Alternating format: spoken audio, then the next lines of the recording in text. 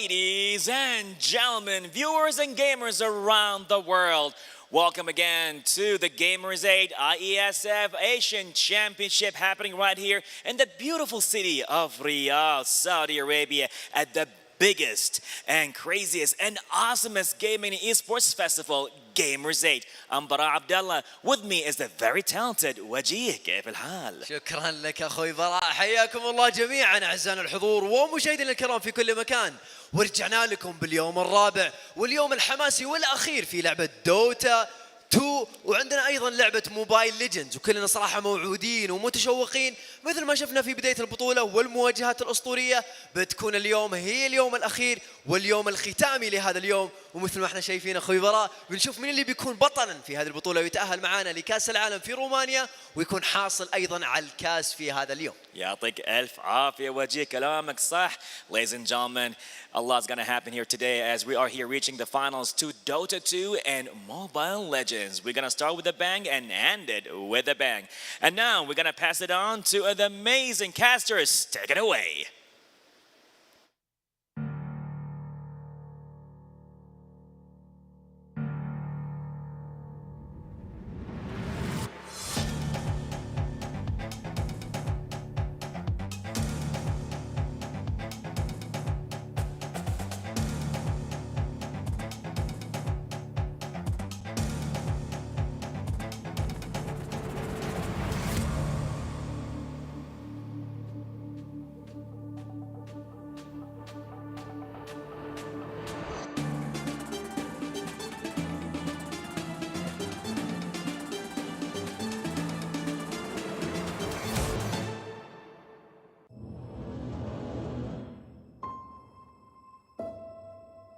One purpose, one dream, one rhythm, one step closer to glory. They say history remembers the winner. So who will be the ones writing the future?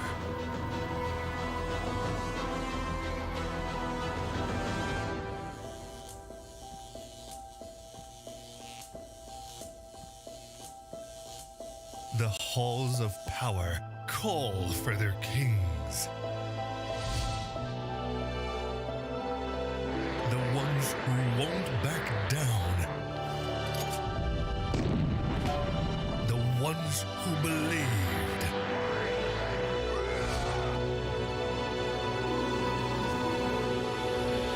The ones who knew that over 100 nations can't be wrong. Join the fight between August 24th and September 3rd as Yash becomes the world's esports capital. One step closer to the finals here at the IESF Asian Championships from Gamers 8.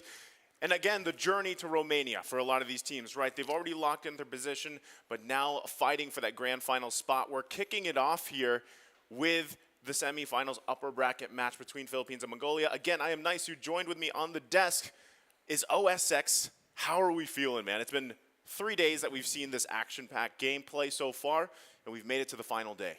It's been great. It's been amazing. And all of the matches we've saw is just breathtaking. Yeah. And even on the last day, there's a lot of surprise coming your way. And to all of our brothers and sisters watching right now across Saudi Arabia, Assalamu alaikum. And I hope you enjoy our matches today because this is going to be a bang for the grand finals going to IESF in Romania. Yeah, and first we got to figure out who is going to be in the grand finals later on today. So starting off with this match, again, we saw Mongolia yesterday, right? There was a big question mark how they would perform. We knew their standings. Again, if you were able to catch some of their games earlier on that were streamed elsewhere, you know, you kind of had an idea. Well, yesterday, now we all had the idea of Mongolia, and also the fact that they had a great best-of-3 yesterday, right? They did get one game taken off of them from Kazakhstan, you know, but still they were a very powerful team and showing, and now they've got to go up against another power team in the tournament, right? The Philippines here. Yeah, the hype started yesterday, and today we're about to see another head-to-head based on paper and stats. Yeah. So they needed to beat one more hurdle, and now it's the semifinals we're about to see on how will Mongolia go up against the Philippines, who has been undefeated throughout the run in IESF heading to this country. Amazing. Mongolia was there for a little bit, right? I mean, they were also undefeated. And then they tasted that first defeat, right, yesterday in the game 2, again against Kazakhstan. And just for an update too, that was off, not on the stream. It was Cambodia and Kazakhstan, where Cambodia did sweep them in that bracket. So now we have, later on, where Cambodia is waiting. And this could be the rematch that they were looking for, that we were talking about, right? If Mongolia is not able to take on the Philippines here, they will end up going down, right? And then they'll have to face off Cambodia, and that's where we have Chuma waiting. That's the test of complete perseverance if they go down. Yeah. And that they just crawl the way back up to the grand finals. Talking about being grinded throughout, even on the grand finals, because now a lot of things happening today, Naisu. So looking back on our matches, the replays from Kazakhstan and Mongolia, this was the first time that they met yesterday, that they had their first loss. Yeah, again, this was the time where a lot of people finally got to see what Mongolia was made of exactly. And, really they didn't disappoint. They came out swinging, especially in that first game. We expected Kazakhstan to kind of readjust and really work around like what we saw from them in the previous days of the tournament. And they did that when they got to game 2. But, unfortunately, it just got kind of out of hand, right? To the point where we saw where the strength lies within this team from Mongolia. Yeah, and looking back on the games of yesterday, this was one of their ways of coping up for the losses from early to mid. Then they see an opening in 8 minutes, and now looking for members who is one of the best priority picks, or even priority players to trim down those kinds of team fights, because 17-8, this was the game that it was going back and forth throughout the series. Yeah, the series in general, right? And in this one, like I said, it was a very strong showing. It ended before the 13-minute mark, right? So, and this is kind of a trend we're seeing here, OSX, in some of these games that are built on momentum-based strategy. They end games so quickly. So if you're the opposing team dealing with that, and that's why we've seen kind of the adjustments being made, or the iterations of the sustained lineup, again, going back to, Angeling, or just Angela in general. You put Angela somewhere on your team composition, you got to solve that equation, right, already. And then you talk about the Florin, the Estes that we've seen pop up yesterday as well. And in some cases it works, in some cases it doesn't. This time in this match, this was, again, Mongolia decided to draft with that Estes. And, a lot of people watching are familiar with the Ube strat, that ultimate bonding experience, and it works great, right? And I think, again, this is why you see Fredrin picked up so much against that kind of lineup, because the Appraiser's Wrath works so well against it. But really, even though it was a back and forth, it comes down to pretty much the execution, right? And that's kind of what we saw, especially from Mongolia. Yeah, and to look back also in their choices, we've seen the Florin and as well as the Novaria show up for the first time. And looking at our bracket today, we have the semifinals. Yep. Mongolia and the Philippines, and Cambodia waiting down at the lower bracket on who's going to go down and rightly climb up in the grand finals. Talking about how would you be with this kind of like challenge, energy, and just to get that way of going back if you ever fall in the lower bracket. Yeah, so technically, in the semifinals, both these teams, Mongolia and the Philippines, they have a second life. Waiting for them is Cambodia. And I feel like Cambodia is obviously very hungry to make it to the grand final, right? That's the mission here for all these teams. And also the fact, too, that just a reminder, this one is a best of 3. The grand finals will be a best of 5. Best of 5. Wow. You really Wow. want to take it I kind to of wanted a 7, best of 7, because I'm one of those people that is very vocal that I love, when those grand final matches too, if they go the 5 games, if they go the 7 games, and really how many best of 7s out there in the world going on for MLBB have actually gone 7 games? There's not that many. So hopefully, later on for the grand final, whoever ends up there, we have a full 5-game series. Yeah. Well, we might know for sure in a few moments from now, because heading up to Romania tells us a lot of challenge that these teams went through, like stories, their personalities, and even up to this day, they're still fighting it through. Kazakhstan, who would have thought that in the first day, until now, they're still, until the last part, they fight Yeah, they kept fighting. They kept fighting. They didn't even try to even lose the part that they might go down. So whatever happens, they still keep themselves qualified throughout the series of IESF. Yeah, again, all these teams here are have pretty much locked in their position going to Romania, right? So that's great. But what these remaining teams are fighting for is, of course, you still have to consider the prize pool at hand here, right, for the first to third place here. And really, again, just the pride of saying, we got that first place. We are the champions of this IESF Asian Championship. That's already a kind of a statement, right? And at the same time, there's a ton here happening. The teams, though, are ready to walk out. Let's throw it back over to the stage to watch the teams walk out.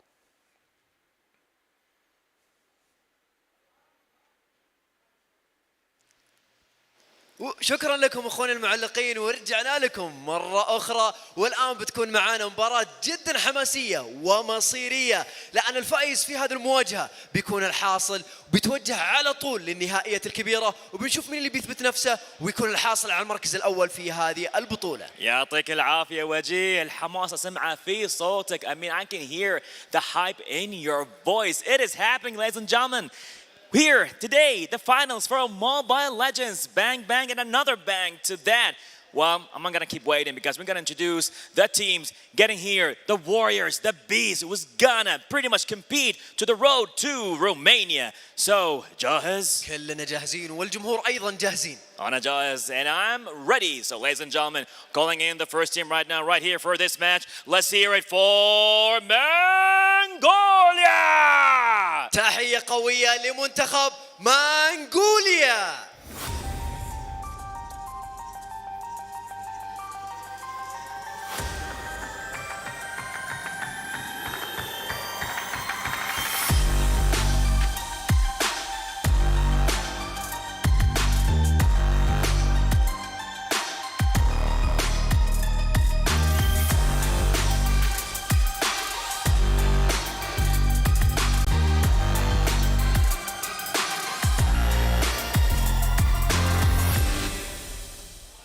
أعزائي المشاهدين منتخب منغوليا جاهز وأكيد أنه متحفظ أنه يكون فائز في هذه المواجهة لأن بنكون الآن في النصف النهائي والفائز بيتوجه للنهائي الكبير ولكن حابين نتعرف على منتخب خصمهم. تحية قوية لمنتخب فلبين. And let's hear, ladies and gentlemen, for the Philippines!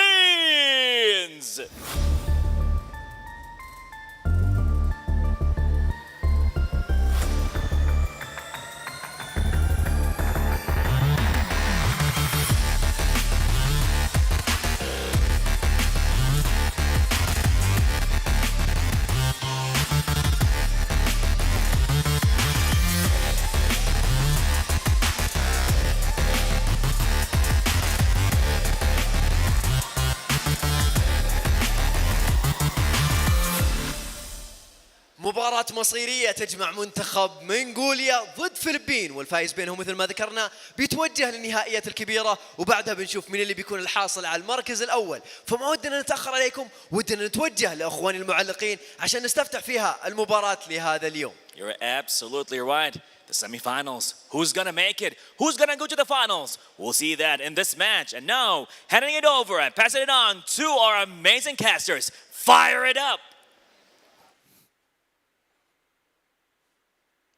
Thank you so much, Bara and Waji. And it's great to see both teams walk out ready to go for the semifinal match. As we said, it's the road to the grand finals for both of them in a best of three. That's all we have for now, right? But this should be expected that it's going to just be a back and forth between two powerhouse teams, right? There was, again, a lot of questions on how strong this team from Mongolia would be. And now we're excited for it because they get to go against a team that is still undefeated in the Philippines. Yeah, completely. And to look back on how the draft went with Mongolia yesterday, and in part with how Philippines approach all the way through their matches heading into the semifinals, there are similarities we see, especially on the assassin picks. Yep. We have the mage burst heroes, and also the sustained composition. Who would have thought that yesterday we have saw the first split push? Split push, yeah. Yeah. In our match. we kind of forgot about that a little bit, you know. I mean, a lot of people, again, when you're watching these intense games, you're always kind of keeping an eye, right? Where is that possibility that a split push could happen? Especially when you have, for example, someone like Claude, right, locked in that gold lane position. You really got to be weary of that, right? And that's why so many teams, when it comes to that macro play in the later game, you have to be aware of what the enemy team is doing. But I feel like now, you know, if you talk about competitive MLBB or just MLBB in general, even for everybody playing casually at home, the Lord dance is so important. Right? And it gets to the point now, especially when you're talking about the second, third Lord and so forth, where you have so many opportunities to set things up, right? And this is what we typically see where teams will just plant themselves in the bottom or the top bushes, the L bushes, right? And they'll go for a concealed play. So the whole time as an enemy, you're kind of like, all right, where are they? But then you always have to keep an eye on that split push, right? So hopefully, again, they've kind of seen what happened, right, from yesterday, and there's a plan in action to really kind of handle that. So, you know, in just a little bit, we're going to be looking at the rosters here for both teams as well, as we have made ourselves pretty much familiar, right, with both of these teams. But let's take a look once again for Mongolia here. We've got ZXara Bebex. We talked to him yesterday, right?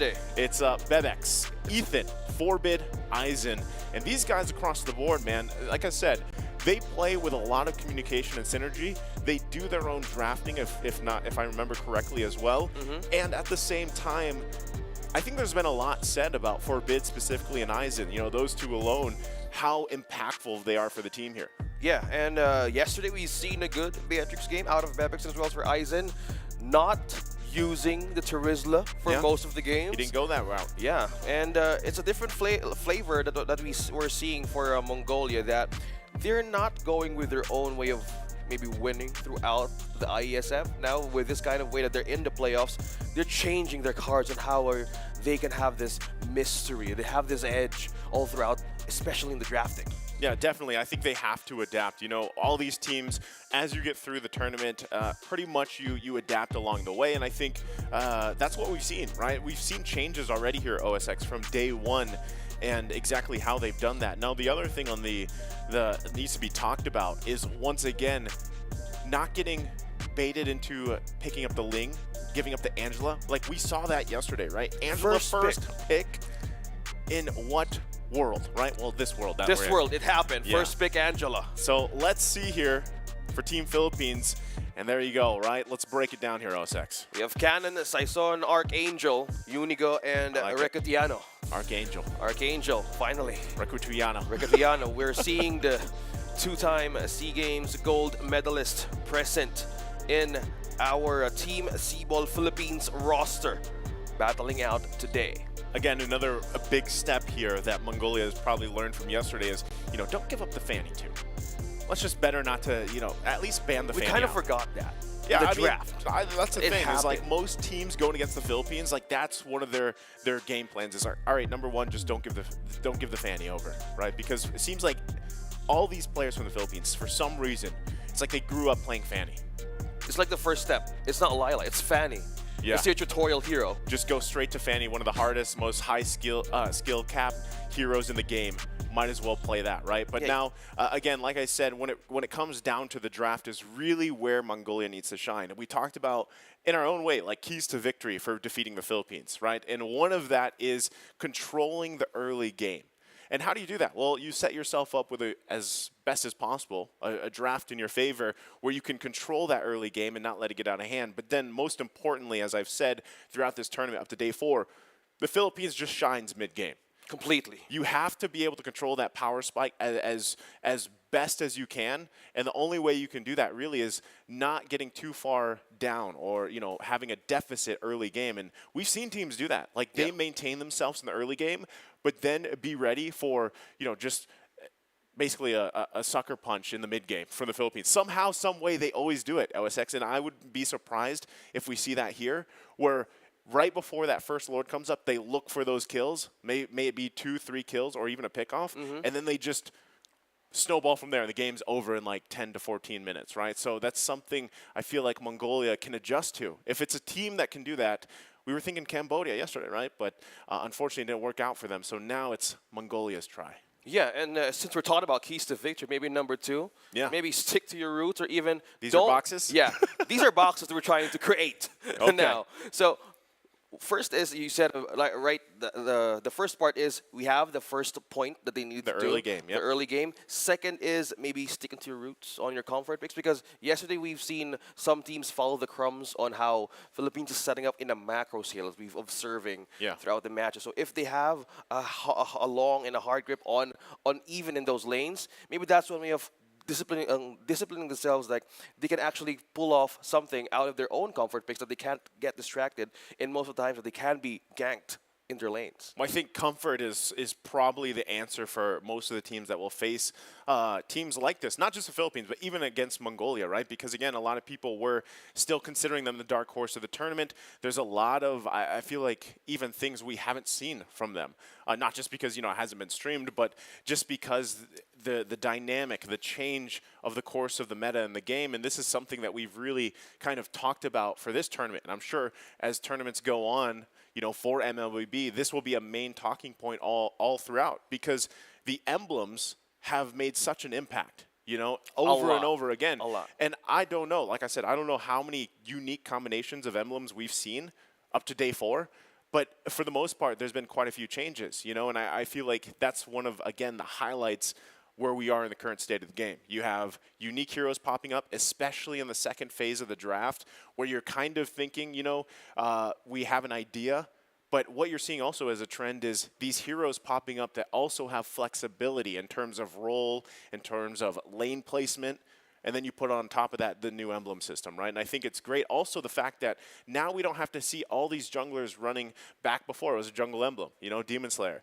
Like, you still have the ability, right, to go ahead and focus on jungle emblems here, but we're not seeing that so much. Well, speaking of being flexible, in Team Philippines, we've seen 3 unique heroes that Archangel picked. He went with the Fredrin in the mid lane. Yep. He went with not his traditional picks. We've known him for the Selena. Probably he has been used throughout in the Philippines, and how he is trying to mix this flexibility in the drafting part. Some of these got baited out. Yeah. If this hero might end up either in the jungle, even EXP, or even in the mid lane. So at that point in time, you need to actually be sure on who are you targeting here in the side of Team Philippines. So it's a struggle also in the draft. Like, will you go for the jungle, or will you go for the team captain in the mid lane? I think that's a tough question, to answer, especially when you're kind of dealing with this. Is the Philippines in general, statistically, you would say that majority of the lanes, the roles are covered, right? You could focus, you could ban towards one specific role, one specific player if you really wanted to, but that's probably not the game plan, right? Because if you do that, then obviously you let some things through. Yeah. And that's why, again, we saw them really kind of focus on things before, especially, again, with Angela, Ling, and sustain heroes. Speaking of sustain, assassin heroes? Yes. Could that be the answer for the 2 double mage heroes that we've witnessed? Yesterday we've seen the Fardita. Kadita, the Fardita, the combo that we were trying to brew up here. What was the other one? There was a Fardita, and then there was a... Langeling. Was that the one? The Lancelot and, the and the Lancelot and Angela. So you either get both, or you take the other one for your team. Well, It's a global sustain of, like, staying alive in most of their batches. did we see the answer? Like, I've been asking you this for 4 days now. I'm waiting for you to tell me that we've seen the answer for the sustain. Have we seen it? Yeah, Are there glimpses of it? I saw with the double mage burst setup. Yeah. And maybe it's just only in from 9 to 12 minutes that you can actually end the game. Because if you lose that part, everything just goes back the way it is. So some of the teams tend to build up the magic defense, like from either 11 to 15, where you get to sustain those kind of burst heroes. But if you get the way of, like, you have the challenge of, like, pulling through that way, like, you just keep on sustaining it, being passively, and wait for the right time to strike, even in the late game, that's where, like, you get toe-to-toe with how do you even get in the backline? How do you even penetrate them for so long? But that's one question. So either you get the momentum early game, or you lose it after, like, 12 to 15. Well, I think that's kind of like the typical back and forth that we always talk about when it comes to these games, right? Is especially early game is who's able to build the momentum early. And one of the greatest things you can do, as the teams kind of get situated here and set up for this series, is, again, jungle. If you mentioned assassin junglers, so to speak of, right? if you are going to go that route and lock those junglers in, you have to be willing to help your jungler out, secure those buffs. We saw this yesterday, right? We saw exactly how you kind of had to deal with that if you are picking an assassin jungler, super reliant on these buffs, and your team isn't there to really allow you to secure those and rotate the way you need to be. Yeah. You kind of fall back. You fall way behind other junglers. And where we saw, what, 4 or 5 level gaps between junglers, you know, that's already, if you're at that point, it's super hard to even contest neutral objectives. Yeah, So we will. Fanny, a lot have been counting down. Well, before we get to it, we've got a video for you guys at home. Sit back and enjoy this video.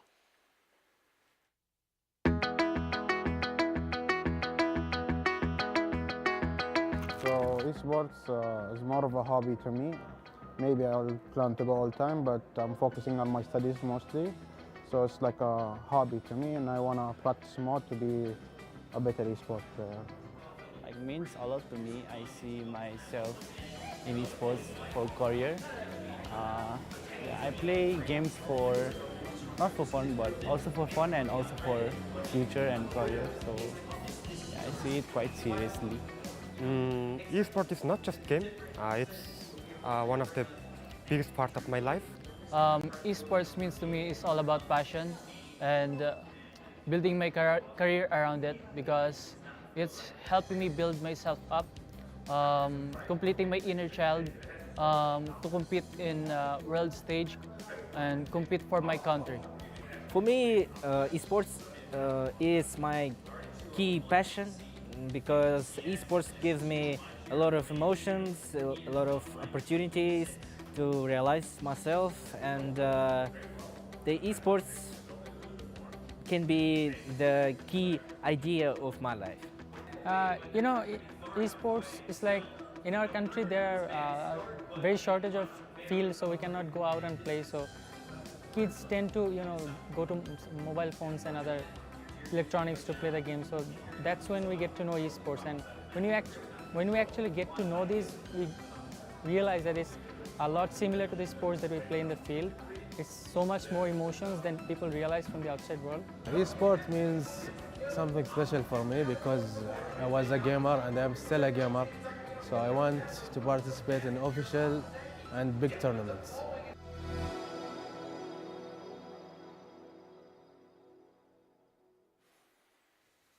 I love that, right? Hearing what is esports for these players out there.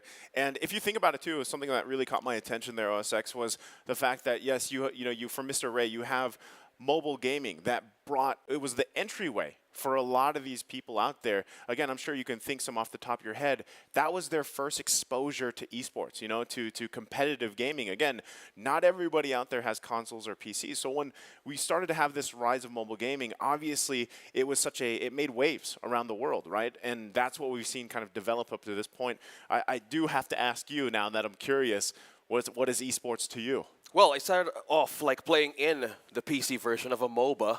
And it is a dream come true to have it on your fingertips and you just take it right away. And to look back on the interview and how it went with other players, it's a dream from their inner childhood, as Havos mentioned from Team Philippines, that it's now a growing state that you can actually have a life with, have a future with. Because at some point, we were all in the computer shops playing our favorite thing in a desktop mode, but now everything is in your hands, that you could actually compete professionally and as an athlete, and you can go around the world where you can make your dreams come true. So now it's an age of mobile games that you can have a life, a complete future with it.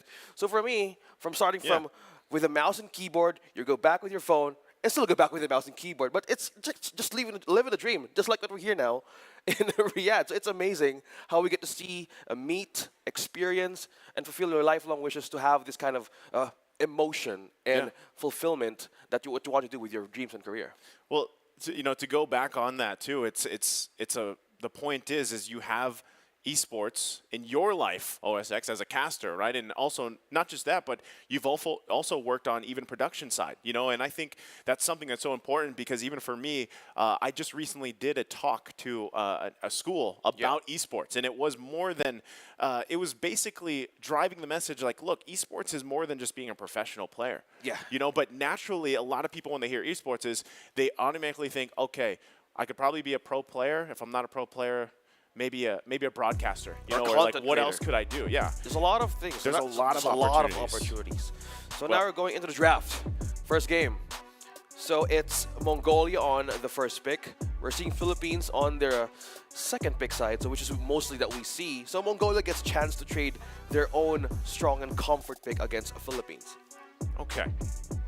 I like that the fact that they took out the Ling first, right? And I'm wondering too, with Mongolia being the first pick and being on this side, on the blue side, if they, okay, never mind. There goes the Angela. I was going to say, they don't want to play the role, right? Straight away. Of possibly taking the Angela. I think we could still see them opt for one of the sustained lineups that we've seen before. I'm not sure if they kind of want to go with the Estes, if they want to even pull out the Florin. I don't know if that's the route.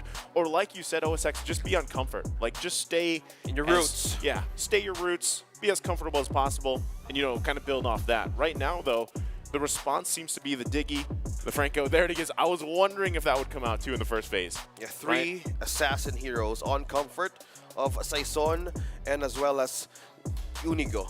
That has been a first pick, right? Yesterday, the Angela. Yeah. Now, they're also focusing on the roamer of Mongolia. So will this be a marksman last phase ban for the first part, or will it be a straight roamer ban for Team Mongolia? So it is a straight roam ban. So this opens up Novaria for Mongolia to take. Novaria is open. You also have Eve. They opt for the Novaria. Good choice, right? Again, the key here is early game. And you're probably going to give up the Eve if the Philippines wants to go that route. But I think Novaria is probably your best case scenario again, in this one, against this specific matchup. You want to be able to provide your team with as much vision as possible to work with. You do get some great poke, like we saw even yesterday, right? There was a certain time in that game against the Philippines where Cambodia was starting to get there, right? C-Cat was getting the damage on that Novaria, and then it just split push, right? It was almost there. So maybe Mongolia feels like they can get to that point. They can extend the game to really allow this Novaria to shine. The answer so far, though, still the same. From Philippines. The Uranus here, Claude. I know Mongolia. See that smile? That is. Remember what happened yesterday. We gotta have something for that. Yeah. And remember what happened.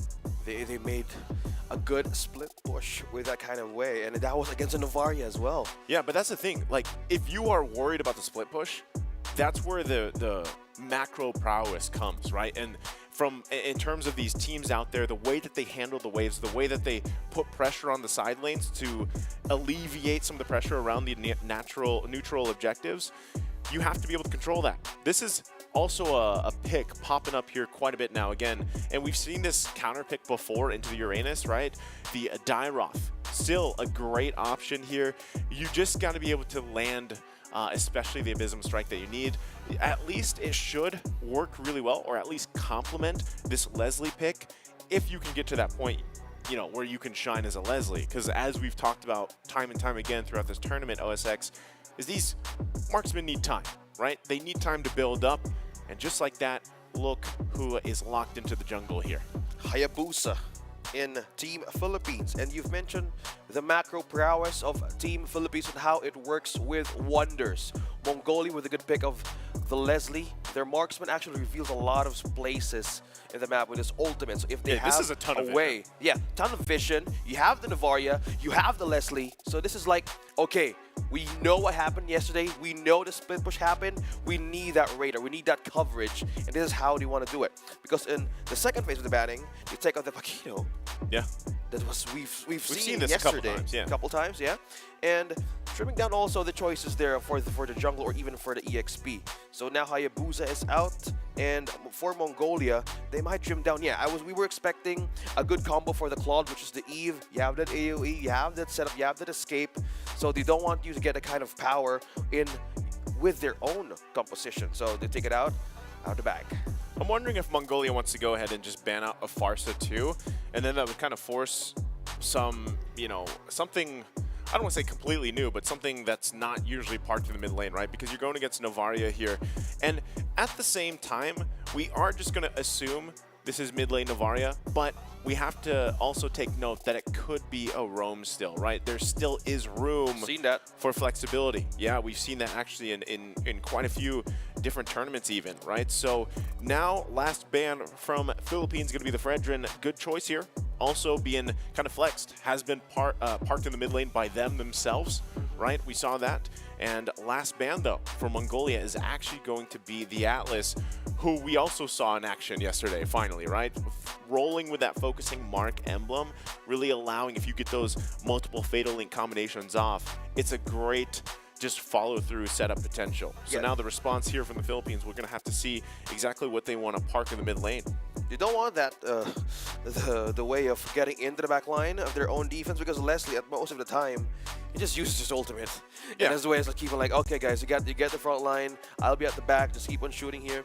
And also how the Astral Recall and Astral Echo could still be utilized. So that's one way of answering this. The Grok is a great way as well to even go and pinch them out of the wall in the next one. The only thing that bothers me about the Garok too, I know, you have Dairoth over here. The animation of the Abysm Strike is so slow that if you wanted to, the Garok could just cancel it out with a wild charge. And dodge, yeah. Yeah, like that. So if that happens in these later skirmishes and team fights, that's a feels bad. So you are right that you have a lot of vision here available to you if you're in Mongolia. You do have some decent damage, especially if you can get to late game. But that's my point. You got to get there. You have to survive this, and I like it. I like it. This was banned out a couple times too. The Natalia. And Philippine Bandit. Philippine Bandit, yeah. They dealt with this. So in terms of entire composition here from Mongolia, it looks great, right? The boxes are checked. Going back to the boxes here. You got physical, you got magic, you've got great poke potential with both, right? Physical and magic. And then you have a menace. Well, it should be a menace, at least for the jungle. If you're not able to control this Natalia, or at least avoid the pressure put on the map from here, it's going to be a hard day here for the jungle, right? It's in terms of Philippines, and they're going to have to really secure Seisun here and allow him to get to the point where he needs to. Yeah, and knowing the Hayabusa, so this was the thing that we're talking about early game. How do you even answer this kind of lineup? So in the way that Mongolia is seeing this threat, they want to amp up their early game with this Navaria and this Natalia, so that's one way of breaking out the map of the Philippines. So they want to have the wave to infiltrate earlier than later. Yeah, I like this though. I like Mongolia's lineup. If they can make it work. And the biggest part of that is early game pressure, early game vision, which you have. Actually, you have vision for the entirety of the game. But, focusing on that step one is securing yourself the early game. And your transition, your power spike potential into the mid to the late is really good here for Mongolia. That's the biggest question, OSX, is like, can they utilize this Natalia? Because that's kind of like your ace up your sleeve, at least for the early game. Make it hell for Team Philippines to farm, to get objectives early on. And if you can do that, you kind of slow things down in your favor. That would be one of the biggest advantages for this lineup here for Mongolia. But what if they can't? If they can't, then we know what's going to happen mid-game. Yeah. we don't have to break it down too much, because with this lineup from the Philippines, it's very durable, right? And completely. Again, if the fallback later on is split push again, put pressure on the top or bottom lane, they always can go that route. Of course. And game number one, we might see a different change here on how Philippines would actually secure their early game start. So looking back and checking out on their emblems, is there any new combination you're seeing here, Mr. Naisu? Okay. Well, I specifically even want to look at the Natalia here, right? Master Assassin also has the Fatal Emblem in Tier 1 and the Killing Spree, right? So the whole mission here for Ethan is, yes, to go find those kills early on, put out the damage, and be a threat. And that's something that is going to be up to Ethan. Again, we've seen the playstyle from him yesterday, so this is a little bit different. Also, at the same time, still you have even the Lethal Ignition being run on Seisun. This is an emblem that can literally fit in any role. Lethal Ignition. Yeah. And we've seen it up to this point, right? Also, too, the fact that Aizen, okay, there's some good poking there, Archangel, but still, Aizen, too, on this Dairoth, like I said, he's going to get a little bit of the advantage with the movement speed if he can when he procs that Quantum, but can he land the Abysm Strikes. I think that's going to be really difficult for him and kind of a test, right, in terms of this. It's this a way game. of having a disciplinary way of approaching. Will you press it too early, or will you press it at the right moment where you had that enough burst to take one member out of the Philippines? I say now, Archangel is climbing his ranks of having this unique heroes pick in IESF. And it's just working in their own way of composing this lineup against Mongolia. So mid lane is the first priority here of Mongolia to hold. So they have early game spikes here with the Natalia, and even just to hold and to get the first turtle. Yeah, so in a couple seconds here, it is going to spawn as they get set up in position. You can see them even putting pressure here on the bottom side against Cannon and Archangel. They might go for it. Trying to stun, trying to hold on. Level 4. For Archangel, flicker out. Forced a resource there by Mongolia. Now Aizen forced a flicker as well. Cannon going with a trade and resource, but Unigo is here. Might be trapped with a claw dash now. Shadow kill. Will the damage be enough? Yes, it will. Saison takes the kill now. The turtle is up, but it's going to be reset by Team Philippines. Saura going to be using the heavy spin for safety. As a recall, will hit Archangel, but the turtle is on the side of Philippines, and Saison secures the first objective. But Cannon not letting go of Zora as Reketiano as well. Here comes the tongue twisters. Yes, I felt that yesterday, right? So here's the tough part about all that, the way that all unfolded. And now, again, just in the early game, you're already behind, right? If you're Mongolia, you kind of fumbled a little bit there, especially in the bottom lane into the turtle.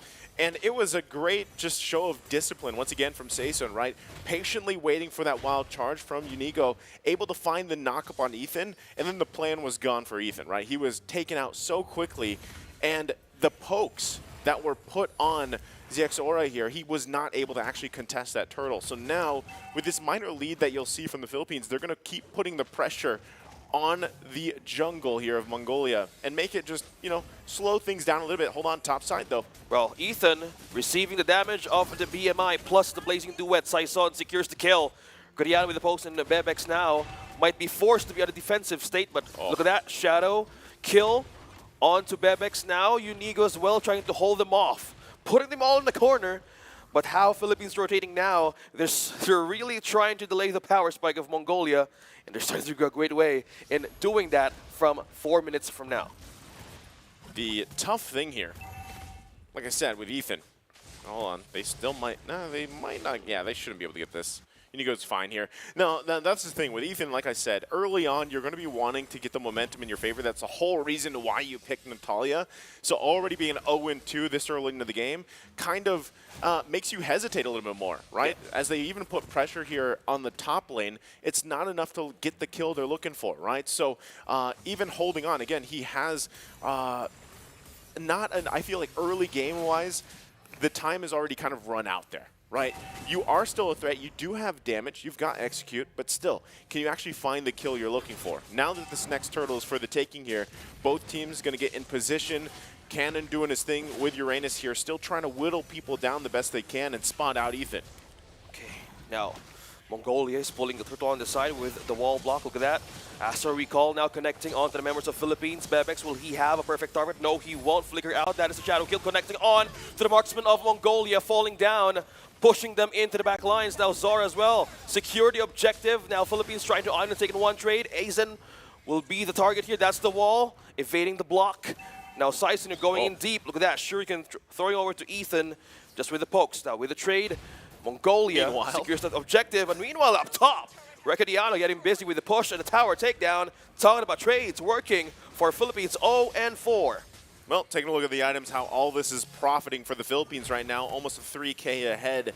You can see already DHS being locked in. Cannon picks up his Dominance Ice. That's going to help with some of the sustain coming through for Mongolia. And then, of course, right, you have these key items being picked up by the rest, already having the COD. Was that stolen? We need to check. That was. That was stolen That by feels Saison. bad. That's completely blocking the way on how would you want Zora to even have a good angle. No, think about it, OSX. Like, again, your game plan here, okay, he just goes, Forbid's done, right? Bebex might follow. They should be fine. They still go, though. Zora and Ethan might be in trouble here. That's Cannon trying to push away, but now Zora using the heavy spin to pin one down, but he might be in trouble. Archangel takes the kill. Philippines getting all the kills that they want, slowing down progress on Mongolia. Now they're pushing in with the lanes and as well as taking one more wave down bottom. We have the switch from Ricatiano down, up against Aizen.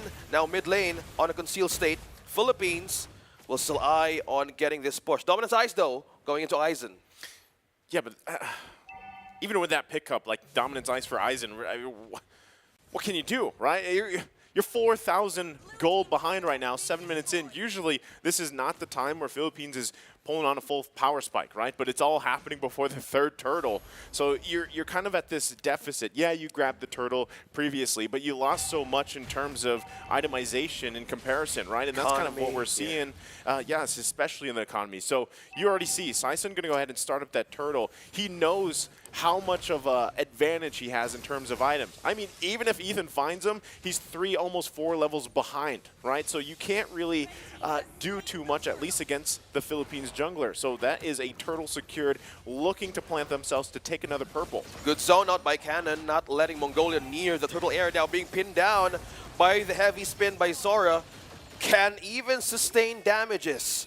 And as of this point, we can't see even the lethal burst from Ethan here, trying to get a great vision for Mongolia, but it's just purely on the lead. Philippines climbing up almost 4K and counting, and they're going in still with the clearing of the push. No turrets taken by Mongolia. Uh-oh. It's Cannon, a full force effort. Full force 5-man now, trying to target the Uranus of Team Philippines. He might not escape. Bebek secures the kill. And yeah, that was almost 4 ultimates used, but 3 from Here comes Mongolia. the cavalry. Here comes the response of Philippines. Saison and Unigo might target down Zora. No. And while that is happening, we have Ricatiano and Archangel pushing in mid, melting all the defense of Mongolia. This is the macro prowess once again of Philippines that we're seeing, Naisu. This is exactly what we were talking about. Again, like I said, you draft in this hero in Natalia. Your game plan is that early game pressure, early game dominance against the enemy jungler especially, and that did not happen. Rather, the opposite, right? Saison is having a hell of a game here. He's 4-0-1, just stacked. He's level 12 already. This is going to set themselves up for a really easy Lord take if they actually decide to fight for it, right?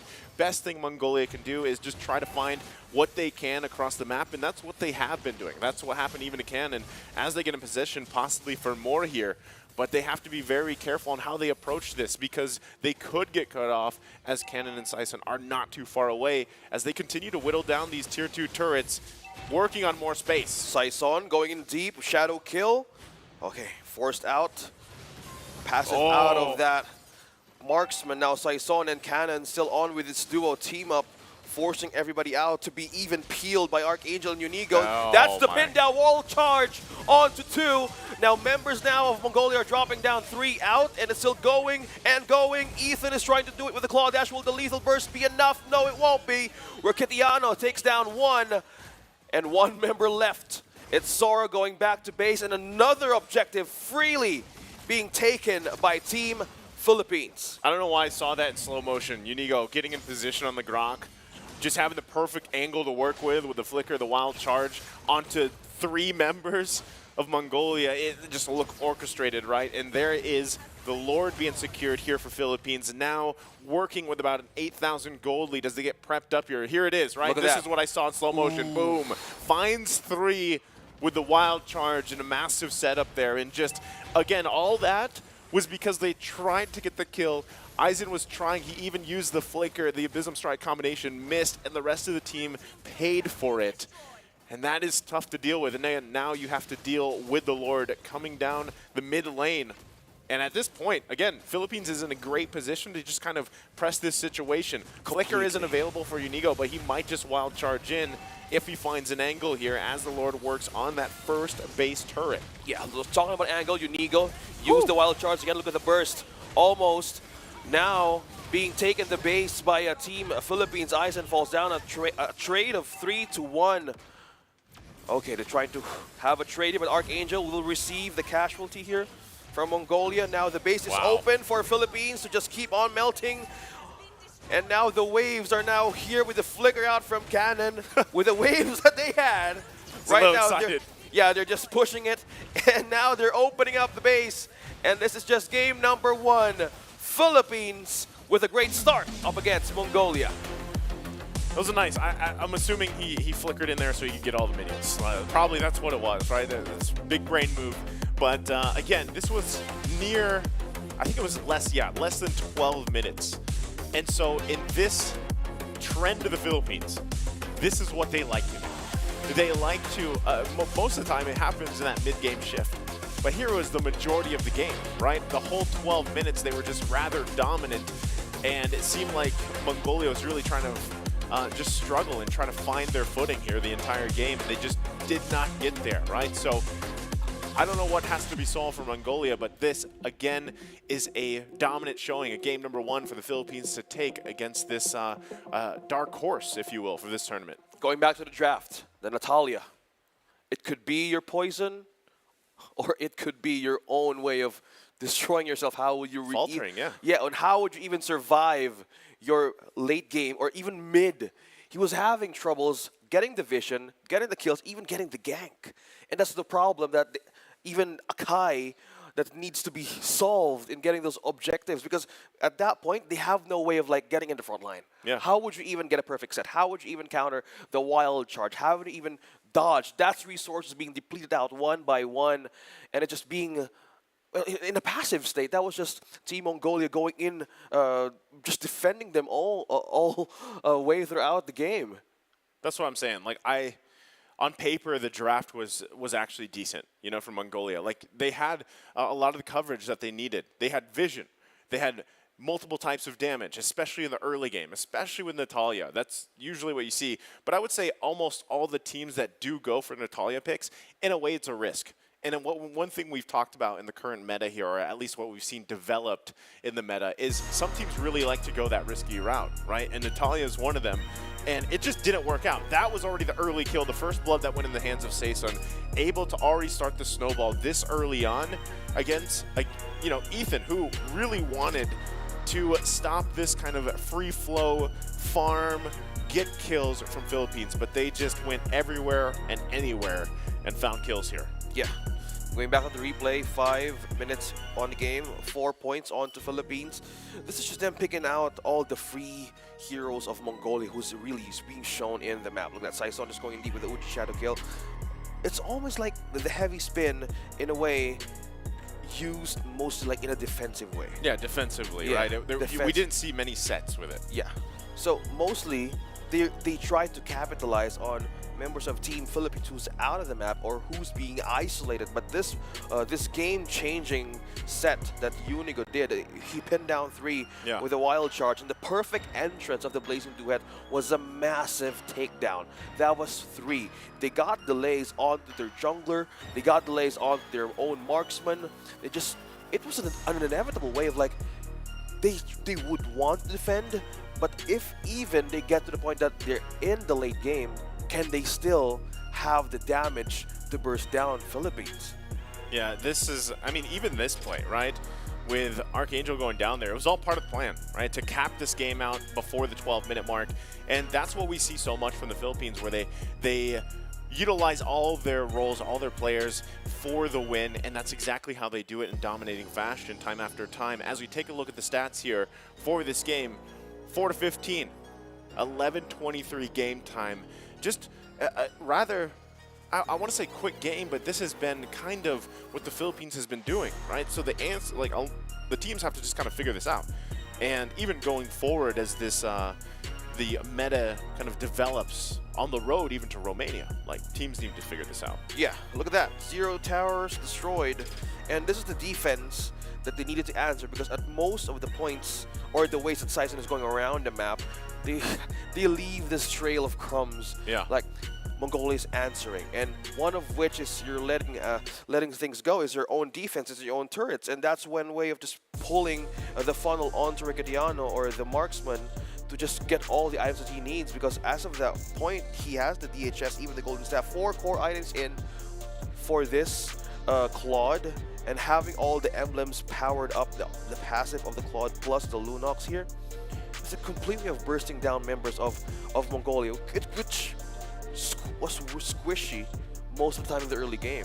So they had this window to even bounce back, but it was like too late to even see the way of having a chance of getting a backline ambush from Philippines. Who would you even target here?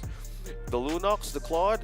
It's Well, early game, it's really Nothing, just yeah. you target the jungle, for the most part. Again, that's your game plan with having the Natalia. So once that early kill was given first blood, you got spotted out, taken out for that first turtle. That's when things already started to fall apart. And that's why I say early game is so important. Like, even if you have the heroes and the composition to deal with a pretty good early game, if you end up dying early on and repetitively, and things kind of already scale out of control, then it's really hard to claw back from that. And I think too, even let's say it went longer here, OSX, like it went another 5 to 10 minutes even. There comes a point in time where, once again, it's so hard to initiate on this lineup from the Philippines. Like, they had so many options. And maybe you get to a point where, yeah, you see the Akai utilizing the heavy spin offensively rather than defensively for the most part. But still, even with that, like, you had multiple options if you're the Philippines to initiate. And if you didn't want to initiate, you had great options to kind of pull back. And this is kind of what we see too, is especially when we get to late game, or like you like to say, ultra late game, right? The 25 plus minute mark. Yeah. If we do get there, then still you see a lot of that push and pull between the both teams, especially when things are just totally capped out. And I feel like if you just look at the abilities available to the Philippines, they had great options for that, plus the Claude. Like, Reco Tuyano didn't even have to do too much. Like, he had 4 kills, but that was towards the end, too. The most he was doing was just knocking down turrets. Like, and that's the problem with dealing with a Claude, is he is going to just kind of farm up, right? Using the Blazing Duet to clear the lanes. He's going to knock down your turrets, push them in. And if you're not keeping tabs on him, he's going to just show up kind of late game, fully stacked, and Blazing Duet into your team, and then you don't really have, much else options for you. Yeah, the Hayabusa though, most of the part, so deadly. Ban out too, right? So you have the Ling, they've taken out the Angela. So open up more avenues for Philippines to use their own comfort picks. So again, we were talking about in the first part of the series that they could either stick to their own comfort picks or their own routes, because there was no hold, there was no catch for Philippines. And you were right that how would you even delay this kind of lineup, and with the threat of the Hayabusa and how a Claude could escape initial threats from those kinds of team fights, you need to have one way of delaying them. They had a way to delay them, but it turned out to be their own way of like depleting their own resources back at them. So there's no way of like, how would we put up a great way of having a great set? And it was so hard. It was a struggle for Mongolia. So let's see how will they bounce back from this. And as we make our check boxes throughout this match, maybe things could show differently. Well, this is on their checkbox, right? Every team here competing for this beautiful trophy once again. Wow. Here at the IESF Asian Championships from Gamers 8.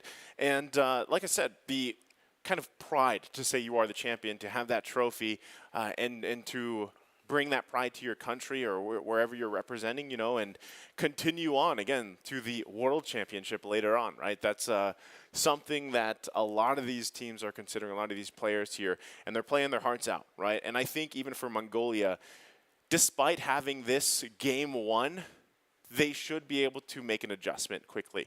That's what we saw them do yesterday, OSX, right? They had a strong game one, then it was Kazakhstan that adjusted, and they beat them, taking them to a game 3. But then all of a sudden, once again, Mongolia rose up and just closed out that series. So even here, I'm interested, especially with the fact that we usually see them when they do get to the draft where they're drafting their own things. You've got the notebook out. You're taking considerations of even what happened in the previous game. Like, what is your adjustment here? You've already mentioned, for the most part, it's what do you want to solve, right? What junglers do you want to give up? Because even in this essence, it's an Akai versus the Hayabusa.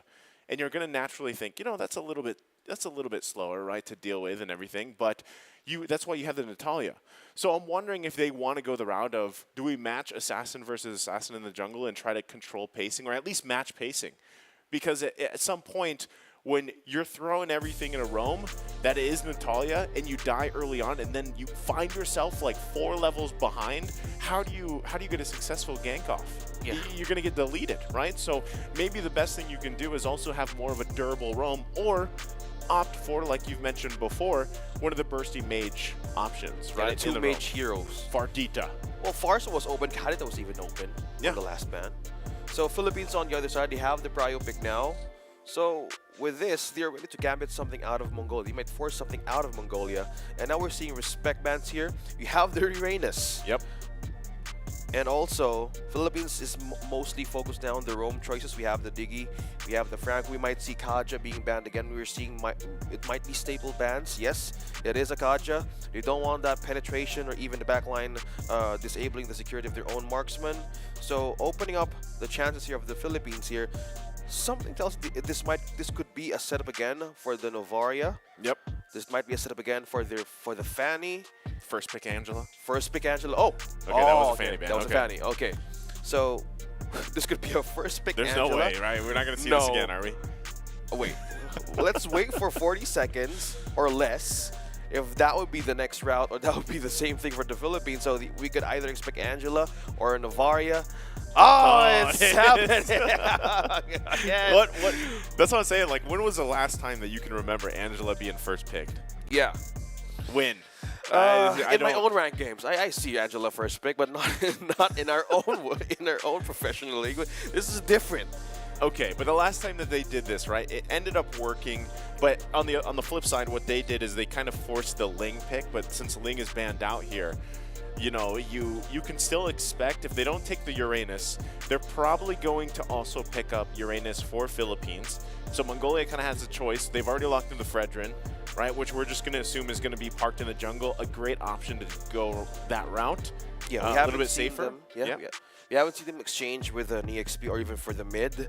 So with this, they go Novaria. Yeah, Philippines will the gamut the Novaria here. Go ahead with the Vision. So opening up the assassin choices of Philippines. Lancelot is present. Oh, Esmeralda, yeah. They ban out the Uranus. We take back the Esmeralda. So will this be an option? Oh, sorry, yeah, Uranus was banned. I was thinking like they pick up Uranus, but he's banned now. Yeah. So yeah, it is. Okay. We're back. What is this called?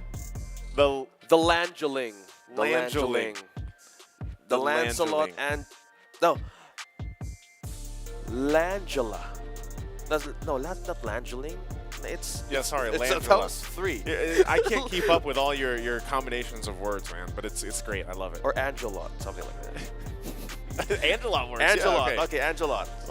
Since it was first pick, so this is the game that they're willing to do. They got their hands onto this Angela. So Mongolia now has the option to opt for their own marksman. Because as we can see, this can still be flexible, but if you're looking at the draft of Mongolia, how it went for the past few days, it's always about the Fredrin jungle. Yeah. So either the XP. Oh. Okay. So this opens up the role of the Novaria. This still is a question though. Like, is this the Rome Novaria or the Rome Faramis? Like, those are interchangeable. Yeah. Although they are going mid Rome, but you know which one is which, and what does that bring for responsibility wise? You know. We'll have to see. Yeah, but yesterday it was in the Rome, since it's still a flexible moment right now. So in the second phase, Mongolia might target the marksman heroes of Philippines, but they're maintaining their choice in the Rome. A respect ban again. That's the Grok. Yep. And since there's no marksman yet available for Mongolia, they either do the same thing all over again, because in the choices of the marksman of Mongolia, we've seen them use the Beatrix, we've seen them use the Brody, and a great way also to evade that lethal burst counter for an Esmeralda. Yeah, you just take out the Dairoth. I think have a good time in the XP lane. Yeah, I think too. Mongolia should just maybe consider banning out the Claude. Like, you know, take that out. At least so it just you don't have to deal with possible split pushing. Either that they are prepared or they're just willing to let it go, or they take him up, they take it on for themselves. Yeah, unless you have confidence enough to deal with it. Like I said, you know, either in the lane or the split pushing itself. Because we didn't even have to get to that point in the previous game, right? It was Recreatiano was just getting there, and it really shined. But they don't opt for that. They actually just go with banning out the Cho here. Interesting. Okay, different. Maybe they would get the Kufra because there's a Lancelot, so they're letting the Claude go again. Okay. maybe they have their own way of answering to the problems of game number 1. So if they've taken out the Cho, maybe something tells me they don't want that Jeet Kune Do flicker Way of the Dragon thing in their back line, which was a big problem in game number 1. So this sets up a different marksman for their own draft. We're assuming marksman in XP lane at least. Okay. Oh, it's out. There it is. He brought it. The Turizla for Eisen. So locking in the XP lane. I feel like this is, again, if a lot of people caught the stream that wasn't here on the English stream, you got to see Eisen play the Turizla, and it was a treat, to say the least. It was great. He was like 7-0-7 or something like that. He was 7-0-7 on a Turizla. He was a wild man. So this is the checkbox that we're talking about. Go back to roots. This is the Eisen box. The Eisen box, Yeah. right. So he's looking to take Philippines to the penalty zone. That's where he wants to take them. Okay, so with that threat being set on the table, they can still go with the Claude again. Philippines? Yeah, they do. They Why just not? did. It's there, and right? a good partner as well. That's the Eve. A good composition for Philippines for game number 2 that we're seeing here. But with the threat of the Turizla, let's see how will this be a different recipe for Mongolia. They don't have a marksman yet, but if you're up against a Claude, what are more of the options? You have the Brody. They still have Brody. They still have Beatrix, which we've seen Bebex play, and do relatively okay on it. And but that's the thing, you just want to be able to, I guess, out-sustain, if not outlive your opponent here from Philippines, because yeah, it's going to be tough, man. We haven't seen a solution to the Angela yet. As I say, back in the Burst Philippines, it down. the nice one baby combo. The nice one, yeah, in the Philippines call it the nice one Yeah. baby combo. What's the answer for it? Well, Beatrix going to be locked in here with their last pick. I don't know if that's the answer, but still, we're looking for it. Okay. Because you saw yesterday, man, how many times have we seen Angela pop up so far up to this point? Early game, that heart guard is... how do you deal with it? Love Waves, heart guard. Oh, I'm just there. No matter what my teammates do, I could just go in the recall and just use the ultimate right away for support and reinforcement. And not only that, but the fact too that you also have an Esmeralda to deal with. There's so much here. Again, Heart Guard paired up with the Lancelot also works really, really well, allowing, even if you're losing some of the neutral objectives, you're not in position, knowing that you have Heart Guard there just kind of waiting for you, and it comes in right at time as you go in for, let's say, the Turtle or the Lord Steel.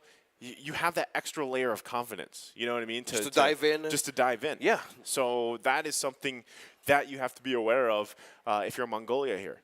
Okay, now game number 2, how will they approach this draft? What will be the execution? But as far as we know, based on numbers, Eisen could have his way of getting retribution out of his Turizla. So let's check how will the Emblems be a good match against the Philippines composition. I mean, even just for what we're seeing from the Tier 3, right? Unigo having that focusing mark once again works so well because especially if you tie in the Heart Guard with Seisun, you just have that extra 6% to work with whenever it's procced, right? Now on the other side, Ethan has it too. But you still have to hope that you land those great stampedes. You get the timing on your Cult Altar here. It should work relatively well. You just have to be able to execute that part. And you can see, too, even in that river, just kind of fighting for space there to work with. Little 1v1 here now as we had Forbid back up. There's the emblems. Yeah, good usage of the Astral Echo, though. So, prevents the way of continuous using of the Art of Thievery against the Beatrix. So that's one way of aiding the gold lane early on. Yeah. And maybe from now, with this Navaria Rome present in the side of Mongolia, things could go their way in amping up the early game. So doing a great start. Doing a great start with this Navaria. Yeah, I like to, the fact that we saw it there briefly before taking the short pause that ZX Aura running on the Fredrin, he's got the Concussive Blast, right? He's rolling with that for the Tier 3. He's also got the attack speed there for the Tier 2, and then he's got the Vitality for Tier 1. So he's rather tanky, but he's also just hitting faster and proccing, the kit of Fredrin, how he works, and we'll have to see how he builds it out. What build route does he go? Because we've seen some different variations up to this point, especially when we saw Philippines plant Fredrin in the mid lane. Yep. I'm not sure, exactly how ZX Aura wants to build it in the jungle. So as that kind of unfolds, it'll be interesting to see how that works because it is a great tool. Fredrin alone is a great tool here to hopefully counterplay into this. And again, you have a lot of CC available to you. The fact too that Aizen, the fact that Aizen is also paired with you on the Terizla, right? And you have Fredrin and Terizla, it should be able to set things up. At least if the Philippines is the one to force a situation, then you have the tools that you need to play into it if you have no other option. You know what I mean? And that's penalty zone, and even with having Fredrin there. And that's the answer for their game number one. How do they catch something as slippery as a Claude? How do they catch somebody as can evade, as with the Falling Storm? Even how would you even get that way of like, just stay there until we make that set? So maybe now they're getting a good answer on how to get two members out of the Philippines. Yeah, you're right. Forcing out something, making them react, and going back to our pause here, it's 1 minute in, and we have the focus from the XP lane. We have the Esmeralda and the Terizla. Now going back on our objectives here, and it's just purely Mongolia looking towards of securing the vision in the river. Well, the fact that, like I said, they have Novaria, vision should be in their favor for the most part, right? It's more so choosing your battles, because you know that every time you do choose whether it's one person you're focusing on or a team fight or skirmish, you got to watch out for the heart guard, especially when Inigo gets at level 4. Right now, doesn't have it, but still, as things kind of just get the pacing, get paced here, leading into that first turtle. Cannon, though, going to be in a little bit of trouble, should be just fine. Little pokes back and forth here, but now Turtle is going to spawn in a couple seconds as we see Mongolia get in position. Aizen trying to get that level 4, does have it now. So penalty zone available to him too. Did he respect the flicker combo here?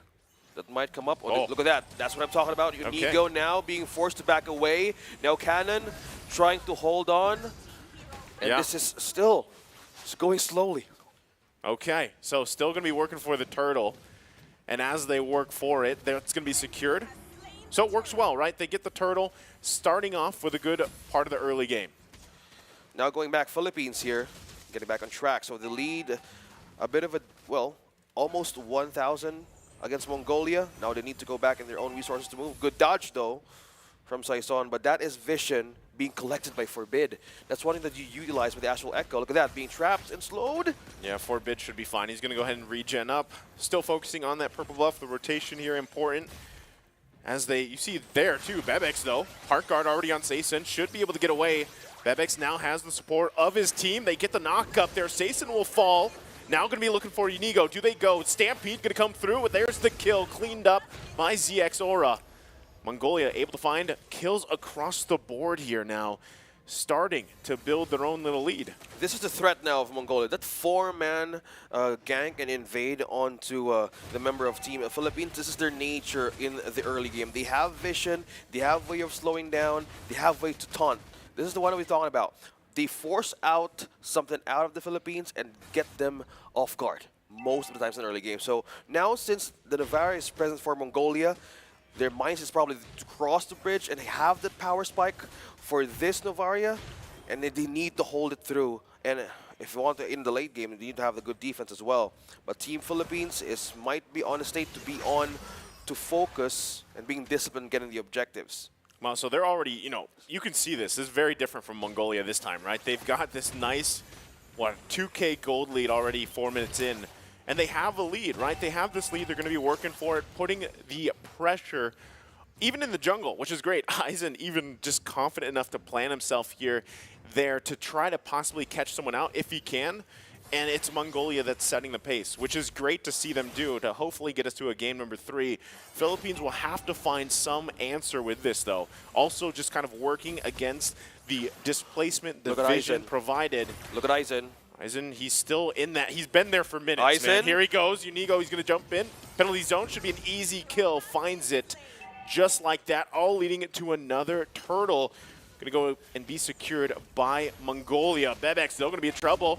Perfect. Coltozer comes through with a flicker. They get punished. Bebex will fall. Another one goes down as Ethan falls. Still going to fight it out. Hard guard comes through. Is it going to be enough to sustain through this? Appraiser's Wrath comes down. He's still alive, but Cannon falls finally as 2 go down for the Philippines. Talking about stepping out the gas for this Novaria, 3-0-2.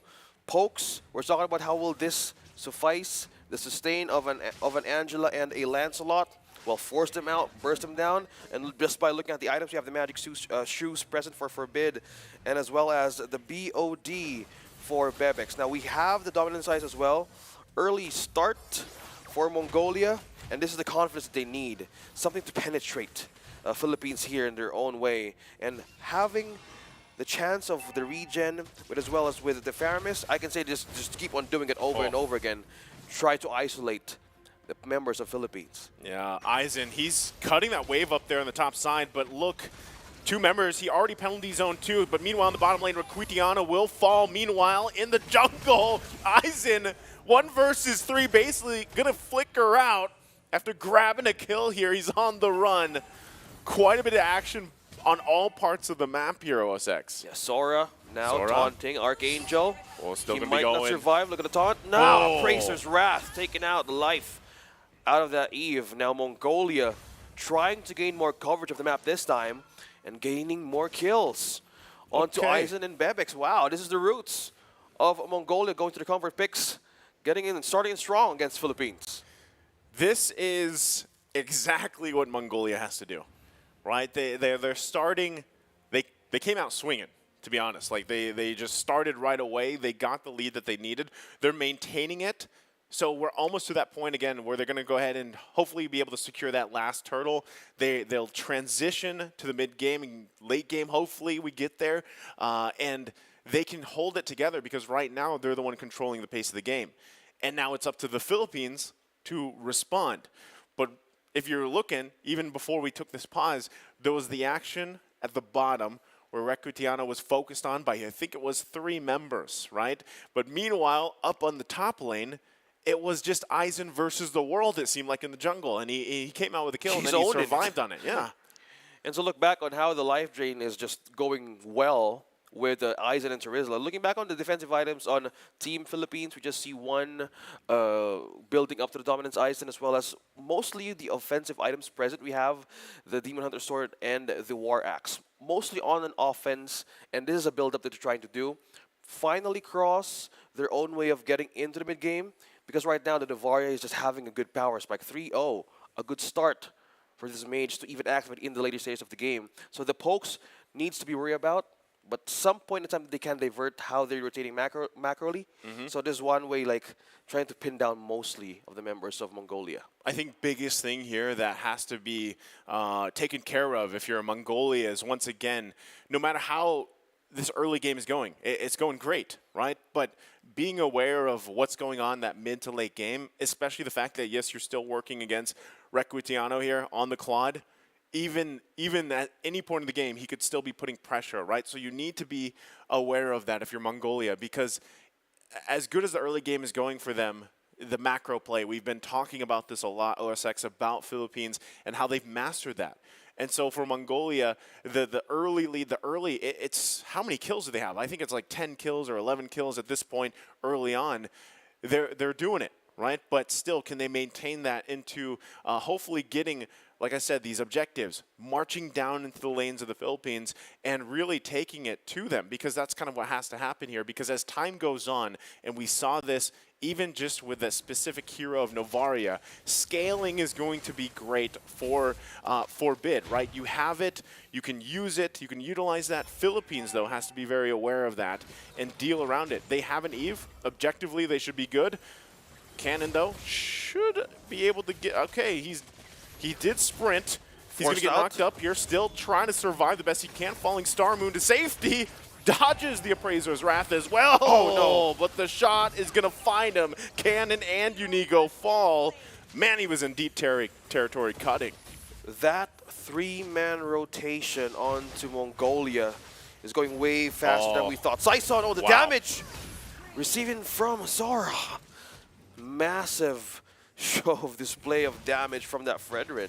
It's crazy because with as many kills that Mongolia has right now, you'd expect them to be up more gold, right? But this is another objective, still maintaining about 4,000K gold lead. This is great for them. Just continue to choke out these resources as best as you can, because the Philippines is scrambling right now, right? They're really trying. Unigo quite low here too. ZXORA trying to just show face here with the rest of the team. It's still focusing on that tier 1. Look at Aizen once again. He might make a move. He doesn't have Flicker available though, so he's gonna have to just show up here, get some attention as they work on the tier 1. Gonna not connect with the penalty zone though. The shots from Forbid coming through, plus these sniper shots. They finally get the turret in the tier 1, and they make their eyes set elsewhere. Trying to find the bottom lane. Recutiano, though, should be able to get away just fine. The peel is so high right now for Mongolia. And looking back on the defensive items on Philippines right now, building through the Oracle, we're seeing Cannon getting the Oracle right away to even just sustain. The Esmeralda would be enough to deplete even the health and the shields of Mongolia, but he needs more way of like aiding that shield throughout the game, that they even be invaded. Aizen is trying to have his eyes on the marksman of Philippines. Now they're trying to cover the losses of the camps that they missed against Mongolia. Okay, there's a massive game here too for Mongolia. I mean, Forbid is just, he's deadly. You know, at this point, even just 8 minutes, 40 seconds into the game, even taking a look at the items here, he's already got what he needs. He's going to be working on that Enchanted Talisman as well. There is also a golden staff being picked up here by Recutiano, so he's still farming up relatively well. Needs time though. Unigo going to be in trouble. Not sure if the penalty zone was needed, but just to be sure, Aizen getting that kill there. So massive, expected with the Terizla. Purple buff going to be taken also from Saesun here. They're still putting pressure, and Lord is going to be up in about 10 seconds. Yeah, the threat now of this Terizla 4-0-2. Looking back on how he gives the setups for Mongolia, either you trade with something out of the map, because as we know, 2-14 scoreboard, no turrets being taken down, and still we're seeing a push from Recutiano, giving all of the resources to Mongolia. The mindset here is to get back in the late game, but now the coverage of what Aizen is just doing is becoming a problem for the Claude and even and Unigo. You're right at the very first part, they keep on forcing the Heart Guard throughout the way that they're being invaded most of the time and slowing down the process of having a great of coming back. I guess in the question to the, the answer to the question about Angela is Mongolia has found it, right? They really have not let up at all. And this whole combination with the Lancelot and Angela is just not working out for Philippines. Right now, Mongolia is the one setting the pace, and they're continuing onward. Ooh. Lord now is going to be marching with them here. It's going to go bottom side, so we're going to see Mongolia focus on mid lane, at least get the tier 2. We had Aizen up there as well alongside Forbid, and that's also another big item pickup here from Bebex, finally getting that Wind of Nature, and they have plenty of magic resistance as well. This is going to be tough for the Philippines to hold on to. Right now, Mongolia in good position. Did you see the tear from the Astral Recall, almost half HP from Recutiano? Yeah. And also, you have the burst coming from Aizen even for Bebex. So they need to have a sure way of having a great defense with that Sora. Already going to go in, line. Pushing them back. Penalty zone in the backside. They find Recutiano. They're going to fall down. Lord already being worked on. Heart Guard on Saesun. Archangel has to flicker out. The turret's finally going to fall here. Still don't want to press the situation any further, but Saesun, he doesn't want to deal with Aizen here. Aizen is stacked at this point on the Terizla. There's no deaths onto this Terizla, onto this Fredrin, even onto this Novaria. The gap right now is just too hard to even suffice their damage, even to deflect it. Look at that Astral Recall. And also, one of the ways to slow, probably Philippines is eyeing out to slow them down, trying to divert members of Mongolia right away, because they have more ways of clearing this, okay? They have the Claude still being present, but they can't go out the base just yet.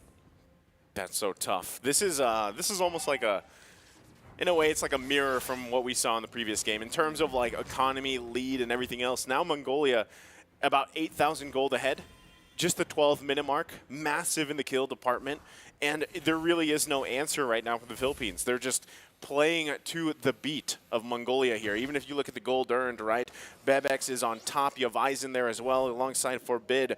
Rakutiano just trying to farm up the most he can, but it's even a risk to be off, you know, to be off on your own farming up because you know you're going to get collapsed on or at least even spotted out, right? But still here in the mid lane, they're not afraid to at least get this part of the jungle. They do have to be careful, though, because the tools are in favor for Mongolia. The space is in favor for them. There's lanes pushing in top, mid, and bottom. Now, Philippines needs to answer more of this. How will they go and penetrate Bebek's back in their own defense? Because as we see, Sora, he has the taunt. Forbid has a way of slowing them down, getting so much vision for the team. You have Ethan having the Cult Altar present and just looking by the items here, more sustain. You have the Dominance Ice. You have the Radiant Armor plus the Guardian Helmet. A lot of ways to sustain here. But we're seeing still hope for Philippines to fight back and getting the items. But for the damage side, we have 3 physical penetrations from Saison and as well as Recatiano building those damage in. So will the set be enough for Philippines to have against Mongolia? Or even target most of one of the slowest way of like getting that turnaround? I feel like one of the biggest things here is just dealing with the Cult Altar, man. Like, even without that, they were lacking damage for the longest time. So Philippines just kind of scrapping, right? They're really trying to stay in this game right now. Mongolia, though, in a prime position to possibly close this one out as they march down the mid lane. Lord still in the bottom. Cannon going to jump in with the Falling Star Moon, trying to buy a little bit more time here. The rest of the team has to regen up after taking a couple shots. They're quite low. Lord's still going to be working on him. RWM is going to come out, forcing him back a little bit. Mongolia jumps in. Aizen with a massive flicker penalty zone play. Cult Altar there too. Can they clear it out? The Philippines can't. We're going to a game 3. Finally getting the first point out of the Philippines through their run. Mongolia bounces back, more prepared than ever, and they just let all the comfort picks out for the Philippines. And this is the first tiebreaker game that we're about to see in the semifinals. Whew. It's good to see. We want the best of 3 to go 3 games, right? Yes, it's the semis. Yes, there's an extra life there. Cambodia is waiting for one of these teams, Philippines or Mongolia. And we did say that Mongolia tasted their first defeat yesterday, right? Now, as in game-wise, the Philippines has, right? So, and we did say this also, that after the game number 1, how strong of a showing it was from the Philippines, that Mongolia is one of those teams that will adjust on the fly. We've seen them do it before, and that's exactly what happened. This was a dominant game for Mongolia here. Like, there was not it was a mirror in a way. Yeah, in a way, from game 1. There wasn't a time in this game where the Philippines was in a good position to turn things around. Yeah. You know what I mean? So that is something that I feel like they really have to calculate. And again, it was the Angela first pick, right, that popped up. But I still wonder if in terms of Mongolia, their play style here, their answer, this was comfort. You know, you talked about comfort specifically, and this seemed like the right play for them here. They actually went with the Terizla in the second game. They don't want this to be a sweep right off the bat from the Philippines. So this is completely a great way of adjusting what happened to game number 1. And as we go back in the replays, this was how they gained control of the vision, of the formation as Philippines is heading for. Most of the turtles are mostly on their side of baiting Philippines out. It's always about forcing. It's always about getting 2 members out to take a peek on where's the vision coming from Mongolia. But it seems like as they keep on doing that, most of the times that they wanted to build up with the mid to late game spike, it was kind of like slowing down in a way because a lot of them are being bursted down. Scores are climbing up, KDAs are climbing up for Aizen as well as for Forbid. And we were expecting even for the late game to just be the answer of the Philippines for their way of fighting back, but Mongolia just totally take 5 minutes away in their own state, in their own compositions, even like, hey, we know that it's for the mid to late game, but we want to do it now while we have a chance and a window. Yeah, and even just looking at the replay here, right? Like I said, for the most part, even in the kill department, that lead was established early on by Mongolia. The heart guards just weren't enough. And I feel like, too, you know, thinking about Angela being first picked, where we said typically what we've seen, at least statistically, the heart guard is very, very strong in the early game, but it just wasn't the case here, right? There was so much happening, I feel like, from Mongolia, and they just did not let up. They had the right tools. They found the right pickoffs early on to the point where Unigo wasn't much of a threat, right? He had a very tough time, 0-6 at the end of it. And just not a fun time on the Angela pick. Not sure if, you know, they'll still kind of go that route or what we see as the adjustment comes through for Game 3. It was, in a way, kryptonite being held against Team Philippines, because in a way that they had the spiel this high, Mongolia has all the peel and all the damage, they're forcing out two members being depleted down. And that was the way of like Unigo was needed to respond. Normally in an Angela, that's one way you get a way of like countering the damage off of a team, but mostly just Mongolia took an advantage of using it against him. So in a way, in the peel of the last part, it was so high to be dealt with just two pokes from the Beatrix and even from the Novaria.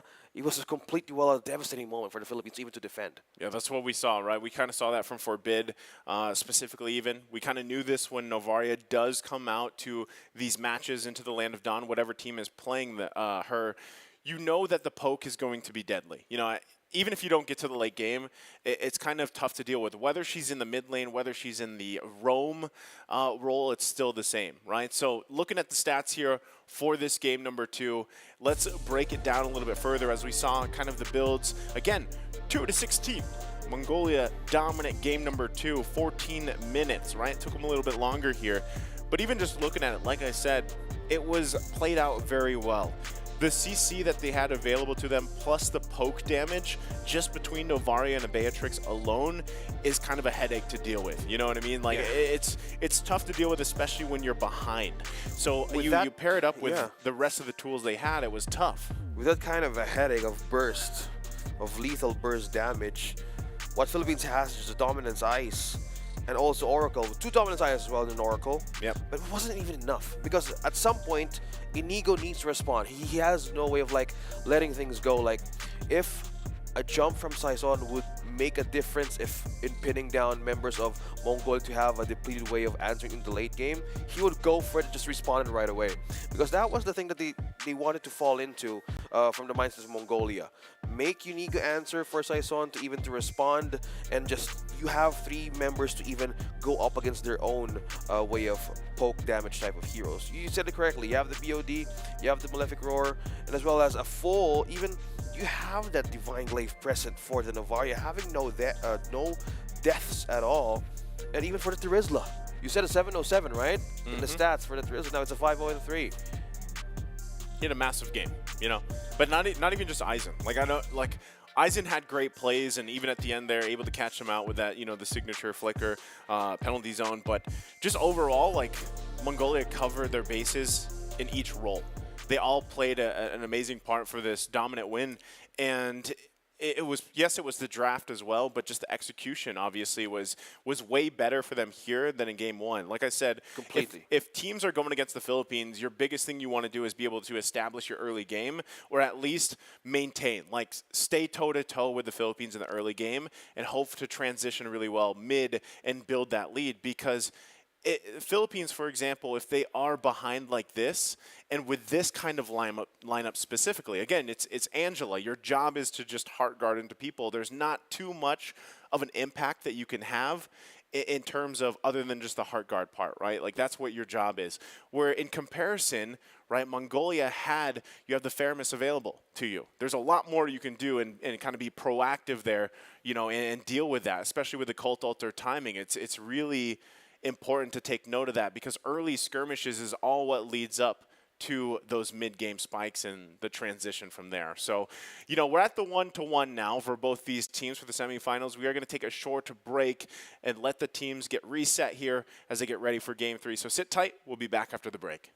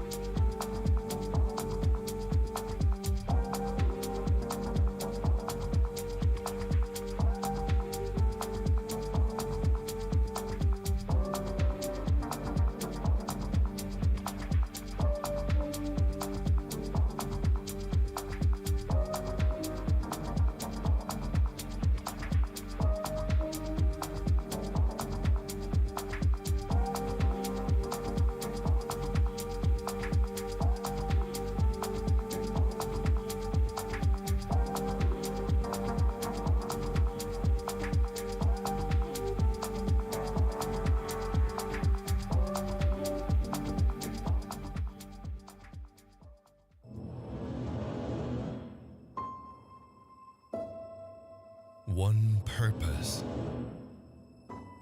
one dream, one rhythm, one step closer to glory. They say history remembers the winner. So who will be the ones writing the future?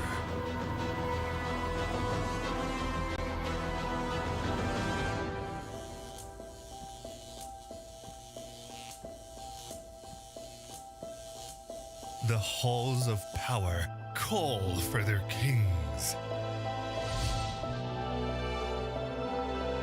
The ones who won't back down. The ones who believed.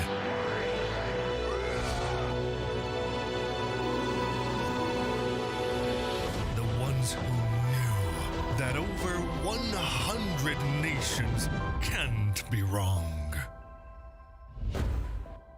Join the fight between August 24th and September 3rd as Yash becomes the world's esports capital. Welcome back again to the Asian Championships here. It's the final day of the Gamers 8 IESF for MLBB. And we're at a 1-for-1 between Mongolia and the Philippines. Game 1 and Game 2 quite dominant for both teams in their wins. And again, I'm Nice. Joined here with me is OSX, and we're here to bring you a game number 3. How we feeling, man? This is the intensity of a best of 1 going back to our teams today. They had their first point up against the Philippines, giving their first loss in their IESF run 1-1. A bit of adjustment that we might see in the Philippines because that's the comfort picks that we're looking for the teams to even use. They had used the Terizla, they had used more of their ways of like getting through the challenge in the Philippines. So maybe now they might have a grip on what's coming next. Well, again, I don't know if what's coming next is another Angela pick, because I feel like we saw so many dominant performances from Angela as a hero alone in the hands of the Philippines and even other teams, but this time it didn't really work out for them. They kind of, it seemed like there was an answer to it now, and we were kind of wondering about this. Hopefully there's more, that we get to see even with sustained comps and everything like that, but still, you have a point, OSX. It's the comfort that we saw actually from Mongolia, and we heard quite a bit, like I said, about Aizen, on that Terizla. Had an amazing game, but it wasn't just him. 4-bit as well on the Novaria. You commented this in the draft that, you have vision. It's great that you get that amazing vision, especially early on, but you also get massive poke potential, with Novaria. And that's something that works really well just with the lineup that they had. And I think, as things kind of fall throughout that last game, it just was in favor across the board, for Mongolia to deal with. And so for the Philippines, you have to bet, they're going to adjust really quickly on this, right? And how does that change the course of the draft, I think, is one of the biggest things that we're looking forward to seeing here. Because still, if you look at that lineup that they had the previous game, there wasn't, again, moments for Philippines to kind of catch their breath, from the pressure being put on them from Mongolia. Yeah, they're back on the second pick this time around.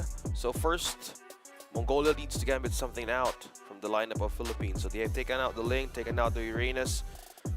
Similar respect bans here, as well as roam bans for the Philippines, having a good way of shortening out their comfort tricks. Yeah, that's a respect onto the Novaria. Yep. So denying vision in early game prowess that can be an aid for their lineup. So good bans for both teams right now, right? They're still waiting for that final one for the first phase from both of them, but already showing some form of respect and also just working around those picks as well. It's good that they don't have the Novaria to deal with this time. If you're the Philippines, we'll see what they want to play around with, right? It's kind of expected that Fanny does get taken out, that last ban for the first phase from Mongolia. They kind of cover the bases there. And the Fredrin, also last ban for the first phase for the Philippines. Great choices, right? Because we saw ZXOR the previous game having a heck of a time on his Fredrin and just pairing it up well with the composition they had. Again, a nice little look at the trophy there that they're fighting for. This is the semifinals. It's now down to basically a best of 1. in this original best of 3. It's a 1-1, and whoever wins this will go on to the grand finals later, which will be a best of 5, and whoever loses this match will go down to face Cambodia, who is patiently waiting. Down in the lower bracket. Yep. Now they have the Eve on their prio pick. Now for Philippines, opening up the chance of having their Angela as well back on track, or even their assassin pick. So opening the Claude again for this one. So I believe this one comfort way of dealing on the roots of Mongolia, but still no respect ban for the Terizla though. Well, maybe they're just comfortable with it going through. Yeah. You know, that might be one thing. They're still going for the Claude, though. They go with the Claude, they go with the Grok. Interesting. Same as game number 1. Yeah, interesting, right? And still, even the previous game, like, you go from having this great Claude game to, you know, the second one, you just didn't get to the point where you needed to be, you know, so to speak. And then they pair it up with the Grok. So now Response-wise from Mongolia, still, now that they have the mid locked in, they could go ahead and secure themselves a jungle this early on, or at least one of the flex hero picks still available. One that we haven't really seen pop up is Joy, you know. Which has been open, not being banned, not being taken, But instead, Fairness comes through, so we've got, there's the comfort, right? Still going for the comfort, there's the Terizla, why not? Go with that same concept, the flicker, penalty zone combination should work out just great.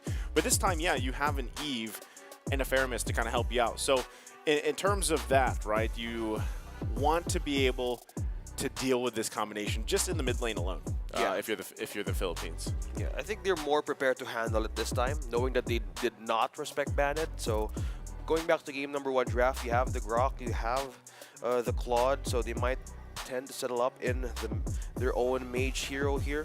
A lot of things are present on the table. Farsa. You have the Farsa, you have the Kadita present, you have the the Frederick's been banned now, so a lot of ways to prioritize this last phase. Yeah, there's the Joy that you're talking about. Not giving a chance to the second phase to be taken by Mongolia. So it's a great way to have the backline be open with the beats of the Joy, and you have that Eve in the side of Mongolia. I think by this, there's a lot of ways to evade that penalty zone and the dashes that Mongolia can do in terms of team fights. Yeah, that's always the challenge, though, is like, you know, in any Terizla players landing the penalty zone, especially when you don't have the flicker available. But you just get to the point where if you get a lead, you're so durable. And that's what we saw in the previous game. Like, Aizen was so durable. He had I think he had 2 early kills even. And it was just, you know, hell for the Philippines to deal with. Again, on the fact, too, that you're playing... Again, you drafted that early Angela pick, and your sole job is just kind of heart guard around. You weren't able to do that, right? Too much, or at least to some success. So now, as they get through this second phase of these bans, you see the Hayabusa was taken out. Also, like I said, these are all, so far, majority bans towards the jungle, right? Towards Saison here, to kind of force him on something that Mongolia wants to deal with. They don't want to deal with assassins at all.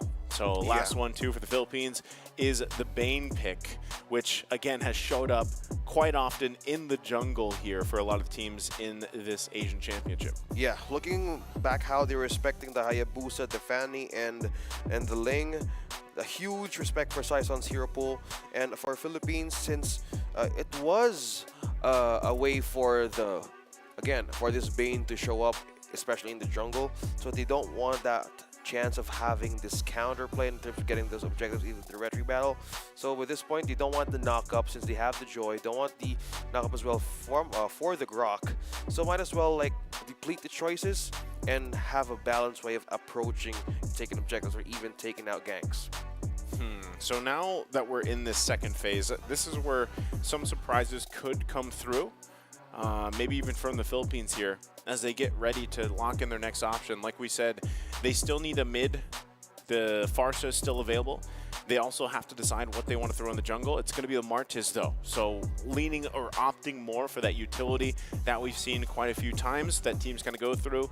Back to where, you know, it was a lot of Fredrin and Martis in the jungle. So with Fredrin being taken out in the ban phase, you now have Martis. Yeah. First in to see with the Philippines, with the Martis going to hands, probably with Saison.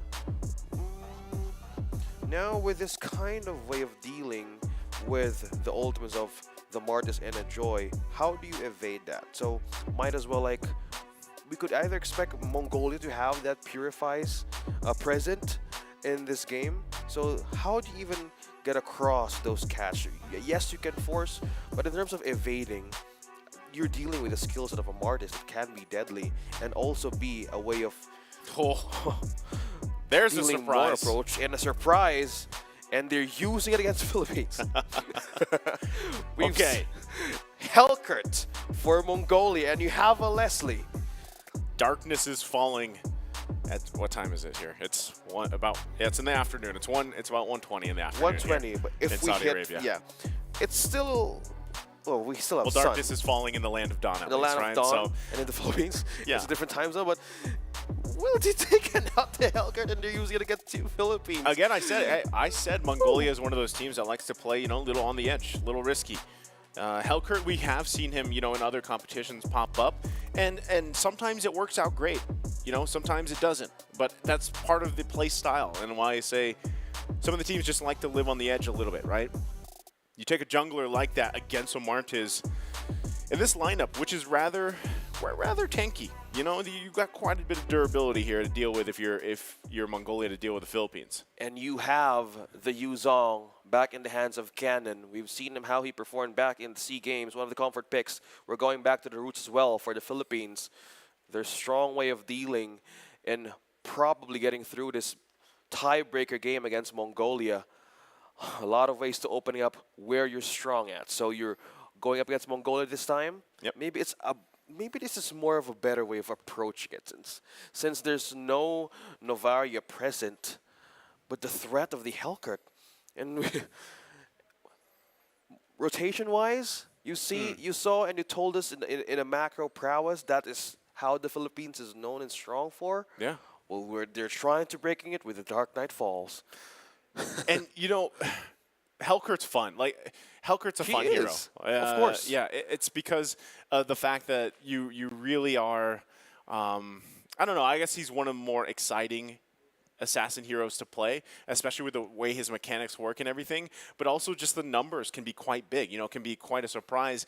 And because you have that Darkness Falls ultimate and the way that it works, like you have a single tool to work with the majority of this game, and cause issues basically for the enemy team. So that's something that you can really do with the Darkness Falls. Now, how does that get solved, for the Philippines? Well, a lot of it, again, they have to be able to, this time, they have to be the ones to be able to control some of that early game aggression.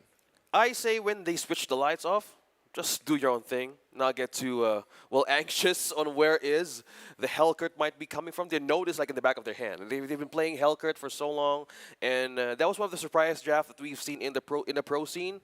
So when this is being used against them, this might also be a test for Team Philippines on how to handle this kind of way in your own question. So maybe maintaining those lanes and keeping up, just in part of what's happening. So might not get too anxious when lights go out.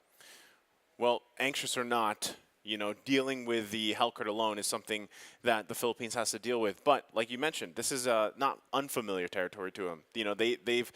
We've seen this also pop up over in that region as well, and they should have the idea how to handle it. But biggest thing, again, is early game. Who's able to set the pace here? Who's able to get the momentum going? We saw from game 1 to game 2, it was, both of those teams respectively, right? Where the Philippines had it in game 1, it ended rather quickly before the 12-minute mark. Then in game 2, it was Mongolia that did it around the 14-minute mark. So now that we hit game 3 and we have two very, distinctively different lineups here, right? Especially in the case of, for example, the Philippines. They are very durable. This one is a lot, if they're able to scale up very defensively too, and I can't wait to see what emblems they decide to roll with, on this, because if you're just talking about matchup in the jungle, right, with the Hellkurt and the Martis, it's not technically an easy target, right, for the Hellkurt. That's why you really need the support of your team, at least even for the Philippines, to, again, help your Martis, help Saison farm up, get those objectives, compete for them, but be able to follow through the objective fights. Because if you just look at the ultimates alone for the Philippines, if they're layered properly, even with the Darkness Falls, like it still could be in their favor, right? They have so many options available to them. Yeah, so it's going to be a test on how they handle the objective takings, how to handle the retry battle. So a lot of things right now coming in to our minds, me and Naisu, with this kind of lineup. It's exciting to see how Helkert and even Amartis have a high way of getting those objectives, getting those laning ganks. So a lot of things are going, well, could be either in favor in each of the countries who will fight in it, because after this, we will know who's going to go down in the lower bracket and who is going to proceed in the grand finals, and wait on who's going to crawl back again. Or will it be from the team from the first that they lost and fall down the lower bracket, or will they just go ahead and have the retaliation back in the grand finals? A lot of things at stake here today. This is a test of endurance, if you will, right? Oh, yeah. Because, okay, so we just did get word that they might be redoing the draft, or they're just doing the same pick. So we actually have to see what they end up doing, right? But basically, essentially, the same thing sticks here. It's an endurance test, because if you end up playing in the series, now going the distance, right? It's a best of 3. We're about to hit that 3rd game. And then after that, the losing team here in this one has to go play Cambodia, right? And they have a best of 3 there. And let's say that losing team ends up beating Cambodia, and then they go to the grand final. Same thing going back up. They're going to be playing in the grand final, right? So there is for all you training mentally at home, playing MLBB hours and hours a day, this is what it's for, right? The moments like this. The 8-hour grind. The grind, basically, is real. And that's something you have to consider. The fact, too, is like endurance-wise, mentally, right? These players have to stay this focused for quite a long time. Again, as they figure things out here, as we get situated for Game 3, not sure if it's going to be a redraft or the same draft, but again, we did see the Helkert pop up, which was kind of a surprise pick, I would say, from the majority of people. And this is what we expected, too, at this course, at this point in the tournament, where some of these, you like to call them cheese strats, or like cheese picks, aces up your sleeve. Okay, we are redrafting.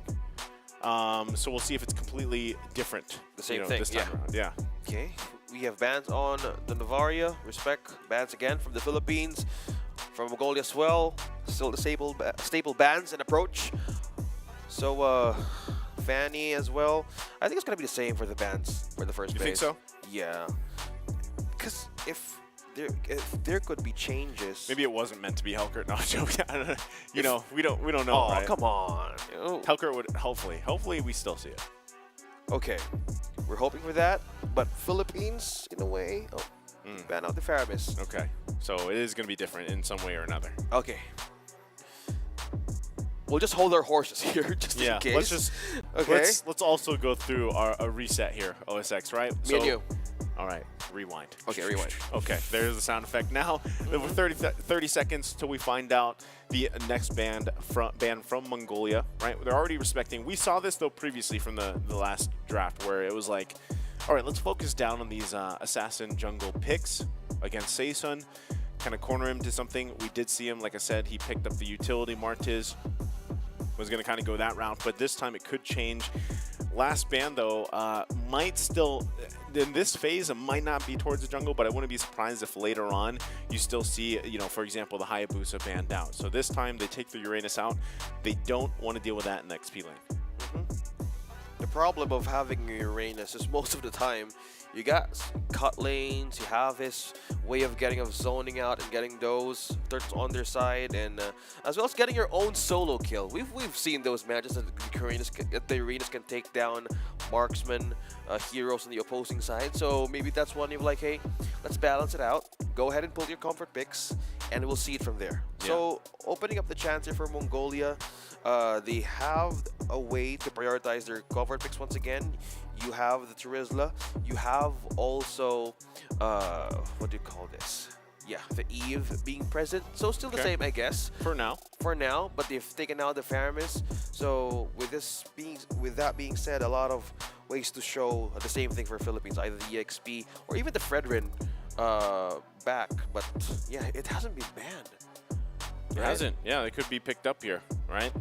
Would be a good answer if they want to go that route. Still, we also saw them pick up Claude originally, plus that Grok.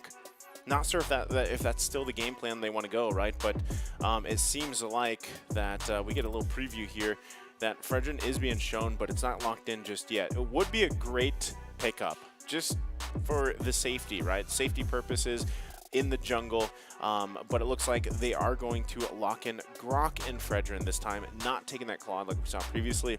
So still essentially using that Grok in here alongside the Fredrin, safe pick in the jungle, at least for now, right? We don't know if that's going to be flexed because, if anything, we saw Philippines mess around with this. Yeah, we saw Archangel. We saw him in the mid. So we have the Grok going in for the hands of Inigo. So again, Mongolia can still take up their own comfort pick. The Terizla could still be used. We've seen it in the first draft, so it could not be a way of like exchanging the fact that they could give it against Philippines, because in a comfort setting, they're much more comfortable. Might be using the Black Dragon form if you're going up against a Yuzong. So yeah, they're still going to be the same thing. Nice too. It's a Terizla. Yep, why not? Comfort. Go that route, but they take. All right, they take the Claude. You know, For this time, themselves. yeah, for themselves. So they don't want to give that up Good over the combo hands though of with an Eve. Recutiano. So already, still comfort for the most part. I mean, comfortability and also safety in a way, right? Alongside the picks here for Mongolia. Still something that the Philippines wants to go ahead and handle is this Terizla setting things up. Like we saw in the previous game, they should still have options open to them too. If they want to lock in their mid now. Joy could be open though. Yeah, Joy is still open, right? They could go that route. And same thing, either you lock in that Joy or you lock in the possible mid lane if they want to go. Farce is still up too. Kadita is still up. Kadita. Great for the Eve as well if you're going. Yeah. Farce or Kadita. Hayabusa. Hayabusa. We're both. Oh wait. Yeah, well, that's what I was saying. Is this something new? Well, that's what I was saying. Like when we got through that first phase of the bans, I was mentioning, you know, we saw, what was it, 4 assassin bans, the previous one? Directly on the Philippines, yeah. Yeah, towards the Philippines, but this time they kind of felt like they wanted to take away Uranus, so they ended up just letting the Hayabusa slip through. So, of course, that's going to be locked in, like we saw from the performance from Game 1, right? So, if you're Mongolia, you got to be comfortable enough dealing with this, and this will let them round out their last 2 bans, possibly towards the gold lane here if they want to. This is also where we could possibly see a surprise like gold lane from the Philippines. You know, depending on how the second phase of the bans go. Gold lane Mincetar? Maybe. That might happen because the ban here for the Bane could be a great counter. So if they have a Terizla present here, so for the lineup that they're trying to build, this is more like an AoE, have an evade trying to escape. What with the Diggy being banned, I say they might need a great roam for this one. Either a Kufra or either, well, Franco is still being opened. Yeah. To the table. There's a Joy ban though, right? In terms of roam options for Mongolia, I would actually even like, I don't know if they would do this, right? But even like what we saw yesterday, where Atlas came out. Atlas with the focusing mark, they rolled around with that. No. Could work well. Oh yeah, so yeah, no parties, okay. No, because if they take the Atlas, so it's not banned out from the Philippines either. Marches and Bane were.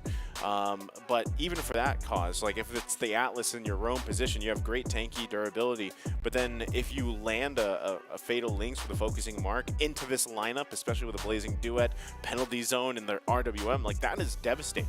If you can get it off. I mean, I'm not sure if they're going to go that route. But that's kind of the preview that we got yesterday when Atlas was picked up. So with the ban of the Mortis, obviously it's not in the previous draft that we saw that Philippines is going to go with the Mortis. It's going to be Hayabusa. So Mongolia right now, since there's still no mage here we get present because they still don't know where this Frederick is going to go.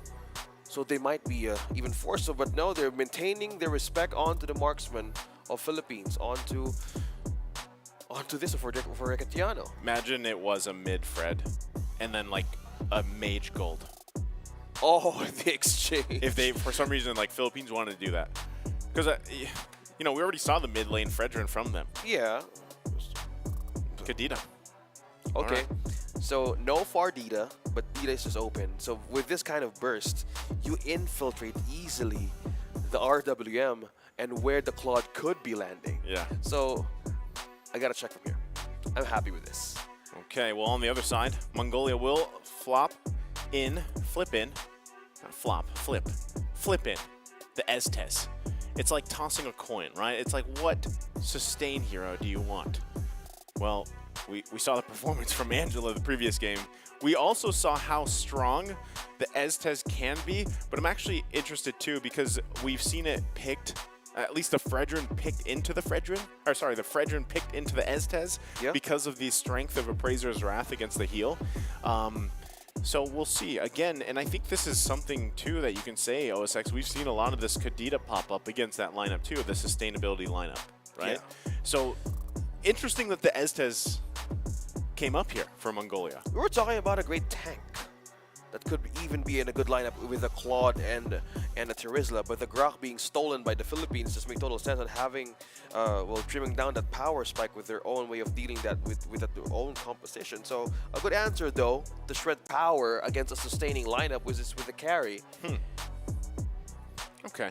I think But this is better. I would say statistically, we haven't seen many good carry games. In the ISF run, yeah. Yeah, and here on the tournament, right? Like we haven't seen too many successful carry games. So this is a test basically. Okay. So if the test for the Philippines here and how will they go and amp up the carry is they need to have a good early game for this one, because if Vision is concerned, they have Kadita. So if they can completely utilize its kind of lineup up against Mongolia, where they have more sustain, well, answer it with burst in. Yeah, I think that's like in terms of bases covered from early to mid to late, it's there. Like you mentioned with Kadita, you already have burst potential early on, because the heals, you know, the heals are going to be there that you have to deal with. So we'll find out here. But ladies and gentlemen, we're now jumping in to the final game for this upper bracket semi-final in the best of three. It's 1-1 across the board for Mongolia and Philippines, and we're jumping in here to game number 3. Let's take a look at the emblems here. Yeah, it's Canon using the Fredrin now. And the EXP. So looking back on the emblems of how this thing goes, there's a lot of agility here for Mongolia. They want to aid more of the response early game. They want to step on the gas early and quick against Philippines. And that's, you know, that's the thing. Even with that back going to the draft, you know, with Fredrin kind of being flexed so much, even Grok, technically. Like, we've seen Grok placed in what? The side lane, the jungle, Roam, we've seen him there. So, you know, there's so much flex here happening as he takes a little poke damage as well. Should be fine, no one going down just yet. But that's the thing, right? And also taking a look at the fact that you have 2 Purifies here from Mongolia, right? Going to be working around that. So the work for the Philippines is going to be cut out for them, especially as they get to these early objectives, trying to really find the positioning they're looking for too. And if anything, Saison has to have a very similar game to he had in game 1. He's got to be able to build a momentum on this Hayabusa pick, right? That's the biggest thing he could do to secure themselves at least a better early game against them compared to the previous game. But I feel like this time too, OSX, we see a lot more heavy spins being utilized offensively. Oh, look at that. Inigo receiving damage. Will he be the first blood? That's been denied by Archangel now. He's going to be the one to go down first. Mongolia takes the first blood against Philippines. Great pickup, right? Already leading into that first turtle of the game. This should give them that advantage to go ahead and secure that. But already, you know, Archangel is going to be up, so still could turn into a full force fight. But right now, we've got Saison just planting himself in the orange buff. Could possibly just give this one up. Might be the best case scenario. ZX Aura going to start it up. Unigo's trying to get some vision here available, but they already know it's half health, right? What can we do? He doesn't also have the wild charge, and there's not much that him or Cannon can do. So they just give up that first turtle, which is, again, early death kind of leads into that, right? Like, that's kind of how the cookie crumbles. You might need to find a way, Jim Carrey, on how I don't know. We're getting to that point, you know, it's like lunchtime, so. Yeah, so how will the cookie crumble for Philippines? That's how because things fall in having place. a loss in the well, it's not that big of a deal in the early game, but they would really want to get in with the trades. You might want to invade camps. You might want to steal that out from Mongolia. That's what they're doing now. It's the vision that they're trying to do. With Unigo being present here, he has more chance to delay the jungle of Mongolia as of this point, because they need more time for Regatiano to have his own way of getting damage up against this Claude Bebex. Yeah, and this is the scary thing, though, of that early kill, because it went in the hands of Forbid, right? And Forbid, he had an amazing game the previous one, and early kills, and oh, hold on. Okay, they get the wild charge out. Unigo is going to be fine, but there's still many members here in the top side. Wow, they're forcing out resources, ultimates out of Philippines now in a four-man rotation. Well, this is the nature of the SS in their own lineup. Might want to even be aggressive or even passively defensive. But in this case, they might be the one to step or make the first move against Philippines, because now it's an open time for them to just delay all of their momentum. Man, right now, this is a way more aggressive ZX Aura. I know, right? From what we saw in the previous game, right? With having the Estes, we were talking about how a great tank would be paired up for Mongolia to go up against the Philippines. Well, they answered with purely sustained. So I say now the discipline with Saison and the members of the Philippines are still showing and having a great way of pacing themselves on what will be the right moment to strike. Well, right now, it's like I said, he's just kind of planning himself here in the Philippines jungle, making it a hard time, right, for the rest of the crew to secure their buffs. Even Saison going to go ahead and start up his purple, but the full force is here. Wow, heavy spin, pinning down Unigo. Now Archangel receives in with the rough waves. Will the burst be enough? Being trapped in RWM, he can't escape that burst. Now Saison has secured his purple. Now Cannon using Appraiser's Wrath to take down two members out of Mongolia, but it's almost just a peel to the lineup of Mongolia. The threat of the Estes, the regen, is just showing through this early game. Yeah, you can see how much of a problem it is, you know, and they are going to try to trade some here. It's going to be a turtle going in the hands of Mongolia. Saison might just try to take the purple, but great coverage here from the team members of Mongolia to allow ZX to get that turtle and then, you know, not get his buff stolen, at least for now. So still, Philippines just kind of falling behind, you know, at the 5-minute mark. It's about almost a 2K deficit that they got to work behind, but you see them just kind of scrapping, looking for anything they can. A couple first items already picked up by the majority of the members here, right? Still, we've got Archangel working for that COD, not having that just yet. Corrosion Thighs already locked in for Recutiano, also working on the next items here. Hunter Strike for Saison, but they need a little bit more time for that power spike to happen, you know, and the fact that, too, on the other side, you have items like the Ice Queen Wand already locked in by Forbid. Like I said, he got that early kill.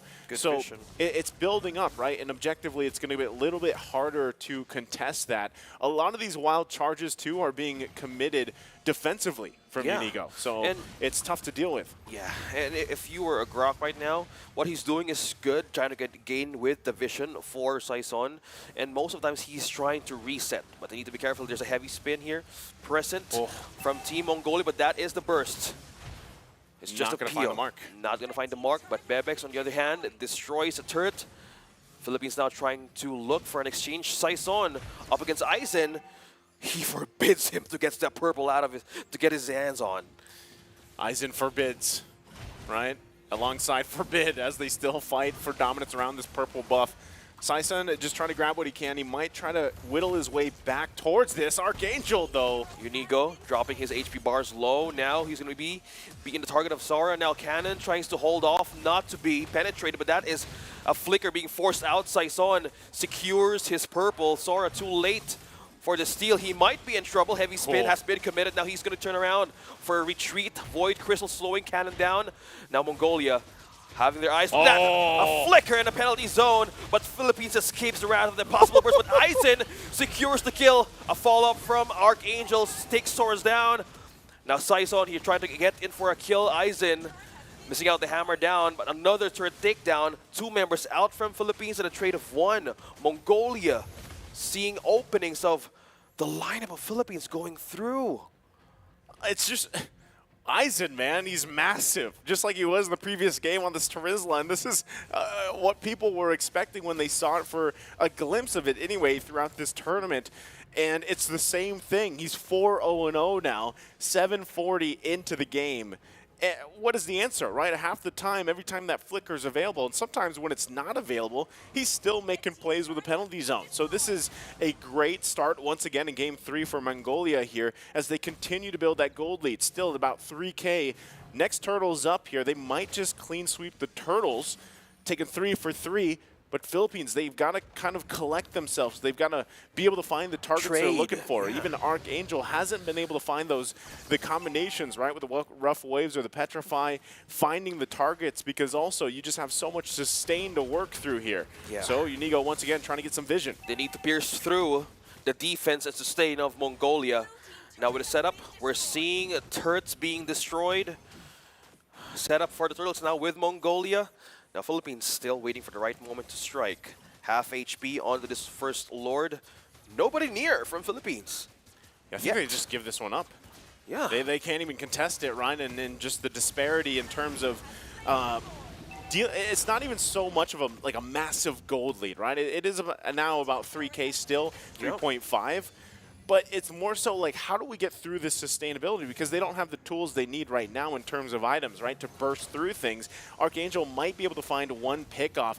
Better yet if he can get Ethan down. But it's been relatively difficult for him to do that. So now, with the first Lord already secured here by Mongolia, it's up to the Philippines to defend against this, right? In terms of defense, in terms of high ground defense, they don't have the best clear in the world, right? It's nothing like, for example, if they had a Farsa or something. They would have to utilize a lot of their ultimates to clear things out here. So they've got the work cut out for them as they just try to scramble together here and get ready for this Lord March. They're so aggressive.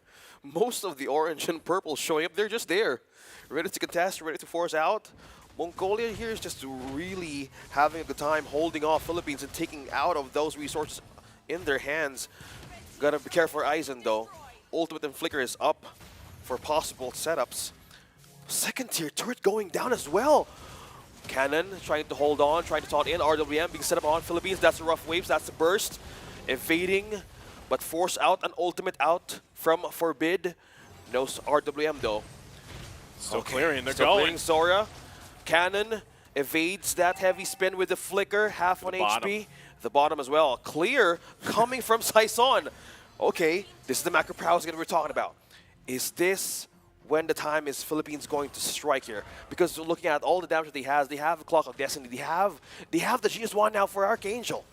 So will this be the burst that you're talking about? Is this enough now for Mongolia? No, I think they still need more time. You know, we're only at 10.5 minutes into the game, but still it's at that transition. Like I said, where usually the Philippines is the one shining here, that mid to late game transition. But right now, Mongolia, very similar to what we saw in the second game, they are just pressing on the gas and not letting up at all, taking as much as they can from the Philippines as well. And it's really difficult to play around that because, you know, at the same time, yes, Saison might be able to push some of these lanes, but relatively, you don't want to be caught in fighting 5 versus 4, especially with an Estes, right?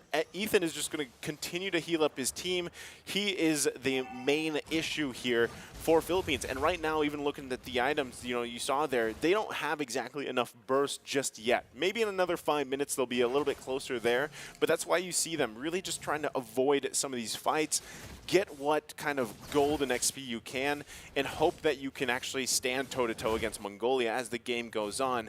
But it might be even better if Philippines either looks to punish a mistake from Mongolia before the next Lord comes up, or they possibly give it away and try to defend again. But even looking at the damage leaderboard, it's tough, right? Cannon's the top for Philippines, and that's, you know, that's bad news when that's the case. In the middle of 4 from Mongolia. Will they need to contest this? They have the Maleficor present. Look at that. Throwing out shurikens, trying to poke in members of Mongolia. Domain of the Moon Goddess being showed there. Holding on and slowing down Philippines trying to re-enter this pit. Okay, right now, buff going to be secured here. Still getting in position. Could be in trouble. Aizen Light wheel marks will connect to Aizen. Will the damage be enough? Now, that is Cannon trying to look for something to taunt here on the side of Mongolia. Meanwhile, 5 members present, 5 members ready to get this Lord. It's going to be Sarate, and look at the flicker combo from the penalty zone. Riccardiano in the back lines, receiving the light wheel mark, taking down Aizen. Finally going to kill Bebex with a trade. That's a double for Station is going well. With the Uchi Shadow kill now, leaving Mongolia open. Now Unigo still dropping down his HP bar, but it's not giving up. Sar secures the kill, but Cannon as well with a trade. Wow. And I have you with my back. Riccardiano with a kill. 4 members down. Zora is the one left against the Philippines. ZXORA and Saison, 1 versus 1. 1 versus 1, and he's not letting it go.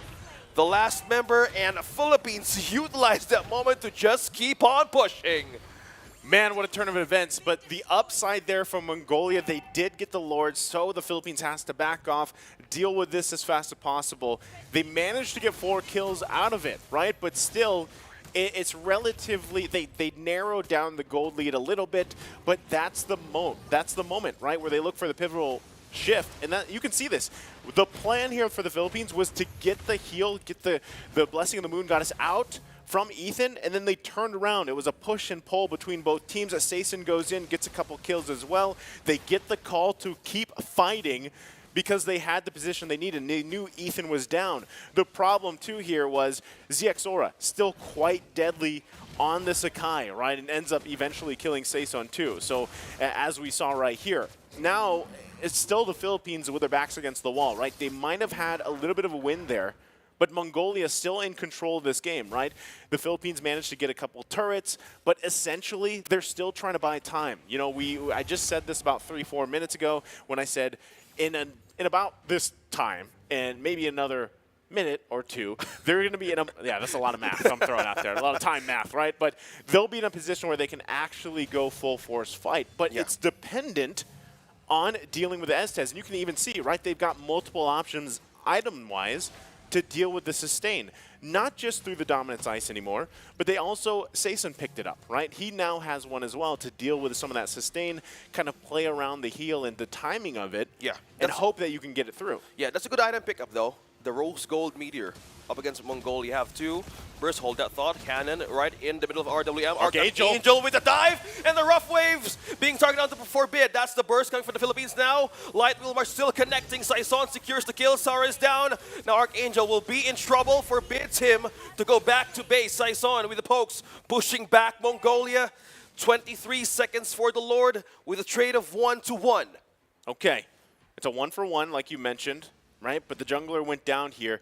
He's going to be up just about the time, a little bit late that this Lord comes up. If the Philippines decides to just go for this Lord and take it as fast as possible, that's going to be crucial in the shift of this match here. They're looking for a kill on Aizen. Pinned down from the wild charge. Aizen now receives the damage from a team of Philippines. Now, Bebex trying to get in with the back lines. Will it be enough for the defense with the BMI? Now, Philippines trying to secure this objective. Unigo dropping down HP bars here for the members of for the Philippines. Riccardiano securing the cams as well.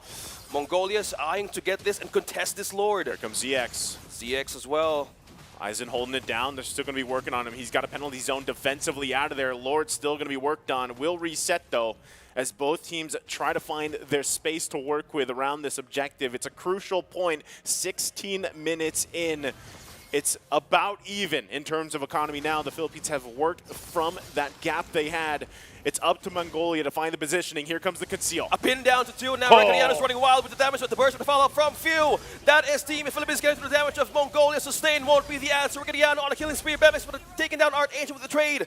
3-1. Philippines completely winning that bait, baiting them out in taking that Lord. And Philippines clapping back slowly. 16 minutes in. That is tough. And that was a decisive action from the Philippines to go ahead and use the conceal, the wild charge combination. They knew that Mongolia was trying to form up a play there to get to at least the Lord to contest it, and they collapsed down on them. They also got the heals out early. The penalty zone had to be used defensively, so you lose a massive part of your component with this composition that Mongolia has. Taking a look at the replay here, you saw it, right? Also the knock up, the 3 members there right on point, and you just have Riccardiano just unleashing freely, right? And that's a big problem, especially now you're seeing this carry online.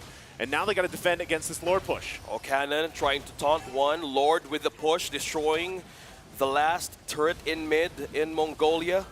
This is now the story. This is now the question. Who is going to go down in the lower bracket to go up against Cambodia? Now Philippines is pushing through. The lead is with them. Immortality is being present. Blade armor present in Cannon. Ready to deflect damage against Bebex. Okay, we still can't count out too the fact that Mongolia has the tools they need to initiate a fight if they want to. Biggest thing at this point in the game is you start to have to consider these immortalities popping up and what that does to your strategy in terms of initiating fights or even playing defensively. As we take a look at the damage leaderboard too, it's shifted a little bit, right? Cannon isn't at the top anymore for Philippines. WEC23 is online. He's ready to go. The main point for him too is positioning. If Mongolia can somehow get to WEC23, take care of him, and get him out of the picture, then the Philippines loses a ton of damage available to them, right? They really do want to get this carry down. And on the other hand, you have Bebex. Bebex should have the ability to turn the tide of a lot of these fights, and they're going to be clumped up together. Sora. Obviously, the Ube strat, hold on. That is the taunt from Cannon. They're really checking their bushes now. Look at that, Saison throwing out shurikens. Archangel with the dive, and that is the rough wave. That's the magic burst from Philippines. Will the heal be enough? Unico is trying to find the right target, but Sora trying to evade that light wheel mark. Look at that, Ricciano going wild as well with the damage as well. Aizen popped that ultimate, but now Ricciano is going wild. Damage pulling through. Saison taking down for a bit. 2 members out of Mongolia. All immortalities being used. 2 members out. 3 members left to defend Mongolia. Philippines pushing through. So that's the green light. Philippines able to just go ahead and possibly set up for another Lord take here. It's going to be a little bit before Ethan and Forbid are up, but just in time, hopefully, for that fight. Meanwhile, you see pressure being put on the top and the bottom, all lining up. Penalty zone.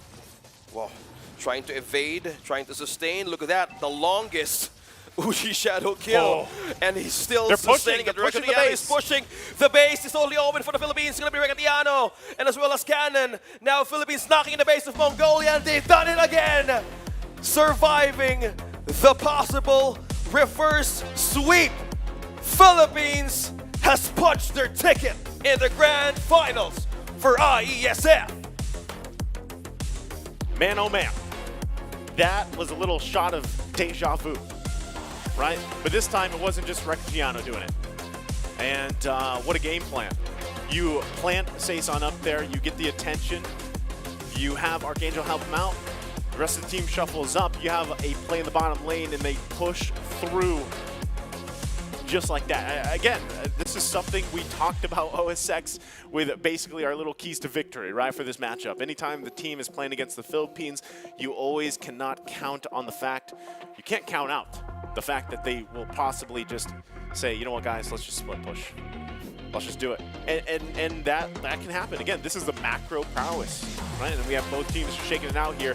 What we are going to have, though, I will say, and unfortunately, I don't know if it's actually going to be streamed or not or part of it, but Chamon's going to get his matchup. He's going to get the revenge. Well, I should say, I don't know about revenge. I should say the rematch. He's going to get to play the lower against bracket. Mongolia. Wow. Yeah. Wow. Philippines. I'm hoping for 5 games later. Yeah, best of 5 coming in right away in the grand finals. Now we're hyped up for this day. And the first 3 games of the semifinals heading in through the day. Wow, Philippines. That's divide and conquer right there. Completely disrupting the power of Mongolia in the late game. You know how the threat is imminent still, right? And they're expecting the fact that, hey, one more time. Well, like Let's I said, do it again. The early game was controlled by Mongolia. They did a great job. Yeah. You know, unfortunately, it's just there was pivotal moments, and I know we'll take a look at the replay for this game in a little bit. But it's what can you say? Mongolia had the right idea. You know, they were doing the right things, but eventually Philippines found ways to get back into the game. And I feel like a lot of that, again, just if you're up against an Estes, like that's part of it. You have to kind of be able to get to the point where you can opt for baiting out those heals, right? Get that ultimate out, Blessing of the Moon Goddess out. And then once we survive that initiation and that sustainability, then we surgically go back in. And that's the key component, because that's exactly what the Philippines did when they started to shift things in their favor, you know, and we'll see it here, right? Early game, like I said, it was great to see ZX Aura finally using offensively, just heavy spinning offensively, you know, finding kills, they get the first blood, and it worked out great. Like I said, early game, they were actually choking out a lot of these early buffs, putting pressure where they had to here in the jungle. Yeah, having the AoE present for the RWM for all of the times that they were pressuring Philippines. Yeah, we're going to take this orange, we're going to take this purple. Yep. But the discipline was still there. Look at that. The flicker penalty zone. It's deadly. It's like, I don't know if it is his signature, but this man has done it multiple times now. Yeah, in a row.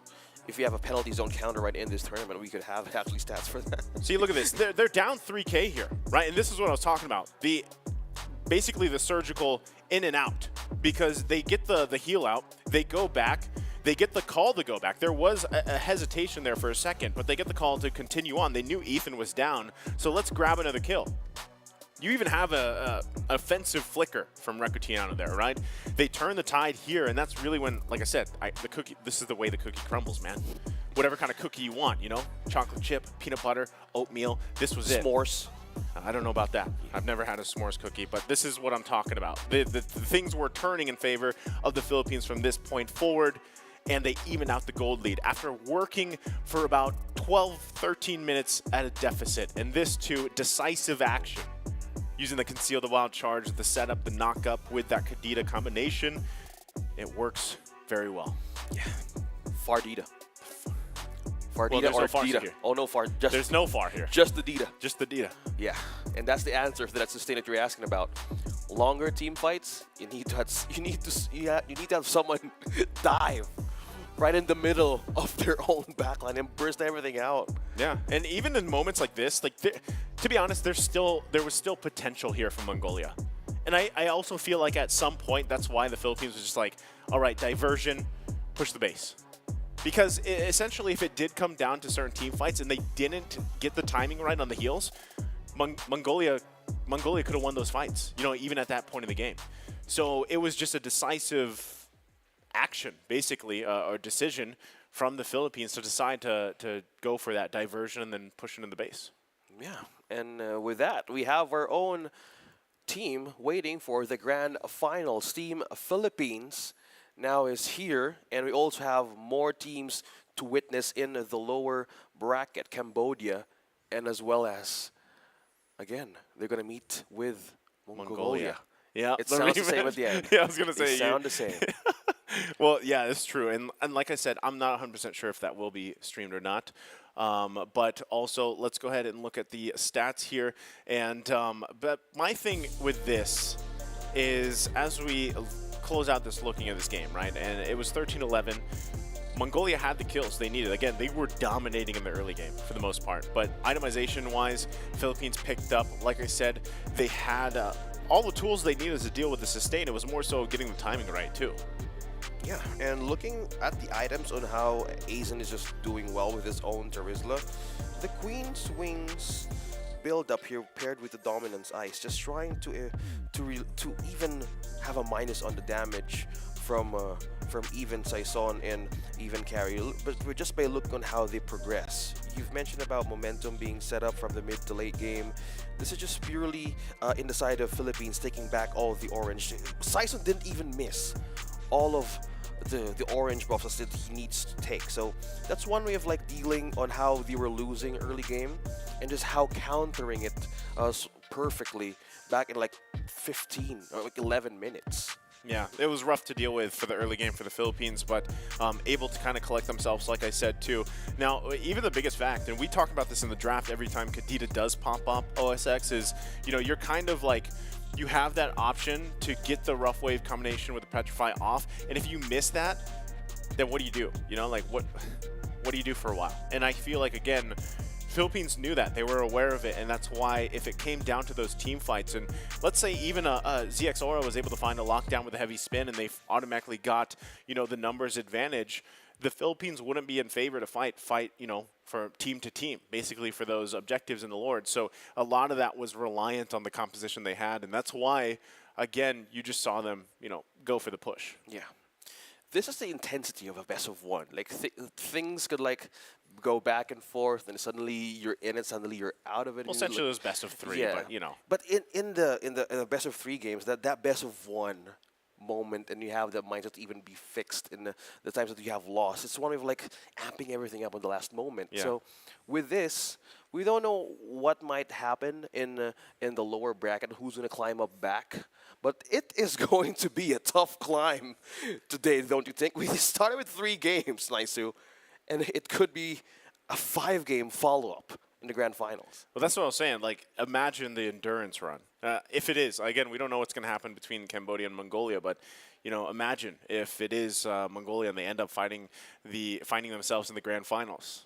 That's a ton of games that they have to go through, right? So we'll have to see how that pans out, but I do think you could relatively say this was a great series. We're going to take a look also at the brackets here to see how things, again, fall into place. And as we get through it, yep, Philippines sending Mongolia down to Cambodia, as we were just talking about.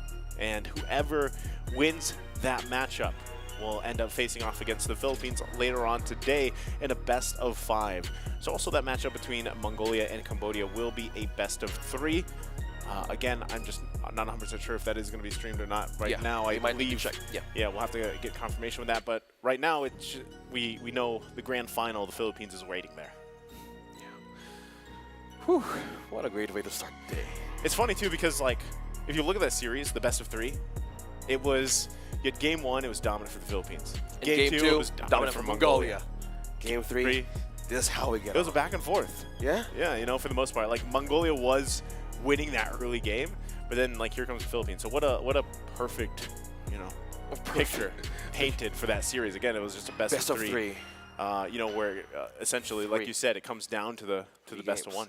Yeah, and that's the moment where you're like, should I go for comfort? Should I go for counter? Or should I go with their own way of dealing with this kind of stuff? So that was just the semifinals match, and we are more excited to see on how the grand finals will go. But at the end of the day, all of the teams and countries who's with us in the bracket is now representing themselves in Romania. Yeah. The road to glory still continues to represent their own country in the IESF. So that was, we have Philippines, we have Mongolia, we have Cambodia, we have Kazakhstan, and we have Saudi Arabia. Yes, Those complete. those five teams have basically booked their ticket to Romania, So now what everybody is also fighting for, other than the amazing trophy that we saw earlier, was, of course, the prize pool placing. Yeah. Today. Waiting. And that trophy's like, it's amazing to look at. Like, it's just popping up in the You draft. already got pictures with it, right? I did. I didn't have a picture with it. Like, I need to have a picture together with the trophy when I got the chance. But looking at it, like, it's reminding everybody, like, in the draft, like, okay, camera on the player, camera on this, and you have the trophy in the middle.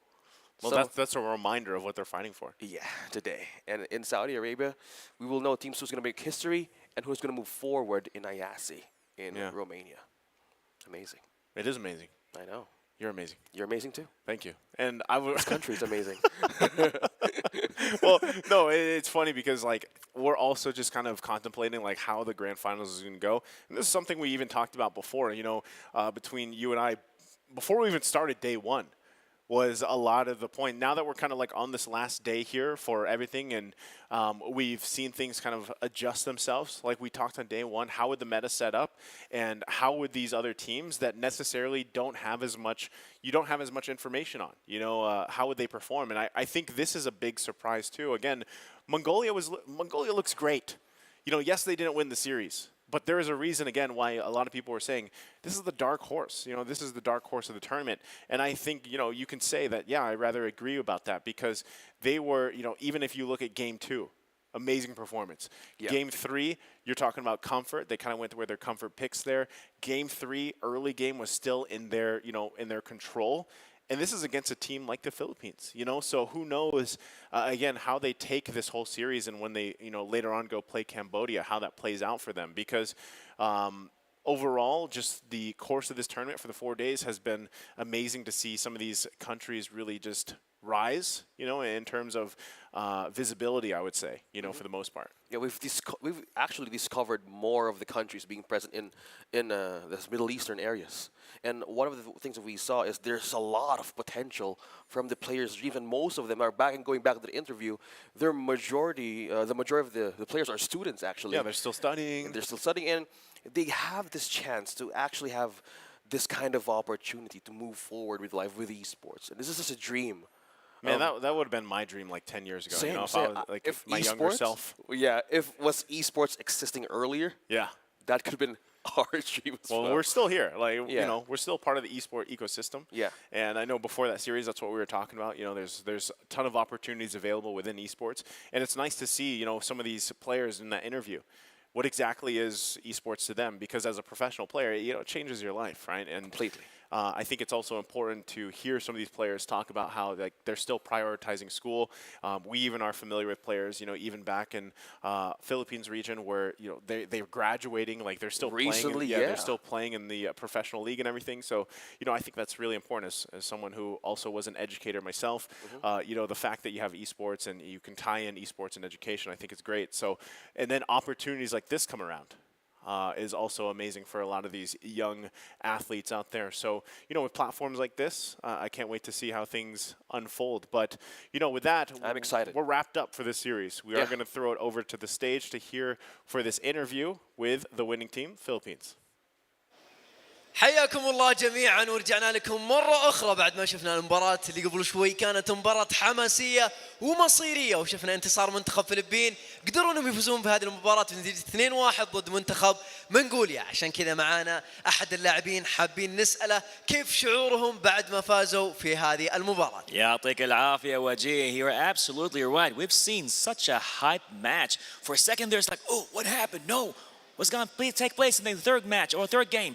But right now we are here with Unigo from the Philippines. Congratulations for winning. So first of all, how do you feel about it?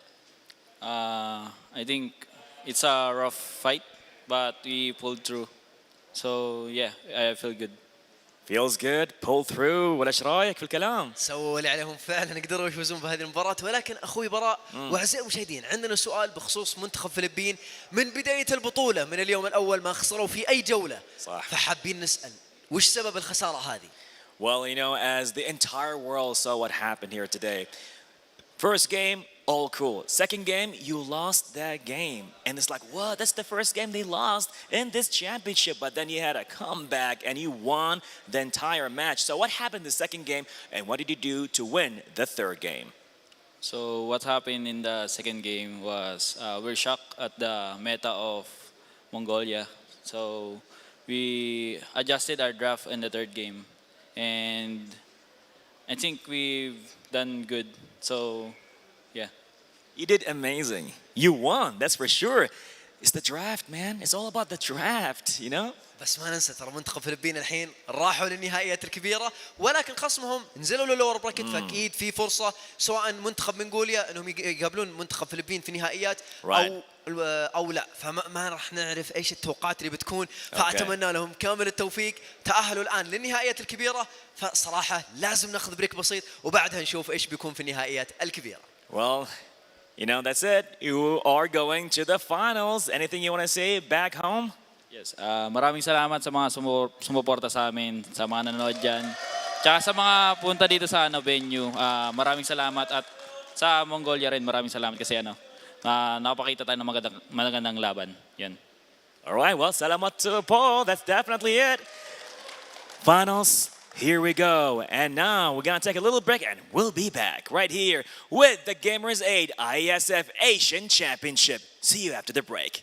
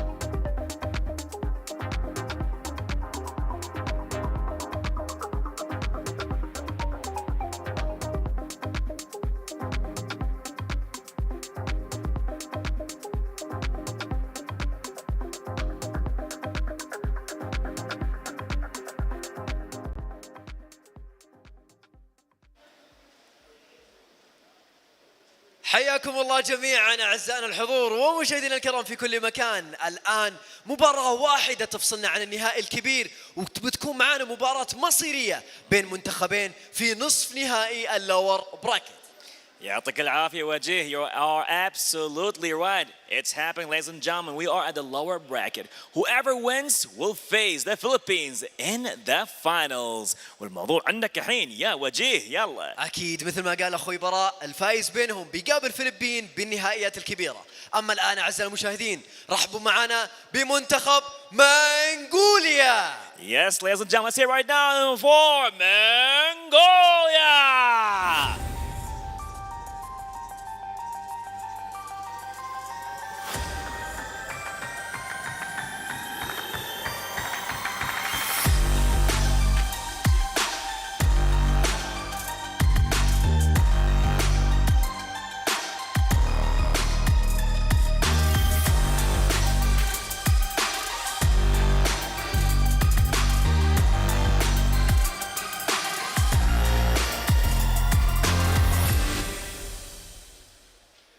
And now let's see it for the second team competing right here for the lower brackets in the hopes for them that maybe they'll go to the finals against the Philippines. So let's hear it for Cambodia.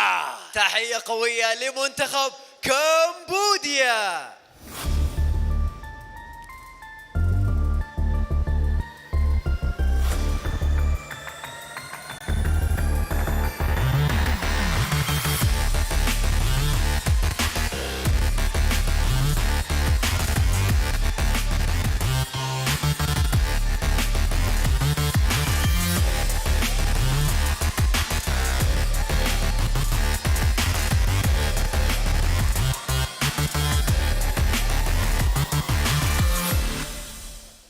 مباراة مصيرية تجمع عمالقة، منتخب منغوليا ضد منتخب كمبوديا، والفايز بينهم مثل ما ذكرنا بيقابل الفلبين بالنهائيات. أتمنى لهم كامل التوفيق. أما الآن أعزائي المشاهدين خلونا نتوجه لأخواني المعلقين عشان نبتدي فيها المباراة. You are absolutely right. Two legendary teams. Let's see who's going to make it to the finals and who's going to take the second and third place. And now, passing it on to our amazing casters. Fire it up.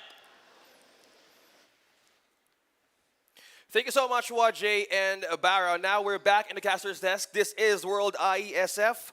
World Champions. Asian Championships. There you go. I was about to lose that. Yeah, that's okay. I was about to lose that. I had a great cake earlier. I was going to say, you're still on the cake we had. It's amazing, and we're back in our desk. I'm OSX. I'm with Naisu, and now we're going to witness the lower bracket match of Cambodia and Mongolia. So, again, we had a quick breather, have a bit of a coffee, have a bit of a snacks. Yep. Also, the players who has been waiting to fight and climb their way back up in the grand finals. This is a treat, right? Because again, before we took the break, we weren't sure exactly if this was going to be a part of the live stream. Happy it is, and we're happy to join you guys for that. And also, we talked about this earlier, OSX. And I think we heard this back in, I think it was day 2, where we heard exactly the wishes of Cambodia wanting that rematch against Mongolia. The Honor Revenge Tour. Yeah, Chama mentioned it, right, during his interview, and now it's happening here for the chance to go on forward and fight against the Philippines in the grand final. And that's the thing, too. If it happens to be Mongolia, man, the endurance that they need mentally, right? The mental endurance they need to go. They just went 3 games with the Philippines, and if they end up going 3 games here, and who knows if they end up going 5 games in the grand final. That'd be great, right? But hopefully they are mentally prepared for this because it should be a great matchup. Again, 2 teams who are very similar in play style, you know, the way they like to come out swinging aggressively, and at the same time, some unique picks as well, you know, in terms of their strategy. Yeah. And speaking of which, we've seen how Team Mongolia get a point out of the Philippines, who's with a great way of taking over one of the undefeated teams. Mongolia and the Philippines had a point today and from yesterday. Now let's check out the roster for this match as we're going with this lower bracket finals. So we're about to see if there is more of an adjustment period, or there is a new way of like addressing the problems that they went through in their losses. So we have Mongolia here. We have Cesara, Bebex, Ethan, Forbid, and Ace. Nothing has changed.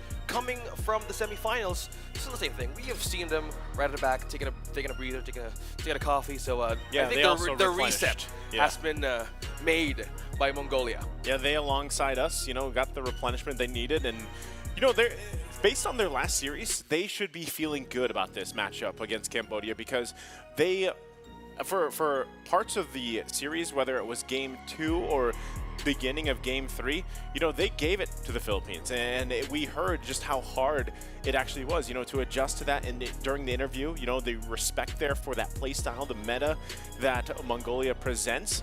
And that's why I'm saying it's also interesting the fact that, they handle the draft themselves, right? And they kind of go through that motion and everything, and it all comes together, for them and their play style, and really complements.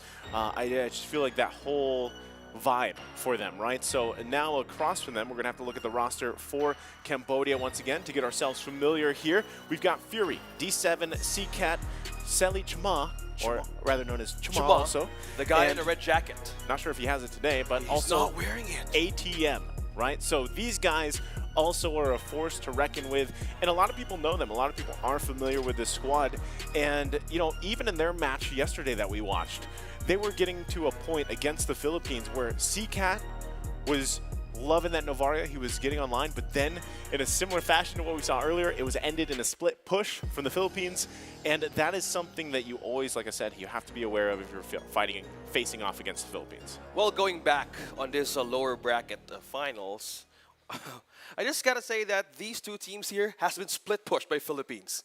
Yes, they've felt the split push mentality, basically.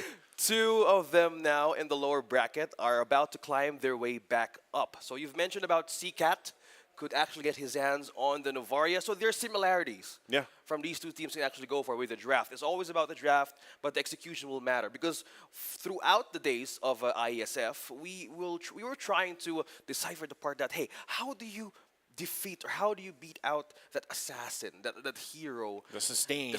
That assassin sustain. Yeah, there was a lot of questions. Yeah, a lot of questions, a lot of possibilities, but the Farsa, the Kadit, the Novaria is just staying up continuous answer with the new emblem system is being put on the table. So with this come to show, this is one of the match that we're expecting, like, this is going to be the best of the best that they will have to do in order to climb back up. That's why I'm always excited about, the final stretch of tournaments, and especially here, now that we're on the final day, day 4, and how that kind of unfolded, because we had big questions about the meta. How was it developing and everything like that? And one composition, or at least one strategy in terms of team play that popped up was, again, the whole sustain meta, right? Whether that's Estes, whether that's Angela, whether it was Florent. Like, those are the options we've seen so far. And I would say that relatively well, Mongolia found out how to deal with the Angela. That was one main thing. And they did a great job against that, shutting it down from Unigo for the Philippines. But also, it still has to be said, was what we saw against the Estes also, a great option, because you're kind of, anytime the Estes is locked in, you're forced into that Ube strat that a lot of people know, the ultimate bonding experience. Correct. You have the early game, you have the mid game to crawl through, you have all the possibilities to rotate around the map. If you have an Estes, you have an Eve, you have a Claude. Just imagine the pairing of the layers of these kinds of heroes having the correct skill set to even squeeze out resource from the other team. And that's what happened in the Philippines in game number 2. So it was a mirror. And as we go back on how are they going to address the problems that they went through in game number 1 and 2, falling down basically from the semifinals, this one way of saying that you've mentioned earlier that this might be a way to release those cheese picks, those cheese strats that they need to address with. Oh man, this is the time to do it, and you're in the lower bracket, you're down to your last life of the tournament. Like, if you got something up your sleeve, you might as well bring it here to this series, And if that means, again, maybe it was a mistake earlier or not, but when we saw the Hellcurt, that was exciting, right? So I thought so. Yeah, I'm hoping that we get to see something like that pop up. Again, the way that these two teams like to play, I'm not really sure if they opt for that sustained lineup or they want to go that route, or, even the split push. Like, I feel like when it comes to this, they just want to go head to head and just see who comes out, victorious basically in those skirmishes, those fights and everything else. And as we jump into the draft here for game number 1, I guess, that's something that you have to expect already too, with these respect bands coming out. Again, these teams are familiar, right, with each other up to this point. They've seen the matches for the most part, and they want to establish a good early game for the majority of them, at least their play style, regardless of team composition. Early game is so important, you know what I mean? And it sounds, if you actually said it on paper, it sounds super simple. Like, okay, Yeah. don't die, get the turtle. Like, that's kind of like, in essence, it's like, don't die, control your lanes, get the turtle. You That's know? the major thing they need to do. Yeah, that's like one thing that you can do, but there's so much, of course, like when you get to the more intricate details, like there's more to it than that. But as long as you're able to secure yourself the early game for the most part and stay relatively even across the board economy-wise, your transition to mid to late game is where you're supposed to shine, and that's what these lineups are all about, you know? So as we get through these bans, you'll start to see it. What does Mongolia want to prioritize? And if that ends up being the Novaria, because they know that Cambodia likes to play it too if it's not banned out, then that's relatively a good option for your first pick. You're talking about smooth re-entry if all else fails in the early game. Now, if the draft will be a big of a factor for Cambodia and Mongolia, they're trimming out all the possible comfort picks that they can have. The Joy, the Ling, you have the Faramis, you have the possible flexibility in the roam here that you can play around with the draft, the Diggy as well. It's good that we haven't seen Diggy that much. The last time we've seen a Diggy was from Team Nepal. And now, it's one thing that's trimming down the possibilities that they can actually utilize the tank heroes that they can go up against Mongolia. So with this, they would trim also down even the heroes of, well, like a mage here that we're talking about, the sustain, the anti-sustain heroes, the burst poke type of heroes. Like you have the Farsa, you have the Kadita, a lot of options. But the Uranus now is a better way in taking out that EXP lane, or even that problem in zoning out members in terms of getting in team fights. Okay, so let's think about it this way. The Uranus is off the table here. You are still putting pretty much the possibility. Yeah, you're still pretty much putting the possibility that you've got to deal with Novaria being taken. I'm not sure if one of the teams too want to opt for Angela first pick. I don't think we're going to kind of expect that, especially... It's weird because like we saw that and we questioned it. It performed really well like the first time, and then or the first or second time, and then we saw it again and it was like, okay, it flopped. It might be only from the Philippines. Respect. Yeah, that's respect. It's Rizla. Then there's Novaria. Right? Well, maybe that's the trade that they're willing to do against Mongolia. But the good side though, they've taken the Eve with them as well as the Frederian. So releasing a bit of a way like. You don't get to get the Novaria, but in terms of the AoE and the pokes, being paired out with Novaria is much more deadly than having it with you on the same side if you're Cambodia. I say they're equalizing the fact that you can't just have those two heroes right in your draft, which is what happened in their own game from the semifinals. Yeah, and with this already, you know, falling into place, I like that there is basically safety in essence for Cambodia. These are probably some of the safest choices you have in terms of heroes. You can also still, you're just expecting, right, Chamath to go ahead and handle this Fredrin, also matching it up with the Akai, which we've seen ZXR play, and they're actually opting for this, you know, that like we just saw recently. They're going with the Estes. So now that they have the Estes here locked in, you kind of know the game plan already, very similar to what we had to see before. And this time around though too, because they have Novaria, they get the vision available to them. They have great poke potential. So not only do you have great vision, poke, and sustainability, but like Cambodia has to be able to answer that. And that's why I'm saying we saw this. We actually saw this with Philippines. But the main point there, aside from itemization, was actually the timing, like your initiations. And you mentioned this earlier, OSX. The timing of going in and being able to retreat and going to re-engage, especially when the Estes abilities are down, whether that's his Blessing of the Moon Goddess, the regular heals, you know, and everything else. Like as long as you can get that out of the picture, you should have a winning chance, right? So I like that they lock in the R-Lot here because a lot of this so far, the tools for these first 3 picks allow you to do that. Your final slash can either be used as an initiator, a displacement tool, a peel option. Like there's so many ways to use R-Lot's final slash. And again, in this specific situation, you know the majority of the members from Mongolia are going to be together, right? Like that's the whole point of having an The SS. ultimate bonding experience that the SS can actually make in the back line. What better way to disrupt those team fights? With the final slash, you have the vengeance with you. So at this point in time, the Cambodia is seeing more of those possibilities just in case that early game would be in the side of Mongolia. So what better way to answer that for their protection with the Eve is, yes, you take out the Yuzong, and as well as if you're Mongolia, they still don't have a marksman yet. This might be the great time to even force them out to use the Beatrix with this kind of lineup, and as well as we don't know yet what could be the possible mage. No. Gold lane. Yeah, gold lane. Answer here, because most of their games from IESF was with Beatrix. Yeah. So either they force it out or they steal it back in.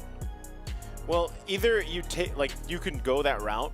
Again, we've still seen some of the funner, I don't want to say funner, some hardcore marksman players might take offense to that, but it's fun to watch experimentation in the gold lane. You know what I mean? Like, even before we got to day 1, or when we were at day 1, we were saying like, oh, Esmeralda gold lane, or, you know, Jaw had gold lane, stuff like that. And now, naturally, with a lot of the marksman picks, it's still kind of hit or miss because so many of these games end early, relatively, you know, even sometimes on the first Lord push, that you don't really get to see the marksman shine the way that they do. Now, Beatrix being banned out here, still even Claude is available. Not sure if they want to ban that out because that's typically what we see in, like, almost in an effort where it's like, all right, we don't want to go and fight this, so let's just send our marksman to go push the lane and split, right? That's what we've at least seen from Philippines. So in terms of this, if you do lock your gold lanes as marksman, Brody would be a great option. Claude is now banned out, like I mentioned, right? Still, probably some of the common ones we see is Beatrix and Claude. Yeah, good respect though. Yeah, this leaves open. Do you want to take the Brody? That is a good answer as well. Because of the Brody being present in Cambodia would make total sense to pair it up with the AoE of the RWM. And with the respect ban of Mongolia, the Franco on D7, you know how he performed, right? Yeah. And you were mentioning that, how would you even counter a vision of an Estes and counter even the astral echo of a Novaria? And with the Franco present in D7, they might as well take that out of the picture. They take out also the Claude, which is a great bit for an Eve, and as well as the Beatrix. So, no, Melissa, It's finally. Weird. This is weird because I was just thinking about Melissa too. Like, I didn't mention her because she just, like, she hasn't been picked at all. You know what I mean? Like, at least on the live stream matches. Yeah, throughout the streams, you're right, but and there was a time she was so good, like she was scary. Yeah, the gold lane meta for a Melissa. Yeah, she was just always picked, and then you like force the enemy team to pretty much pick up Farsa, right? So like, but in terms of for Mongolia, that is the Brody showing up, another option, right? That kind of was left on the table since the other marksmen that are typically picked are banned out. And then of course you're gonna see Aizen once again on his hands with the Benedetta, which didn't perform so well yesterday. You know, he didn't get to actually do a great Benedetta game. A great Benedetta game. So this is almost like a, let me have my redemption after his amazing Terizla gameplay. You know what I mean? So we'll see if he's able to pull it off here because this composition is rather, it's rather good. It just needs time to kind of scale up here. Yeah, scaling is a bit of a factor here for Mongolia. Oh, definitely. You can see how this is an ultimate bonding experience with an SS and you have a Benedetta on your side. But Cambodia here has a good way of answering those setups that they can do in the back line. It's always about the back line here.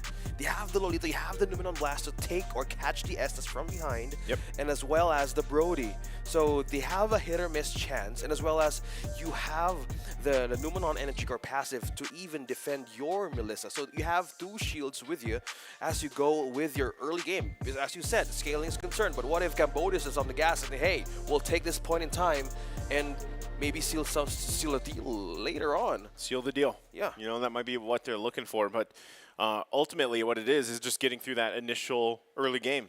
Because like I said, scaling-wise, you're going to need a little bit more time for what Mongolia has, but at some point in the game, that Novaria is really going to hurt. It's going to be tough to deal with the vision that they have. Cambodia also having the right tools. I like the fact that they have a lot of utility. Like, just overall, across the board, there's a ton of utility here. Yeah. Speaking of utility, early game might be on the side of Mongolia in their rotation, but looking at how the emblems might change, they're leaning towards more on the tenacity on the side of Cambodia and more of the brave smites as well. As you can see, we have Concussive Blast for the Lolita. Was a basic way of combining all of those sustains, and you have that way of utilizing your hammer, your Numenon Blast, your Numenon Energy Core right in the bat. So we're seeing more pokes, and as well as the brave smites being present for ADM and Shima.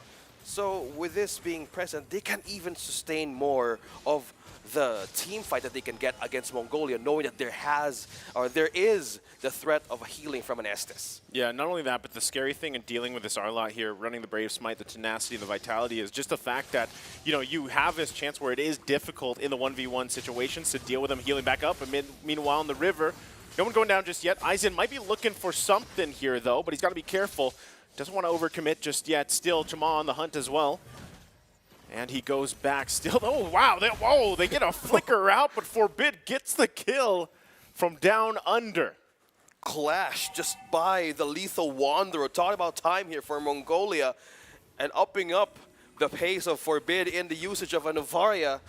Wow. See, that's the scary thing, right? I didn't even talk about the emblems for Novaria, but running the Rupture here, having some of this early penetration too, you know, and then even though item-wise doesn't have much in this early game, but as you scale up, you have the weapon mastery too, and you can kind of just, oh, that's what I'm talking about. It's wow, scary, look at that, man. Seacat.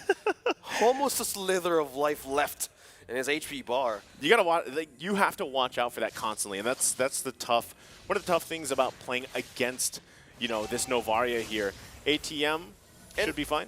And even for Vid, as you notice, he used that Astral recall towards the turret because he might actually is checking on who might be in that gold lane bush. But meanwhile, the turtle now is being in trouble. Yeah, they're going to force him back here. ATM trying to get some vision available. Aizen going to go through. There's the RWM. Turtle going to be secured by Chamado. ATM flickers in. Heal and the sustain is too much. They're just going to back off. You're happy with the objective. Yeah, a minimal gold lead for Cambodia and maintaining the pace. Meanwhile, ATM and Aizen, the XP lane matchup just heating on. It's continued to boil sooner than later. That, like, you know, hold on, Final Slash going to come through. Aizen. Yeah, okay, told you, it just keeps on happening down under. It's funny because, like, you're so used to the XP lane just being like, man. We call it the like, chill lane. Yeah, it's here. We're here. Yeah. You know? But Uranus Esmeralda, but now it's like swords and, swords and spears. And, like, for a while it was really cool because you saw a lot of Lapu Lapu and Yuzong, you know, in the XP lane. But, like, now, especially with the emblem changes, you have still some variety there. And it's nice to see Benedetta versus an Arlot. And it's really flashy, right? And, again, we were talking about Aizen specifically yesterday and how he kind of has a little bit of that flashy play style, so this kind of highlights that around it. It's just still kind of a redemption on the Benedetta here from yesterday's performance. So they're going to go ahead and poke down a ZX Aura, but won't be able to commit too much just yet. Turtle still a bit of ways as well, so both the teams, like, this is what I'm talking about. It's literally an anime battle, right? Just ADM. Back and forth, ATM and Aizen, and, you know, we'll have to wait for later. Okay, so a bit of a steady approach here for these two teams. 100 gold lead from Mongolia against Cambodia here. 25 seconds for the turtle to show up. We're looking at an even lead here, while they're just committing pokes and just keep it's a peel and it's a poke, or either you check vision. Checking vision is the best thing you can do for both of these teams as they set up for this next turtle of the game. Cambodia, as I said, having that first one already with a little bit of room to play around with, but so far Mongolia doing really well, keeping things relatively even. Aizen going to push them back a little bit, takes quite a bit of damage, going to get knocked up. There's the heal come through. Already been a massive Final Slash, but no follow-up just yet. ATM on the hunt. Can't get it because it's too much sustain. Heavy spin to follow. ATM will fall. Appraiser's Wrath going to miss there. Look at the heal from Ethan. It's way too much for Cambodia to heal through or deal through. And now that's just going to be Turtle in the hands of Mongolia. That was a good final slash from ATM, but that cost him his life to even buy time for his teammates to not be in a deadly position against Mongolia. You've seen how they keep on doing the regen from this Estes, and once ATM misses the way of like bursting them down quickly, it might be a danger if they keep answering those kinds of team fights that Team Mongolia has been setting up, because you've mentioned that scaling is a great factor in these lineups, and if they miss the chance, they might need that extra more time to even go forth and have a damage to even disrupt the healing from Mongolia.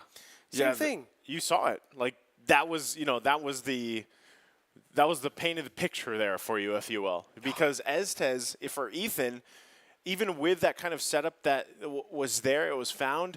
You know, Eisen even doing his best to kind of be that distraction, get that petrify off. But the fact that the healing was so much to deal with, you kind of saw that. It was a great final slash from ATM. It was 3. And he tried to follow up on it too. But again, by the time he got to where he wanted to be, the healing was already done. You know, it was already through. So that's something that's really tough to deal with. Again, if you're here trying to solve the puzzle of Estes and that heal throughput. Yeah, if he keeps on doing that perfect final slash entry at most of those games, they have a way of like punishing through that forced usage of the domain of the blessing of the domain goddess. Because if you keep on pressuring Ethan to use those regions right away, that's a window or just a small hole that you can even go with to just take down the defenses of Mongolia right away. And coming back from this pause, our camera is back in from the EXP lane. ADM and IESF just keep on doing with the pokes. Yeah, and we can still deal with this the best way they can. Well, the best way that they can deal with this is just maintaining. You know, maintaining that early game into the mid game, not letting things kind of scale too much out of control here. And so far, so good, right? Nothing in a huge goal disparity. Eisen, though, okay, could be in trouble here. ATM going to go under the turret. Might bit off a little more than he can shoot. Will take a couple turret shots as well. Backs off. Meanwhile, on the top side, we have Forbid. Ethan finally going to fall down here. This might be the perfect position for Cambodia. Pressing the situation, RWM going to come out, Jamal goes in, there's the heavy spin, going to be used offensively, finds D7, still going to be looking for more, takes quite a bit of damage, will get taken out, D7 falls, and then ZX Sora. It's a trade across the board. Now the answer is showing for the side of Cambodia. They take down Ethan first, and then slowly they find the next member to even slow down in team fights. They took away Sora, but that is the thing that they needed to do in taking that objective, but they had a push up top, and that is a trade. No, not even a trade winning by Mongolia. It's just Cambodia trying to look for these avenues to just keep on going. Yeah, relatively, though, still even, right? And that's the key here for both of these teams as they get through the early game, they get to the mid game, even itemization-wise, right? Picking up some of their key first items here, too. The fact that CCat has his Ice Queen wand will really help with the RWM setups that he's looking for. And then the response, too. Again, you're still looking for that first Dominance Ice to be, actually, it is locked in here from ATM. It was rushed by him. So he kind of is the one to put the pressure on, right? Be the one front line, get the final slash off, try to get that Dominance Ice activated and really help the team here. Meanwhile, Turtle here is going to be worked on, third one of the game, still getting in position, Forbid, half health here. ATM doing his best, going to have to flicker out. Turtle actually isn't committed to. Bebex goes down though, now ATM taking the brunt of damage. There's the heavy spin, we'll find the lockdown. He falls here, they're down a member. Cambodia still trying to be looking for more. Melissa going to be popping off here. Fury going for it. Going to be able to grab another. ZX falls as they turn the tides once again. Cambodia will now be able to take the turtle. Aizen and Forbid left. That initiation from the RWM, from the Eve, gave so much way for a bit of a force for Mongolia to force every ultimate out to regen and even sustain the final slash and the vengeance that gave so much way to ADM for Shima to even have a diversion play against Mongolia's team fight was one way of just pushing through that and just getting the objective for them side. It's 2 turtles. ATM, just he doesn't want Eisen to do anything, right? He's just going to keep pushing him back. Eisen will get healed up just fine, though, alongside Ethan. And right now, Cambodia, though, they're really just kind of putting pressure where they can. They've already got some space to work around with as they got 2 turrets. Also with Fury. Fury's in a great position right now, right? I mean, this is something why I'm saying, like, I was surprised Melissa hasn't popped up more because it's pretty devastating. And in the right conditions, you know, you really get to shine, especially popping that Inspire, having all that attack speed, even being able to whittle down some of the tankier members of Mongolia here. It's going to be tough to deal with. There's the final slash still. This is in its own right like their own eternal battle in the XP lane, right? You might see them trying to make a play up there. Not sure if they want to commit on ATM or not, but you got 4 members of Mongolia on the top side. Yeah, and building through how Fury... Oh, there it is, right? You can't escape that one, ATM. That was just We saw it coming. Yeah, we saw it coming. There was a vision. There was the Astral Recall. Meanwhile, down bottom, D7 and Shima as well is taking and trying to pull Zora right in their own wrath, but that is location revealed by Forbid. Will Cambodia push back or still move forward? Putting the pressure around the map, able to grab another turret. This is a 3rd one now for Cambodia. They are setting themselves up, right, for that first Lord of the game. Might be able to look for a macro play as well while they decide to go ahead and focus on that. Meanwhile, both teams still holding on to the mid-tier 1s. That is crucial for both of them as they lead into this first Lord. Big thing, though, is still relatively well here, OSX, is that both teams have kept the gold under control. You know, you don't typically see it this relatively close. I mean, it's about 1,000, 1.5K lead for Cambodia, but, you know, Mongolia has been doing a great job so far. Now that this first Lord is up, they are going to want to get in position, get buffs on their junglers that they want, and any resets they need before they get in position for the Lord. Yeah, 2 Purifies the side of Mongolia here could be very, very effective if some initiation might come from Seeker or even for Shima. That taunt or even the final slash can help them evade or escape the fact that they might be in a defensive. Look at that, D7. D7 going to find the stun, forcing out the heavy spin from ZXORA. ATM going to try to keep the map A. Will get locked down, though. Final Slash going to come through. Still looking for the follow-up. The RWM going to come out as well. They get the heals out. Still going to be looking for the kill that they can find one. He bobs, he weaves inside. It's an anime battle in the river. Ethan will fall. And still going to be working for it. Lord not even focused on. They have the numbers advantage, but the heal is not there for Mongolia. And right now they settle back into it. Cambodia, though, they still hesitating here. Bobbin and weaving, push and pull, ADM, just by zoning out all the members of Mongolia, putting them on a state that they might be trapped in that small corner that Cambodia wants. Did you see how how 4 members waited in that area and just to wait for even for the domain of the Moon Goddess to even just burn down? Was their moment of like, hey, pull them back in and pull them back out? And that is the micro play they were talking about Cambodia. This is how this is what their strength is in these kinds of team fights, and they are trying to look for a weakness point for Mongolia's lineup. Well, there's the final slash once again. Going to be working on ZXORA, but the heals are there from Ethan. Knock up from the Lord. ZXORA could be in trouble. 1 hit away. Able to get escape. Lord still going to be worked on too. Bebex will fall. Another one, Aizen. Lord already secured by ZXORA. They call the retreat here. Still, no one falling from Cambodia. The chase is on for Aizen, but he's able to get away. Now I set on the tier 1. They've got no minions, though. Mongolia takes the Lord. Taking on also with a push. Still, they have complete control with their waves, but on the side of Cambodia, they have more defense in terms of turrets and as well as minions holding their own waves. So they might eye on this Lord and have this way with a push, but also we have 80 on the far side of the map, though. Okay, this is going to be crucial here. They don't have ATM available. They're going to get slowed down quite a bit here. They got to work around it. Aizen going to take quite a bit of damage. Will be held up just fine. Appraiser's Wrath going to find the targets. And Fury is just unleashing. He finds a double, making a triple. 6-0-4. His Melissa is massive. Wow.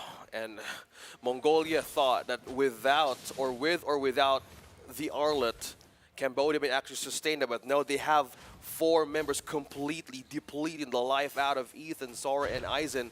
But just by looking at the leaderboard, just 1 member in Mongolia has the chance to even pierce through and poke the members of Cambodia here. So with that kind of way of like utilizing the setups, they need more defense now with the regen that they have. Quite a bit of damage, you know, for the leaderboard here for Cambodia. And it's up to Mongolia to kind of work through that, right? Right now, they do have great sustain. D7 going to charge up, Noon Blast. We'll find Bebex. No follow-up on that. It's better that they don't. Cambodia recollects here, not finding what they wanted to. Aizen trying to get some more information, but right now nothing. ATM also just playing the patient game. Might be looking for an initiation. Gonna be able to find a 3-person final slash as they continue to go. Ethan will fall. Forbid also on the run. ATM will get the stun. He finds Forbid. He falls. D7 now running back, while Fury and CCAT and ATM make their eyes set. Another final slash going to come through. ZXora will survive, though. Still, the Tier 1 turret stands. Look at the checkboxes now. Completely putting Ethan out of the team fights, taking Forbid out of maximizing those hitboxes in the side of Cambodia was a massive way of winning that team fight. Surviving the onslaught, surviving one of the region that he has, that Ethan has, is one of like saying that they have the damage now. In the scaling capability, Cambodia now has more weapons or even items to even fight back and push this time around.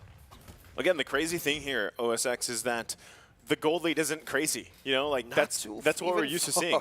At this point, 14 minutes, we see such like a disparity in terms of gold, right? So right now, even given everything that's happened in the last couple minutes, Mongolia's done a relatively good job at keeping the economy from going crazy, you know? So they're still relatively in a position to actually contest this Lord here. Contest is a great way of using their own tools here. They have more ways of putting out one member in Cambodia, but if they get more focus in just one center, could be a punish right in the back of their own lineup. Now they're pulling Mongolia in the space on where the Lord is headed. On there, so we have Queen's Wings, presence for ATM. Oh, D7. D7 also going to use Conceal. You know, RWM already fell down too. Aizen trying to buy some time as well, already committing the electro final blow. D7 going to charge up. Numenal Blast will not find the target. Lord's still going to be worked on, trying to get rid of ZXora here. It's taken by CCAT. And now ATM in the back lines, chasing down Aizen. Will find him. He's on a killing spree as he still focuses on Ethan. Ethan's got nowhere to run. He falls as well. 3 down for Mongolia. And that is how they take the objective out of Mongolia to bounce back in their scaling lineup. 15 minutes. And just by looking at the items, 3-man down from that engage. Looking at just by this, look at that. Final slash onto Bebex. And ATM is just unstoppable at this point. They're looking to push this one in. Turret's going to fall here quite low for both members. D7 going to charge up, focusing on the crystal. And in a decisive maneuver, they will take game number 1 for Cambodia. That's how you go back from a reset. Cambodia not waiting for the late game spike. They just needed a greater vision on where is Mongolia headed. They had the threat of the region. Yeah, he's just saying, yeah, I'm okay. But yeah, they still can do it, and they're still making it through. Man, you know, this is a step closer now, if you will, for what Cambodia and Chama here wanted from Mongolia. That opportunity to go ahead and basically get their revenge, you know, from earlier in the tournament. And this is already a strong showing, man. And I don't know if, you know, maybe Mongolia is fatigued a little bit from their series against the Philippines. But this one, it was great control from Cambodia overall here. They really set the tempo. They put pressure where they had to. They dealt with the sustainability from the Estes very well. You know, so this is kind of what we talked about. Like, I feel like now that we're at this point, you know, we're down to the last kind of matches here for our Asian Championship. They figured out how to deal with the sustain. It's the Arlet pick, completely. Is it the Arlet? For me, it's ADM, who's been an MVP with the moves of the Final Slash, and even with a Vengeance. Because how will you even penetrate a regenerating Estes right from the back line of a team with all of us being protected with such a way that window is their early, the early game power spike is their window. So with the usage, with the pick of the Arlet was a great way of having or breaking the defense of Mongolia. It's a great thing that you point that out, OSX, because that is something that definitely happened. You know, a lot of times ATM might have sacrificed himself in essence, but really what he was trying to do is get placement so that he could use the final slash in the right way, because typically what people want to do around Estes is like a retreat, back off a little bit, heal up, but you always have that option, you know, to cut them off and final slash. It's like sweeping them back to your team. in essence, right? And that's kind of what happened here. Even though there was great CC potential from Mongolia, it just wasn't able to be enough to turn things around, especially at this point in the game when Fury started getting kill after kill, and this Melissa just popped off. You know, that was the tough part for Mongolia to deal with. Amazing pickup as well with the Melissa. Yes, they have a region, but the marksman of Cambodia is completely covered with full protection, but just being in the front line with the usage of her ultimate, he has a way of just throwing all the needles and flowers that they needed to take on Mongolia's defense on how big of a problem it is from the early game. As you can see, in 12 minutes into this game, they had the chance, or they saw that ADM is on the other side of the map. But one thing that gave him a win here was the RWM CCAT, and as well as how they sustained the way of not getting Fury in trouble from their own defense. Like that's what I love so much, and you just saw this from the highlight, is where the fact like RWM would be dropped, it would come down, right, be committed by CCAT, and a lot of times Fury would just set up in the RWM. Right, so he was relatively safe, and then of course you have Melissa's ultimate as well to keep people away from you, and that worked out so well. And this is where things kind of just collapsed in. And at the 15, almost 16-minute mark, Cambodia decides we're gonna end it here. Yeah, it's always about taking out Ethan first. Yeah, and that was the thing that they need to check most of the team fights that they're having.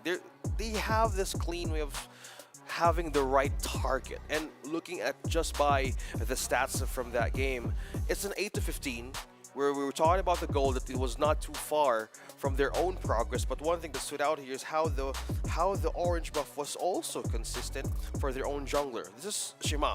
We've known Shima as one of the highlight junglers that we saw from IESF. Use the lances, use the Ling. A different way of approaching being in a utility, since there's a lot of slippery heroes in the side of Mongolia. You have the Benedetta, you have also the Akai, might use the heavy spin, but one thing stood out here is how they build up the items on this point in time. Well, what I like so much about the lineup here for Cambodia is the fact that, Chama is typically known for being fancy, and flashy in the jungle, but he has had to learn and adapt. I would say all the junglers around the world had to at some point, learn that utility kind of tanky playstyle, and this fits so well because you still have a ton of CC available to you, right? And then you pair it up with the fact that D7 on this Lolita kind of helps you out on setting things up, and not always was Lolita basically landing the Newman on blast, but it was still relatively good. You might find one target, you might find two, but you also have the kind of on-demand stun available to you. And then, of course, we already talked about the final slash. So everything just allowed basically Fury to have a good time with the Melissa. Oh, yeah. Like, from start to finish. Fury had no struggles here. Yeah, speaking of also the struggle, the pickup of the Queen Swings by Arlott was one way of dealing that, hey, I have two members here in the side of Mongolia that has a possible way of getting back the damage. You have the Benedetta, you also have the Brody. So in order for you just to get those basic attacks away from you, that's one way to deflect. Most of the times he gets on to initiate the back line. So that is just Cambodia waking up really great this morning. Well, they've been waiting, man. They have been waiting in the lower bracket. So this is one way of saying, they have completely reset what happened from day number 1 of the playoffs. Yeah, I was gonna say, not only have they been patiently waiting there, but this is something that they've wanted, and it's already off to a good start for them. Hopefully, like I said too, it seems like, at least for now, you could say the majority of the teams have figured out how to deal with the sustain kind of composition. Now, that's why I'm wondering if this also just kind of turns into where we see, for example, Mongolia fall back to that comfort, right? To go there, just execute it well. I'm not sure if that's entirely on the fact that, Aizen gets the Terizla. This game, when we were talking about the draft earlier, we were talking about Aizen and his Benedetta and what we saw yesterday, where it wasn't anything special, but then you see him in the hands of Terizla, or even some of the other picks he had in yesterday's matches where he does perform very well. So I am going to be looking at the XP lane specifically here because ATM has also had his own struggles throughout the tournament, but this was his match. ATM on the onslaught here was just a sight to see, basically. And he's awake. He is awake awake and ready. Awake and ready. And having the Arlott on his own way of dealing those kinds of setups back in the other teams, team fighting capabilities. So with that, it could actually be banned or even being taken. Because on the other hand, also, Aizen could even use it. Well, Aizen could use it, yeah. Or yeah. like the way this will change again is because they'll swap sides, right? So like that priority obviously was the Novaria, and now you can kind of wonder, was the Novaria a game changer here? And I think early on, yes, it was, because it was first blood. And even though that you have that first blood being taken for your Novaria, you still need to be able to scale into the game, right? This is the matchup we're seeing. Novaria, Eve for a lot of the times, right? Now, Novaria with an early first blood, even though that builds your momentum, you still need to be able to actually win those team fights, right? And now for Mongolia, they might opt to let it go this time and maybe take something else. Again, it starts in the draft, and it's good that we even heard, Bara and Waji talk about, in the interview, like it's all in the draft, because it really is. And Truly. That's kind of what falls into place here. Now, for these teams at this point, we already have, we're getting to the point where, like, we kind of expect these picks in the first phase, and it really comes down to, like, what do they want to respect ban? What do they want to deal with there? So I still kind of expect either Novaria or Eve to be picked up by both of these teams unless it's manned out. Depending on what side they're going to be. So if they're willing to open up the Novaria once again, or even being taken by the other team as well, they might open up the assassin heroes of Shima, which is good in handling those kinds of problems. So you have the Lancelot. It wasn't even banned. Yeah, it wasn't. But what about ZX Aura? ZX Aura as well. A lot of open. He likes the Akai, but yeah, it's more like a heavy spin on a defensive, way of dealing with team fights is nothing that you don't want. Well, I would say like this last game, ZX Aura for the most part, like he was able to find some offensive like heavy spins. But the downside of it is once they found lockdowns and stuff, even though they had sustain, it was just troublesome, like because Cambodia had answers for a lot of that stuff, and that's why I'm talking about like layering of the ultimates or even the abilities, especially early game, is something that a lot of these great teams are great at executing. You know what I mean? And it's tough for them to deal with. So let's wait for game number 2 on what could possibly happen, on how will they bounce back, on how will Mongolia channel their way of having a retribution in this best-of-3 series. Again, the one who's going to go up is going to face Philippines. So might as well grind their way up. And I can feel how the intensity is just going through the teams and the players right now. Is they need to get, in a way, like, we need to go back. We need to bounce back on. With that, we just need to beat this series in order to have that spirit to go and just fight back up. It could be a very similar situation from last series, right, where we possibly see another 3-game series. Oh, yeah. Because Mongolia can definitely bounce back from this. And if anything that we've seen from them before, that's exactly what's to be expected and how they can turn things around. What they learned from usually the game 1. And this wasn't like, this wasn't a stomp or anything like that. They've dealt with worse. Like game 1s have been worse for them. But this one, so to speak, it was relatively a decent game for them for the most part. And then, we just saw Cambodia kind of pull through from that. So, like I said, we'll see here in just a second as we get prepped up for the draft for game 2, if they can take us to a game 3. Once again, Mongolia will be on that red side. You got Cambodia on the blue. Ban's already coming out. The Fredrin will be taken out this time. Don't want to give that up.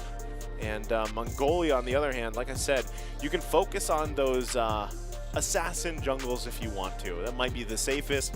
Also, again, even possibly opting to take out the Uranus. Yeah, and the XP lane now is the main focus of those team fights that actually could break at any point in time. So if they would focus more on the assassin heroes that Cambodia has, it's opening up also the XP lane heroes that they can actually use against. Yeah, he's smiling. Yeah. Jamal's ready. He knows. He knows ready. Yeah. It's the first time we're seeing him like twice in a day that he's not wearing his red jacket, and maybe that's one thing that we are looking to see. Like this is maybe this is their way of resetting stuff right on the bat. I think Jamal's just ready for that. To get that final nail in the coffin here. Match point, right, for them. Looking to get the revenge that they were seeking. And they do that by taking out the comfort picks. Also, you know, that's the response from Mongolia too. They already took out the Ling. Aizen not going to get his hands again on this Terizla either. So, you know, this will force Aizen to kind of step up once again. Like I said, you know, now twice the Benedetta hasn't really worked too well for him. So you might want to go a different route. Novaria also being banned out is great. It just, you know, that's not going to pop up in the first pick now. An assassin hero might be prioritized by Cambodia since they're on the red side, but just by looking how their history went in IESF. Let's see. The possibilities of them taking the Lancelot could still be like... Still there. What if they go, yeah. you know, Lancelot, Angela? Ooh, You know, what if they decide to go that route? 80 to 90% that they might prioritize the Lancelot or even an assassin hero, because in Mongolia here, it's mostly on to the respect bands and as well as target onto the roam heroes. The Kaja, you have the Diggy. It's always that part that you don't want to have the -1 right into the backline. If this is not an Eve ban, they're just going to take Eve. Probably, yeah. That's the gambit. If Mongolia wants that part. Okay, so with this being present, with the Ling being banned, Eve could just be the answer. But no. No, they'll probably just take Eve here, right? Because she's not banned. Again, Novaria, you don't have to worry about that. Again, you're always kind of considering like these priority picks. What's the safest? What fits in these different kind of play styles and compositions? Eve is probably one of the best ones. They could also be willing to give it up, right? Like you mentioned, there's still stuff on the table. There's still quite a bit every time we get through that first phase of the draft or the bans. Especially given their play style, you know, so it really depends too. Like you mentioned, do they actually want to opt for, yeah, there it is. Do they want Chama to play an assassin, you know? And then now, even with an Eve locked in, if you're Mongolia, you got to be able to handle that. And one of the best ways to handle it is something we've seen relatively before, was the Farsa, right? Taking the Farsa, at least you have, I would say, relatively an even matchup against the mid lane. They do secure themselves the Uranus here, which is great. Great pickups, plus the Faramis. Yeah, stolen from Cambodia. Better way to hold their XP lane. If, again, ATM would use the Arlet once again to even just to stay the lanes and cut through the waves, right? Yeah. So this might be a good way of just holding their way through, because they might just take Claude. Yeah, better Claude and an assassin for Shima. Thinking their jungle pick plus marksman. Yeah. Unless they go XP again, like they could. Oh, all right. Going for them. I mean, why not? You had a great performance previously. Go ahead and lock in the Melissa here. You still essentially like get the same setup that we saw them do, which was your real world manipulation was dropped. Oh, okay. Finally, we see Glue back in this game against Uranus. I'm so not used to that splash art. Yeah. I don't know. I'm just not used to it, but you know, because I'm so used to seeing like Glue himself like pop up. Yeah. You know? But yeah, it's a good response because you asked this yesterday, Francis. You know, you were like, "Hi, where's Glue?" Well, now he's finally here, right? So the fact that Glue is being shown, it'll be nice to see some of that variability. I still think it's going to be a little bit tough dealing with the Uranus there, but overall, if anything, Cambodia has great picks for this first phase. On the flip side of Mongolia, they went in and will go ahead and locked in their jungle already, right? They went with the Hayabusa route, and if anything, it's going to be the same thing. They got to be able to start the momentum in their favor in the early parts of the rotation. And hopefully they can, you know, especially with the Hayabusa like this, you don't want to get behind. You don't with the presence of the Glue, how ATM managed to zone every member out of Mongolia. I say this is going to be another hard time being present in objective takes. The respect still goes on for D7. Mongolia banning out this Franco. They still don't have a tank yet for Cambodia, so they're just slowing down the options for Cambodia to take in this next game, because for their own draft, Kaja would still be available for Cambodia, or even the Lolita. It's like, even that, like, I would just love to see an Atlas again. No, I love it because, like, when we saw him yesterday, I was like, all right, this is the Rome. I don't know. Every time an Atlas pops up, like, I'm always excited to see them because usually, like, you know, just seeing the Fatal Links and the way that it works with focusing Mark now is always exciting. And then you especially with the new skin, it's amazing. Yes. Yeah, shout out to that new skin. I love it. Amazing skin. I'm an Atlas main myself, so I love to see it back again. Yeah. So with this, a Lolita stolen out from Cambodia for, well, just to give a way of having a mind on the layer of ultimates that they can have from the Eve and the Melissa. Well, another thing is open. Kaja would be open for Cambodia, though. Like, Kaja would be great, but I just think you need something in the Rome option to deal with this Cult Altar, or to help deal with the Cult Altar. You know, that's one thing, is always solving through that, getting it down as fast as possible as you can. Yeah. And so you've got a couple options. If you do go Kaja, then, you know, that's really, you're just focusing on that one target. You're trying to immediately get that numbers advantage and then work around that. But, you know, this time, it's really, you got to be able to complement these first picks you have. It's going to be a Grok and a Lancelot. So you mentioned this, you know, Lancelot was open. They go ahead and secure that in. The Grok, now on the other hand, is still a great set potential that they can capitalize on. Now the response, though, from Mongolia has to be something solid for that gold lane, right? There's already a lot of bans here, so it might be a Brody. They might have to default to Brody because the Beatrix Claude is out, unless they decide to go with something else, right? And this could possibly even be a Mage gold lane. Like, if you really wanted to put more eggs in the basket of magic damage, right? But you might be risking the lack. Yeah, you might. Harith, maybe. I don't know if you want to. I don't know if you want to go that risky route though, because then you would lack a lot of, you know, physical damage. Okay. Whoa! Yes, for the first time. I feel like 1-1's so difficult now. Like, in this new meta, yeah. There was a time, yes, 1-1 was amazing. You know, like literally almost broken. But like now, she just like has such a hard time. I feel like. In like the current state of the game.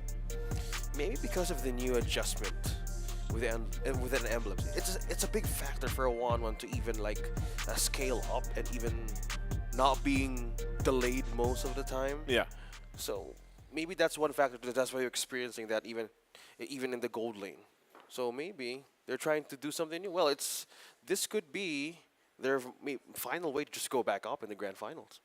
Who knows? I mean, again, this is match point, right? Yeah. Technically. So unless Mongolia can do something about it and bring it to a game 3, it has to fall in place in the early game, and that's really what they have to be able to do, right? So we're jumping into it. Again, ladies and gentlemen, welcome to the lower bracket semifinals, the best of 3. It's match point now for Cambodia on the road to getting their revenge against Mongolia from earlier in the tournament.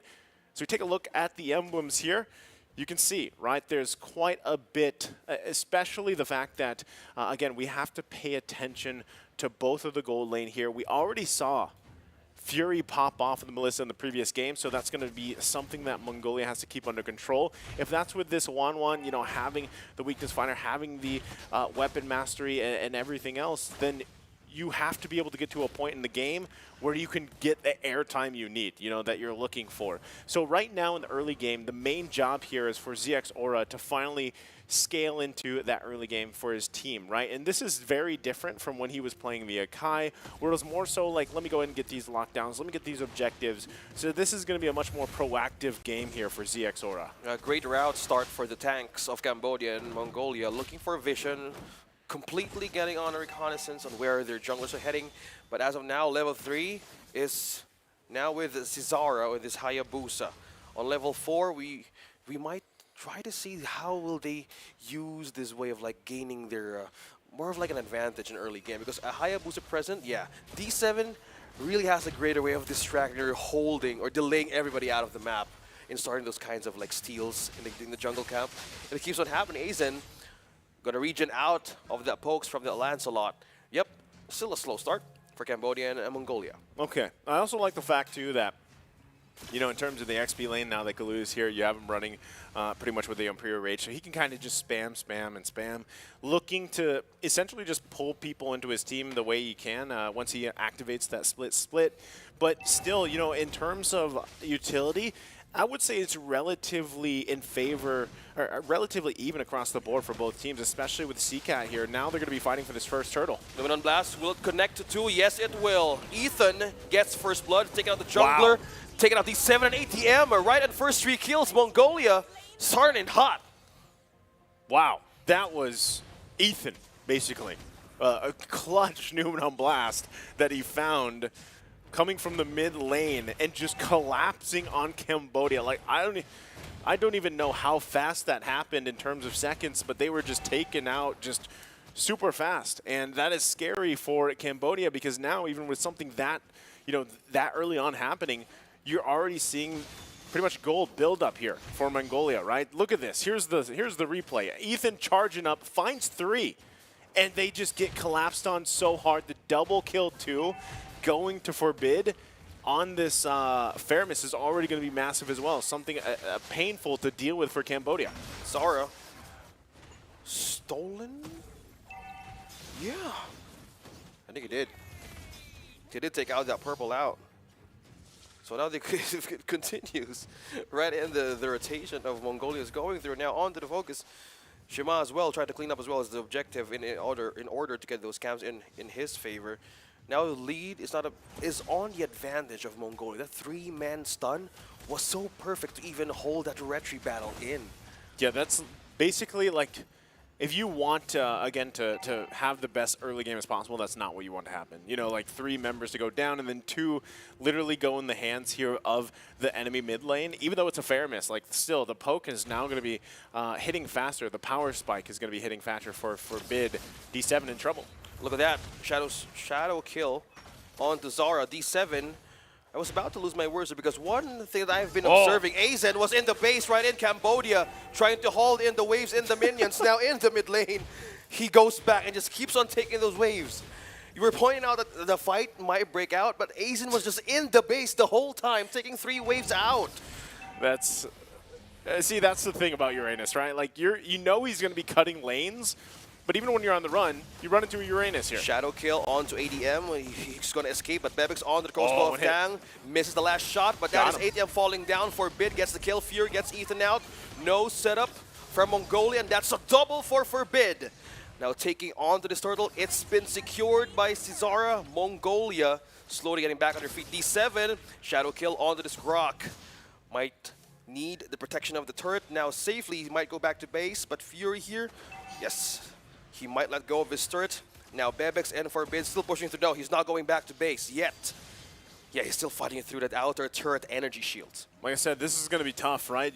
This early on, this kind of lead already for a team like Mongolia. This is what the Philippines felt, in Game 2 of the previous series. And we heard how difficult it was to deal with that, right? So when tongue-tied as well. MGL. When Mongolia also gets that lead, they don't let up, man, so that's something to deal with. Still fighting for the buffs as well. Azen trapped into 3. Look at that. Numen on Blast will connect onto 2. That is a massive setup from Mongolia. Now who's going to be the next target here? It's going to be Zizara, trying to look for an opening, or ATM as well. Won't have a way to pull one off, but D7 is coming in from a conceal. Will be next. Shadow kill will not finish ADM, but still signified 2-man knockout from the wall charge.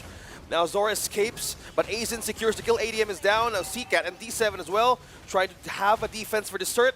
But now Mongolia punishing through that setup over, back and forth. And it's Bobbin and Weeben, as you say, has to get in that team fight. Yeah, right now, look at them. They're making a hard line towards Fury, but they're not. I don't know if they're going to be able to catch him. Super Chama does go down, though, mid lane. There's some push, right? You notice this, OSX, that they've kind of just given the signal to Fury, like, just push, farm up the best you can. We're going to try to hold on, because right now things are just kind of getting out of control. Oh, CCAT will go down. Didn't I not say this earlier? I was like, this is going to be a different game for ZXora, because we're so used to seeing him on the Kai and kind of just like either being defensive or, defensive heavy spinning, or once in a while offensively heavy spinning. Offensive, like pinning someone down, going to retry battle. But what more fits with his own kind of playstyle is this kind of heroes, the Hayabusa, maybe Ling, or maybe even Fanny. But now he's just on a roll with this, taking the turtle for Mongolia. Now Aizen here, and even Ethan just looking on who to get here in the camp. Orange buff has been taken. Aizen still sustaining the fight. Knock up from D7's wild charge now for Forbid. Now ATM pulls back one in, but the Numenor Blast won't connect. D7 is trying to go back and retreat for Regen, but Aizen still sustaining the fight. Wow, the Regen is massive, but ATM falls down in the hands of Bebex. It's crossbow of 10, connecting to 1, connecting to 2, and that's a double for Bebex. Mongolia on a roll, 12 points in. Man, that was tough. ATM, like I said, even trying to flicker over the wall, not going to happen. Deep under the base, though. Wow. That's the scary part, so you know. Like close. that's not fun to deal with when you're this outscaled. Again, it's now 8,000, about an 9,000 gold lead that you're working through. And you can just see it, right? You can see it across the board. Every single member of Mongolia is just online, ready to go. They don't care if it's 1 versus 3 sometimes. They'll just still go, you know, because they know they're going to have the backup here. And even just looking at the items, you can see how much of a disparity it is. Even in the mid lane, right? You're down like 2,000 gold if you're CCAT against Forbid, and it's showing. Even in the jungle, you're super far behind in terms of gold and levels, you know? So really, what can you do but hold on for Cambodia? You got to just enjoy the ride. Yeah, Zizora now going down deep, targeting Fury. Oh, missed out that last Shuriken throw. Now still, the damage of Zizora now needs to be respected by Cambodia, though they're pushing this team to be in a defense of their own base while they clear out minions. There are no turrets being taken out on the side of Mongolia as of yet. No, we just have 1 death for them, though. Just Ethan, the Lolita on your side. Well, like I said, man, I don't know. You know, maybe earlier in the tournament with the Philippines game, we did see a game like this where it was just 10,000 gold lead at 9 minutes. Like, that is massive. You know, and this is all just on the shoulders of not just one member, just every single member from Mongolia. And it all started with Ethan, by the way. Like, Ethan's setup early on to that first turtle just allowed all this to happen, right? Even if you look at the damage leaderboard, CCAT is there, but, you know, that almost doesn't count in these instances because even if CCAT sets up with the RWM, there's not enough to deal with basically the defensive front line already from Mongolia, right? Everybody is so far low in the damage department from Cambodia that a fight is almost just, it's suicide. You know, you can't really do something about it. Like, you are going to fight and then you're just going to end up dying. Well, that mindset of having that high-risk, hard-reward play is just something that goes around the heads of our pro players here. Because if you don't get to make that play, in order for you to have a good re-entry in this type of like mid-game spike, that's where you lose it. Yeah. Maybe that gives them a chance to even just to keep on going and wait for the right moment to strike. But if they keep on just going passively up against Mongolia, they just keep on turning 1 by 1 from the base. Look at that, immobilize 2 members out from Mongolia. Will it connect to something different here? But Aizen is in the base, still looking for an avenue for a setup. Wow. Okay. They do hold on to that mid turret just for a little bit. But I could see Mongolia still pressing the situation. Next wave going to come through. Aizen just planning himself there. Let's see if they can defend against this one. Still holding on for a little bit longer. There goes the turret. Yeah, turret is down. Ethan charging up his own Numenor energy core. Now that is one way of dealing and clearing through the waves. Mongolia, look at that. Bebex just keep on hitting CCAT and immobilizing right in the base. Look at that. Uji Shadow Kill will connect. Zora takes Shima down. And another one, they're eyeing on his top tier turret. Now that is the fight is going to break. Ethan is down. Ethan is taken down. ADM. Now the fight continues to happen. Defensively, Mongolia is still sustaining the fight though. Missing out that charge, but Shima and ADM is down. Base is open for Mongolia, but there is still no minions from the side of Cambodia for a defense. Now just taking out turrets from up top. Wow. And they're going for a reset, but that is Forbid. CCAT takes him down, preventing him to go back to the base. Okay, so there's like these small glimmers of hope for Cambodia, right? They defend based off the over-aggressive kind of need to want to end the game for Mongolia. Like, they wanted to end it there. They're still maintaining about an 11,000 gold lead here at the current state of the game.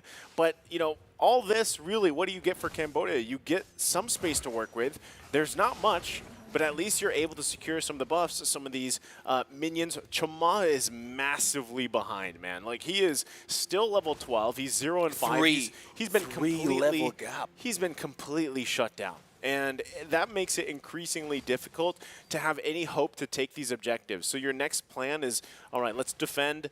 Let's try our best to hold on so that hopefully we can set up, you know, the RWM and have Fury there helping us as well. So right now you really don't have any options. You're just going to give up this Lord and try to get any advantage you can, even if that means just getting your buffs. Yeah, and speaking look of at this advantage, wow. Mongolia is now getting their hands onto this Lord. A good zone out again by Aizen, not letting members through. Look at that on a conceal. State Mongolia would want to push or might get a setup. Yep, that's a wall block. Still utilizing D7 here to delay the entry of the minions of Mongolia. They just keep fighting it. Look at that crossbow of time being activated. Who's going to connect to? Now that is one follow-up again from Cambodia. Who's going to fall down first? It's going to be Bebex from Mongolia. There's no damage deal now, but the Lord is now pushing through the base of Cambodia, and that is it. Mongolia has now found its way to settle this for game number 3.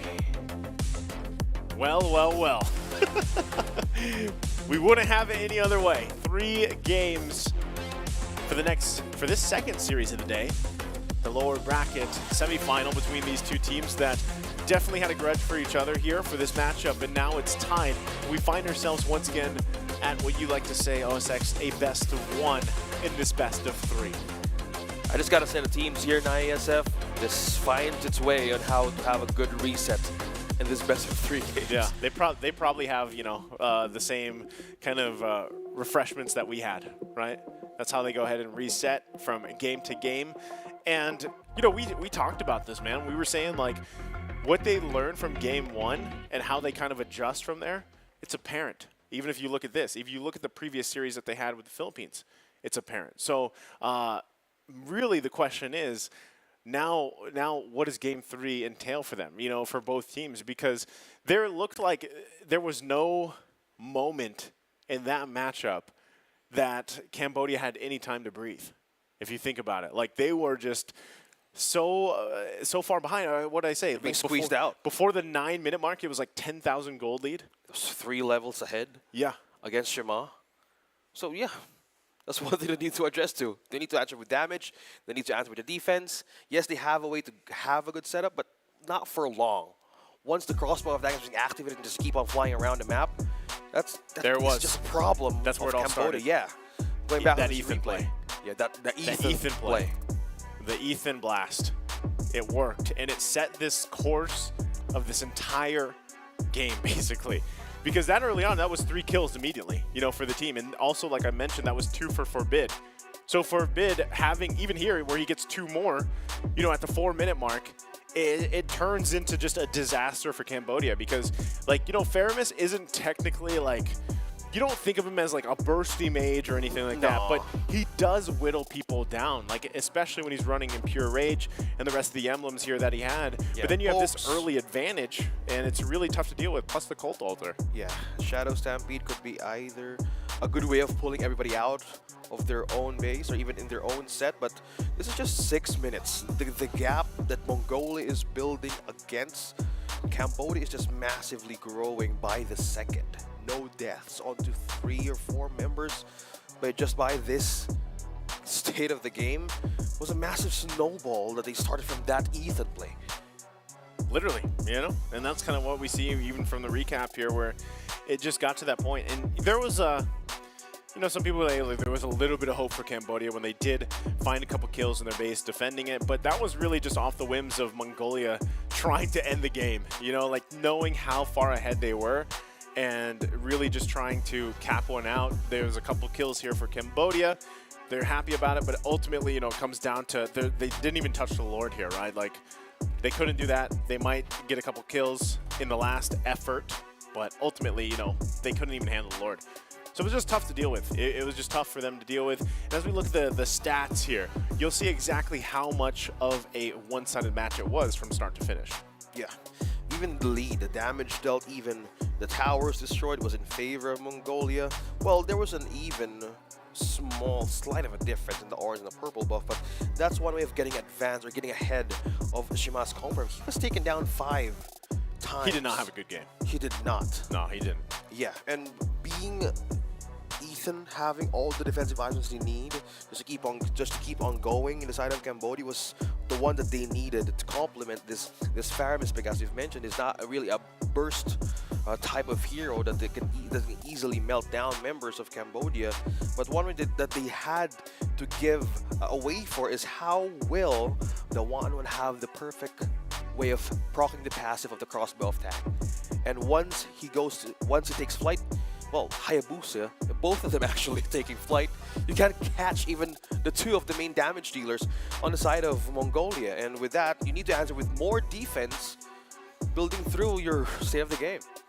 It's interesting too, because we haven't seen 1-1 too much, and I was even saying, I was the one that was like, 1-1 really struggles in the current meta now, and everything else. But in this situation where you just have this big of a lead, like, you really shine, and also the fact that you have Weakness Finder, you pair it up with the Corrosion Scythe, the rest of the team composition that you have. Again, you're able to find your airtime. And that's that's kind of what happened there. And maybe this is why Glue hasn't been popping up, man. Why? It's just the complete definition of like what? Not like the difference between ATM game 1, ATM game 2 was massive. Like in terms of like his impact, and he was trying. Like, that's the thing with Glue here, with this lineup that we're facing against. Like, ATM, there was obviously effort there, that he was trying to, use the split, bring people back to his team. And he even got a couple flickers out, right, from Mongolia. But ultimately, like, he wasn't able to do what he did, for example, on the R-Lot, where that was, like, way more impactful, So it was a tough time for ATM. Well, we'll see how they adjust in game number 3, because we are looking at the team of Mongolia and Cambodia being out of their own comfort zone, their own roots and their own strengths even being trimmed down in the draft. So this is a test of actually opening up more pages from their book on how that they went through from their off-stream games, even from on-stream games. So if they pull out something of what they've learned from even from falling down from the semifinals bracket, this might be a great way, because we were surprised on how 1-1 completely was the last pick of Mongolia. Well, we kind of call it like this might be their chance, like, okay, let's just risk it all, pick out the 1-1. We kind of forgot about that. Man, I thought we were connected. I thought you were going to say the Hellcurt. I thought that's where you were going. Again, we saw it pop up in one of the drafts, right? Yeah, we were kind of expecting it. No, like, you're right, though. Like, if you want to, if it all comes down to this next matchup, which, it does, because it's now that best of 1 to see who goes to the grand finals for the Philippines. It's I called the Hellcurt then. You're calling it? Maybe. I was going to say, this is the time. Like, this is the time to bring out whatever, surprise you're holding on to, or if you have something up your sleeve, this is the time to do it. So, again, we'll have to find out. Both teams kind of getting situated here. We have one more game for you guys for this series between Mongolia and Cambodia. We're going to take a short break so everybody can get a breather. We'll be back after this.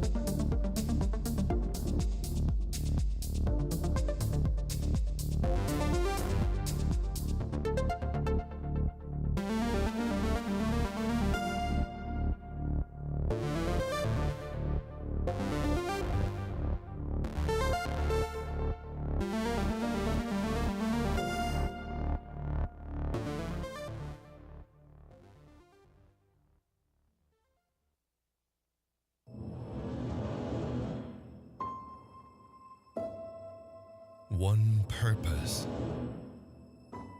one dream, one rhythm,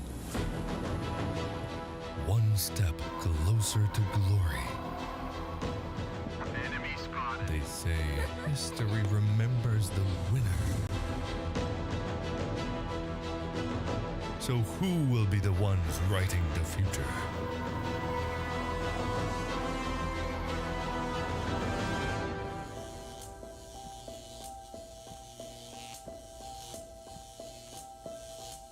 The halls of power call for their kings. The ones who won't back down. The ones who believed.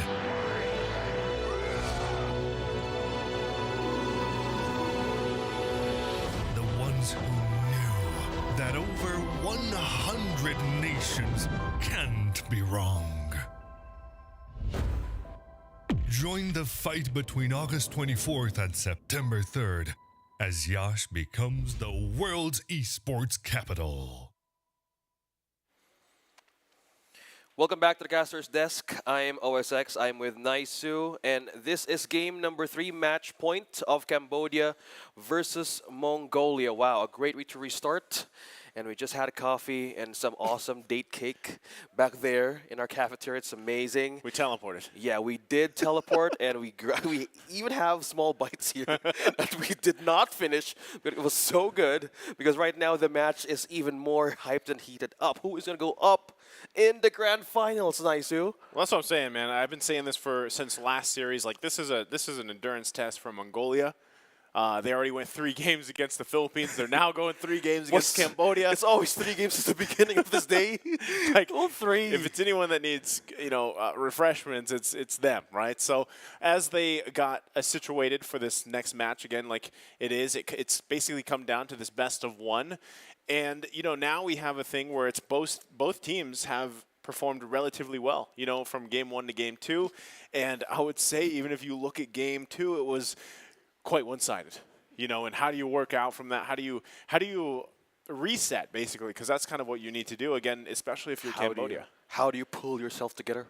Pull yourself together. I see what you PYT. did. I see what you did. Yes, PYT, yeah. What's that do? It's What's the pull emblem, yourself right? to do? Yeah, what's it do? Well, you have smaller time going back in the field. You have a smaller time. Yeah, but in a more emotional way. You get to get back in the state of You're the one that threw that out there. Yeah, your PYT. Okay, yeah, we have seen quite a bit of pull yourself together, right? Yeah, today. Not only that, Atlas. If you want to pull yourself together today. Okay. Okay. I think that's one of I'm telling you, like, if anything happens, like, now is the time. Yeah. Now is the time for these teams to take out Atlas or El Helkert. Okay. Okay. No, I'm serious because, like, in terms of the team fights, at least I'm serious about the Atlas. I don't know if Helkert is meant to. We're gonna do a bet on the Helkert. The one who wins gets another cake. Okay. Gonna get me a cake. All right. In the break. Okay. We'll find out in a few moments now. It's Cambodia versus Mongolia. Okay, we have seen them trim down their comfort picks. We saw Shima back in the Lancelot, which I'm going to be honest, Shima got a struggle. He had a hard time. Yeah, a hard time That's an pulling through his understatement. objectives. Yeah. Yeah. And also, we're seeing more of the comfort picks rise up, but the ones we were kind of like missed out, especially the 1-1, was a great way of like translating a different approach in game number 3. It was great that 1-1 actually, had a rather great game, because statistically speaking, 1-1 is usually shut down. I feel like has a hard time in the gold lane, and that's why we saw some of the variations in terms of gold lane picks. We see them now being banned out.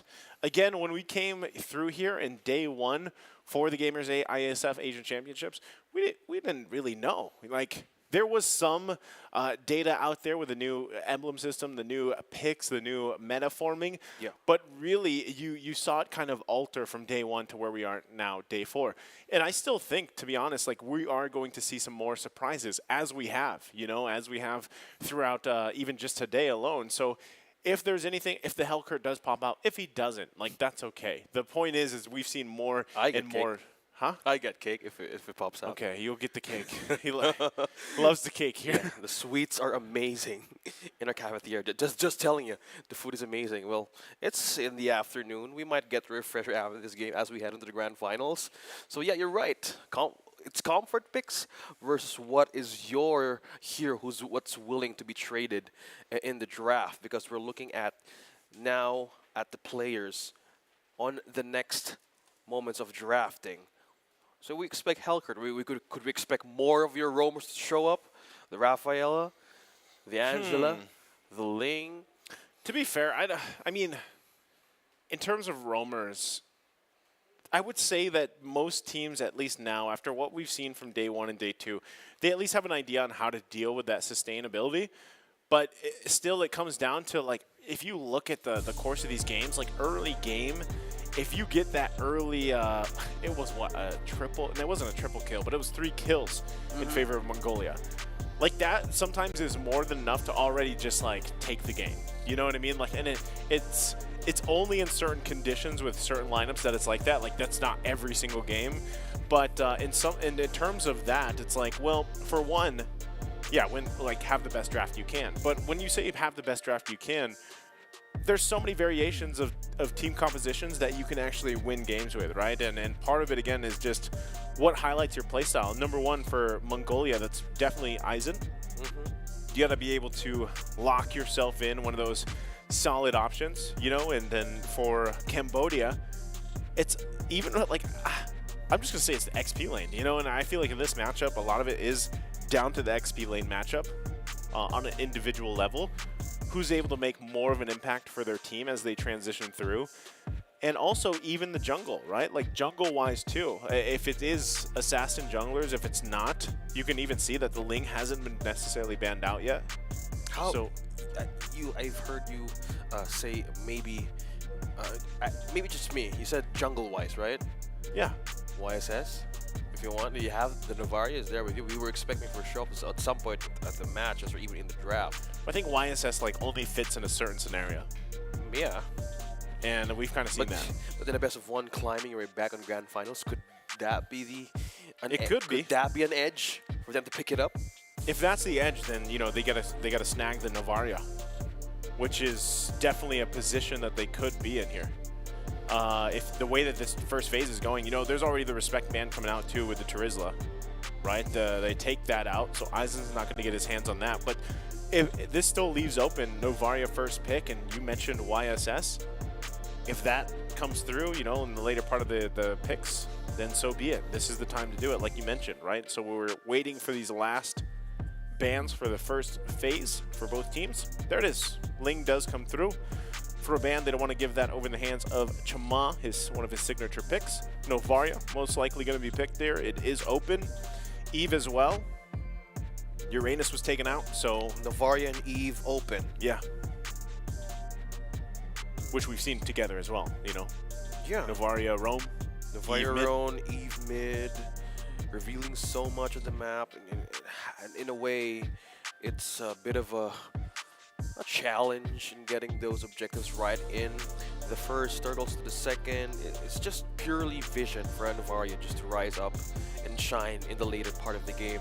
So that could be the option though. Will they trade the Novaria? Will they trade the Eve to Gambit against Cambodia? Will D7 finally gets his Franco that has been banned twice in this best of 3? Yes, they're willing to give the Eve for Cambodia. Novaria. Why not, right? It's a solid choice. We still don't know 100% if it is going to be Rome, if it's going to be mid. Most likely with this lineup, mid. Deflexing. Yeah, definitely flexible, right? And the way that Fort Mid's been playing, man, you can count on him. You know what I mean? Like you can count on him to be a integral part of success. There's the answer. As we expected, Eve was going to be open. Good pickup though. This is a throwback to game 1. Yeah, ADM.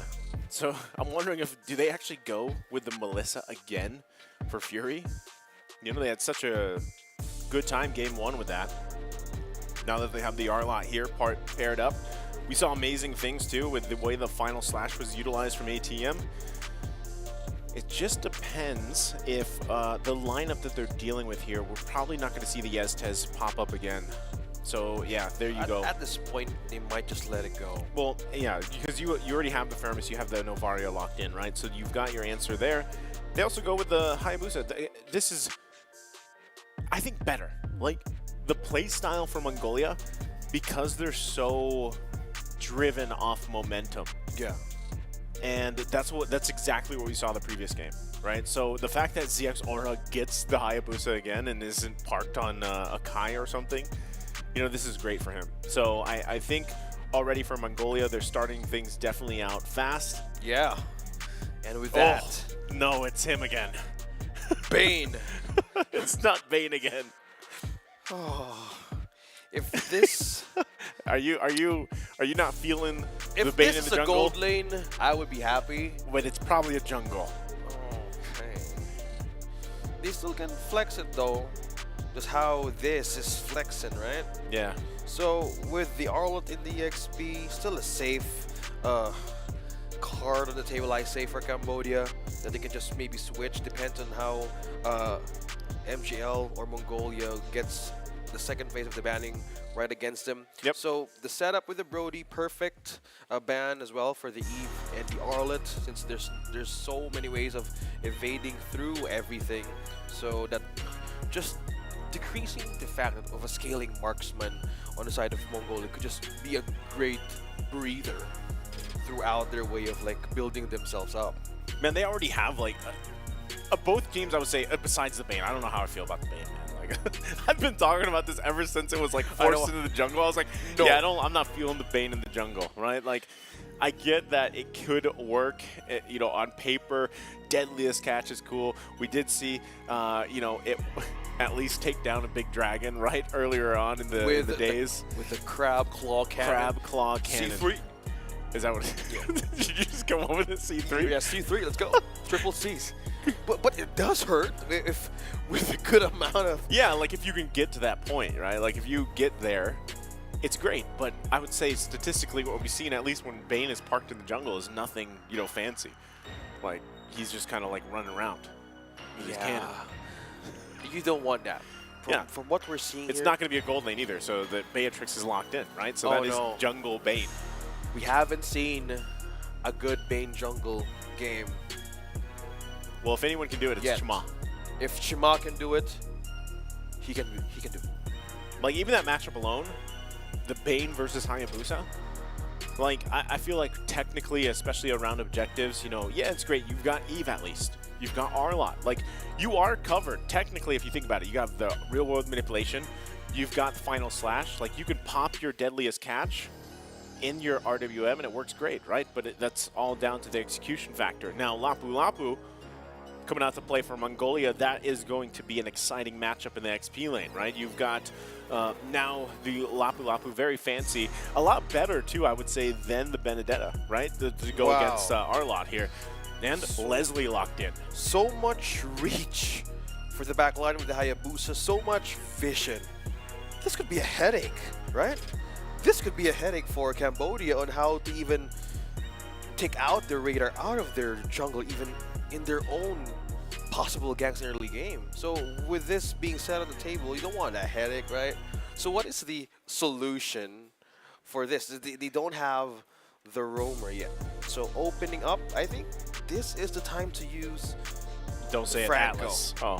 Franco or Atlas. D7. D7 had an amazing... Oh, it's neither. He doesn't want hooks. He just want to be invisible. He had such a good game on that Franco when he locked it, and I think he had like a 90% accuracy rating. Yeah, completely. Mongolia is forcing out for him to even use that Franco. But into the early game, do you want to step down a bit and just delay everything for Mongolia? Remember the last time we saw Natalia locked in? Yeah. How not good it did?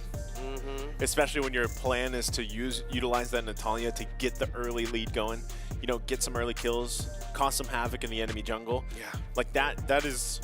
So now it's in the hands here for Cambodia to utilize that. Again, we're down to this final game of the series. And there's one more shot of what these teams are fighting for along with the glory. You're looking at it right now. That trophy, that beautiful trophy. Not to mention the prize pool, right? I mean, That's obviously there too. Yeah, it's a one big happy day It is. for IESF right here in the Saudi Esports Arena. So we're about to head into the game. It's match point. Mongolia versus Cambodia. Who is going to climb back up to the grand finals? Both fell in the lower bracket. This is the test that you want to overcome to go up against the Philippines, who is waning in the grand finals. Ethan, you got to be careful here, man. D7 has to execute as well. He's gonna try to get that vision. He might try to get that kill too, but I think they know. Yeah, Ethan knows. If D7 gets a good game out of this Natalia, it would get a good standing point on how this could actually work moving forward. Because we haven't seen a great way of utilizing all of the skill set of Natalia, especially in the lineup of Mongolia, which could actually need to survive from minute to 5. So let's see how it goes, though.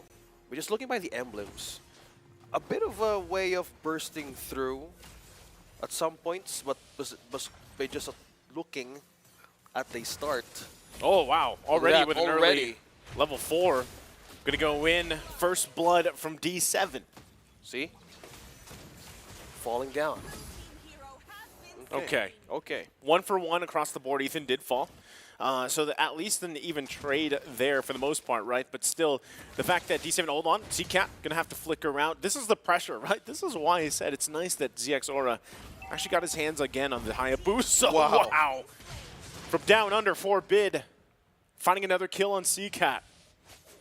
You get the vision, you get a poke. If it's a slither of health right onto the team, that's how you secure a kill. Novaria in the hands of Forbid once again. A straight 3 games coming down from the semifinals. ADM might be in trouble. Oh, ATM gonna get dragged back. Should be fine. Able to escape. He didn't even have that level 4, so not really needing that final slash either. Now that this first turtle is spawned and up for the taking, ZX Aura's got to be careful. He is about half health here. Turtle's going to do some damage as well. They know it. Chama, wow, taking a shot. Aizen will take him out in a blink of an eye, and now with a shadow kill, D7 will fall too. It's a disaster here for Cambodia in the early game. Nice final slash, still going to be looking up. They get the Cult Altar down. Can ATM turn it around? He traces down. Forbid gets the kill. Now he's left alone. 1 versus 3. Does he have the fancy footwork? Goes with the flicker, but it's just too much. He's going to fall here, gets the stun off, bobs and weaves, pushes them some more, still going to be going, but not enough ultimately as he falls. With that, buying time for Shima, second time around. Okay. And getting this turtle for Cambodia. He takes it securely. He might fall down at the first part, but hey, that is just ADM buying more time for his teammates to fight back. That's exactly it, OSX. Like, ATM just bought so much time there for Chama to die, come back, and still take the turtle. Like, you know, that is a quality already play from ATM. Once again, we were talking about him playing this R-Lot again like he did in Game 1. So something they have to be conscious of. D7 going to be dragged just a little bit. He's got to be able to dodge some of these shots out here. Has the backup from Fury. Now CCat joining as well. Fury's quite low. Again, this is the threat, too, of, you know, Novaria. You might think, right? You might think that you're in a good position or you're not spotted out, and the next thing you know, you're getting chunked down. Well, speaking of positioning, if the backline is what you're referring to, if you're a Novaria, having that pull on the Astral Recall, the only person or the only hero could be the only way of having that -1 is ADM. Again, the Arlet would even go through just like that. It's D7. Oh, nice final revealed. slash. Already getting the Cult Altar down. This is the threat, right? D7 also able to sidestep that. Still, they doesn't result in any deaths here, but Aizen now going to jump in, has the Bravest Finder available to him. Still, Chama going to be in trouble, will be taken down. Shadow kill goes through, and they find another kill here for Mongolia. Yeah, this is the in and out of the composition of Mongolia.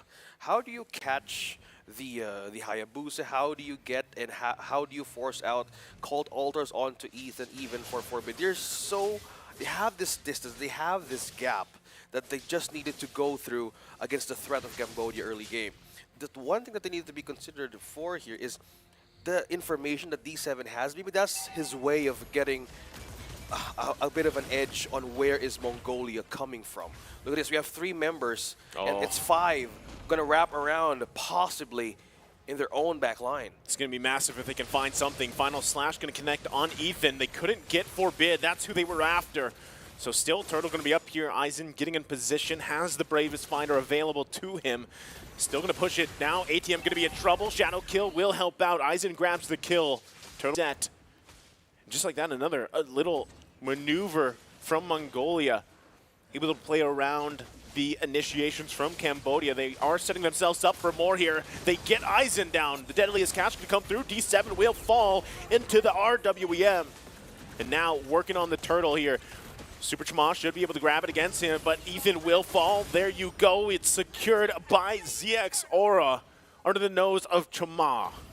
That is the lethal burst damage that Cambodia has. Combining the true damage of Natalia plus you have Shimon ATM. Combining all those layers of damage and skills onto Mongolia is their edge of having a -1.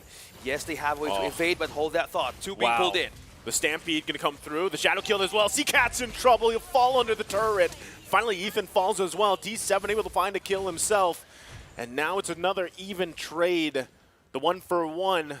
Seacat having a hard time here. I was kind of thinking that since there's no way of having a good front line from Cambodia as the point of hold Bebex. D7 and Bebex and BDM, how do you even have, how do you even get a perfect set or even a good way to soak up the front line of Mongolia right now? It's just D7 giving a good way of like turning that lethal damage onto the key players of Mongolia. That's how they want to do it straightforward. They want to have a good way of like getting that regen out most of the team fights is what giving them an edge most of the time that they're going to be engaged with. Well, that's that's the whole part of it right now. At this point in the game, 7 minutes in, leading into that next Turtle and whatnot. Hold on, Seacat once again going to get the Shadow Kill. Should be fine. ZXR going to go back. Can he get the kill? He does. He's on the killing spree already. ZXR now going to be spotted out. The Colt Alter to help him out. D7 was there. Now Fury taking the brunt of damage. They get the Flicker out from Bebex. Firing back they go. Still going to be the 1-for-1. Ethan going to go ahead and drag Chama, but nothing can be done after that. Okay, slowly before the Bane. Slowly but surely. But yeah, he's 2-2-2. Yeah, but D7 might be spotted. Oh, look at that burst. Almost. Oh, one more hit. Bebex. He can go down. Going to be blocked here with Fury. Helping out his team, but taking a couple shots himself. They're in trouble here. The Flicker going to come through. The response as well. Bebex, one shot away. Can't get it. Now they got to dodge. Astral Recall. Astral Recall, able to dodge it. Dodge. Gets out of dodge. Whew, that was so close. That's tough. That is, and that's what I'm saying, man. That's what you got to watch out for. But meanwhile, Turtle was secured by Chama. And still, ZX Aura, right? He's trying to just keep things together here. They are going to lose a turret. Bebex gets that one in the bottom lane. That's the first one for them. Okay, on to the lead. It's still Mongolia having the way of growing their economy. All items with Bebex now needs to be more intact. Looking at by just the item check here. Oh, being trapped in RWM. Whoa, wow. You just went in too deep there. Xora right into Fury. A little bit of a misplay, right? Probably not expecting that much burst coming through too. ZX Aura falling here. Again, it's not anything too bad, right? Now, technically, gold relatively even. There's about 1,000 gold lead here from Mongolia. Able to maintain that so far. A turret will finally go down here, evening up the gold a little bit more. All these little, pretty much map plays being made before that next objective comes up, which is the Lord. And you can see it, right? They are respecting the poke potential from Mongolia here. And D7, it's really up to him to find any of this advantage that he can. If it's a pick-off on ZX Aura, if it's a pick-off on Bebex, that would be great for Cambodia here. Yeah, 9 minutes in, only one turret has been taken out from both the teams, Mongolia and Cambodia. But checking on the items, we have a bit of an advantage for MGL here. But by looking at the pokes that you've mentioned with this Novaria, We're seeing the standard build on the Clock of Destiny plus the Lightning Truncheon. We have the Blade of Despair for Zizora. Those dives that he keeps on doing would now actually hurt. Oh, Shimao, look at that. Ethan gonna be in trouble. Wow, a final slash gonna come through after the deadliest catch. Colt Alter 2, Bebek's gonna be in trouble. Tries to flicker out, finding any space to work with. He will fall to ATM.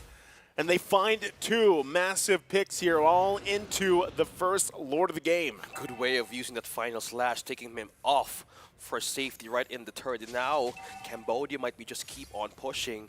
And an open way of taking this objective. They have taken 2 turtles with them. Now with this Lord, they might actually have a push against Mongolia. This has been keeping on a slow and steady profile. A bit of a way of seeing the possibility there. But now with the setup, Cambodia might want to secure this one. Okay, so we're at the 10.5-minute mark. It's relatively even, you know, across the board for the gold. So economy-wise, it should be, I would say it should be an even matchup if they decide to go ahead and commit to this Lord. You know, either of the teams, whether that's a full force, you know, full force Lord, or whether it's just 4 of them, that's the biggest thing, right? We have to see if they can actually contest that. But itemization-wise, like power spike-wise, they should be fine. Yeah, they have ways to sustain it. They have the Dominance Ice from ATM, and for the other side as well, we're looking at how they built up. They had the Bloodlust Axe and as well as Dominance Ice for Aizen. So in terms of like getting those spell drops and life steals from the members of the side of Cambodia is one way of depleting them out of getting out of range, right? So in that kind of pause, they were looking at a way of like pushing through the defense of Cambodia, but again, they were targeting more of like the way of how do we answer this? Objective or we go for the push? It's just a question, just keep going and going until we see a pause after this game. Well, I think too, you know, part of this is where they're currently at is they need to be able to fight for this Lord. Like they can't, neither of these teams can give it up. You know, that's number one. And relatively speaking, like I was saying, economy-wise, they're in a good position to contest it, but both of them. But one thing you have to watch out for, and as we've seen, you know, up to this point, Francis, is the pretty much the split push, and I don't mean to end the game, but just, you know, pushing down the lane while you're focusing on that Lord setup and losing that space to work with, because both teams actually have great push potential, like in the side lanes. You know, they could go that route, but at the same time, as the game goes on further and further, the thing that is worrisome, of course, is whenever you're playing against the Leslie, right? The scaling there is deadly. And there's already, I believe, when we took a look at the item look, you know, for Leslie specifically, you already got Berserker's Fury. You already have a BOD. You're well on your way to, you know, just popping off, basically. So best thing that you can do is contest these objectives. Hopefully you come out on top winning them. But at the same time, right now, I got to say, the XP lane is where I was highlighting before we got to this third game, because that's been the series. And if you remember, ATM and both Aizen have had amazing games, you know. But this one right now, I gotta say, ATM's pulling through, right? Especially on this Arlot. On the Arlot, just like you did in game 1. So that's the thing. Like, you have to watch out for ATM here. Well, the question is, will you do it when he does the vengeance, or will you do it when he does the final slash? Because at some points, he tends to have this good angle, like sweeping away one when he tries to go back. Do you see that fight right up top when he was trying to go for a one member and it just completely separate the fact that they might be in a way of an ambush up top? So that's one way of like seeing those kinds of threats. And if this is in the comfort of D7 as well as the XP line on the other side, maybe this is their edge of just crawling their way back.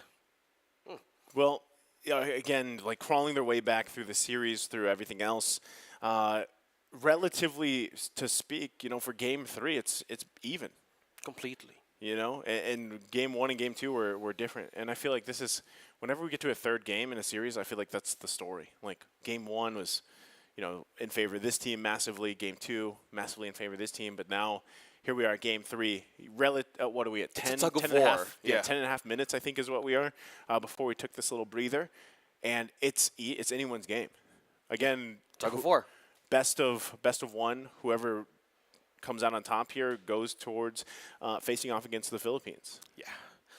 I'm just excited how this game goes, man. Like, seeing them all like try to beat out of the comfort zones and seeing all the ways of like having a perfect avenue, because we see these 7 build up the Blade of Heptases from being level 10, and to go back in the game right now, we would see how will they have a space against Mongolia to even secure this one, knowing that they have so much vision that they have with the Let's look at that. Astral Recall on to Seek at half HP. Also, ATM going to take a couple shots, but hold on, D7 just completely annihilated. And there you go, a double kill for Bebex. As I was just talking about the Leslie here, gets the double kill, forces Cambodia back. And they secure themselves this Lord as well. ZX Aura, there he goes, cleans it up. And now they get ready for this march-in. Just how devastating that was to see when a knock-up was with D7 inside, and suddenly Bebex just sniping through how the Lord knocked everybody out of Cambodia. Having the push, clearly having the damage. 4 members of Cambodia now up against ADM and Seacat, the only 2 heroes that they can rely on in terms of damage, is too far behind. Okay, at this point, Cambodia, like I said, still in a decent position to defend. You know, they've got great defense here. Especially between the Deadliest Catch and the RWM, but look at this, Shadow Kill under Fury. Fury gonna flicker her out. Not able to pick up the kill there for ZX Aura, but they do find some more space to work with around the map. So Cambodia once again still in defense. ATM trying to get in position. Flare gonna go through the final slash. They're looking for an initiation. They get the Cult Altar down. Gonna chase them down. D7 finds his target, looking for Forbid. Can't get the kill though. And now Eisen gonna join the party. Bravest Fighter comes in. Fury trying to do some cover fire. Now ATM will fall. It is a bloodbath here. 2 do fall for Cambodia.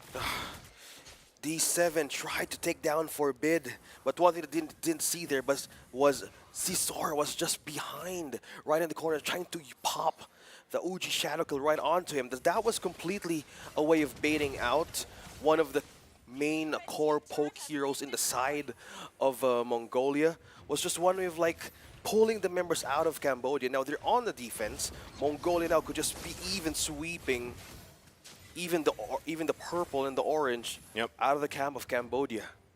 So this is the tough part, right? Even because the just, lead. Yeah, I was just going to point that out. You know, in the past couple minutes, about 2 minutes now, the lead has built for Mongolia, and it's tough if you're Cambodia, because D7 even. You know, the fact that he has to look for targets, he's going to get spotted out. Shadow Kill is just too much damage. D7 will fall, and that is the risk of picking a Natalia in that roam option. And, you know, at this point of the game, too, your advantage kind of falls off, you know? The reason why you picked that Natalia, at this point, you're hoping the team has scaled up pretty well, and this is the struggle. D7's going to feel that for the rest of the game. Yeah, 6K gold lead, 15-9. 3 turrets left for Cambodia to defend. Who would they target here?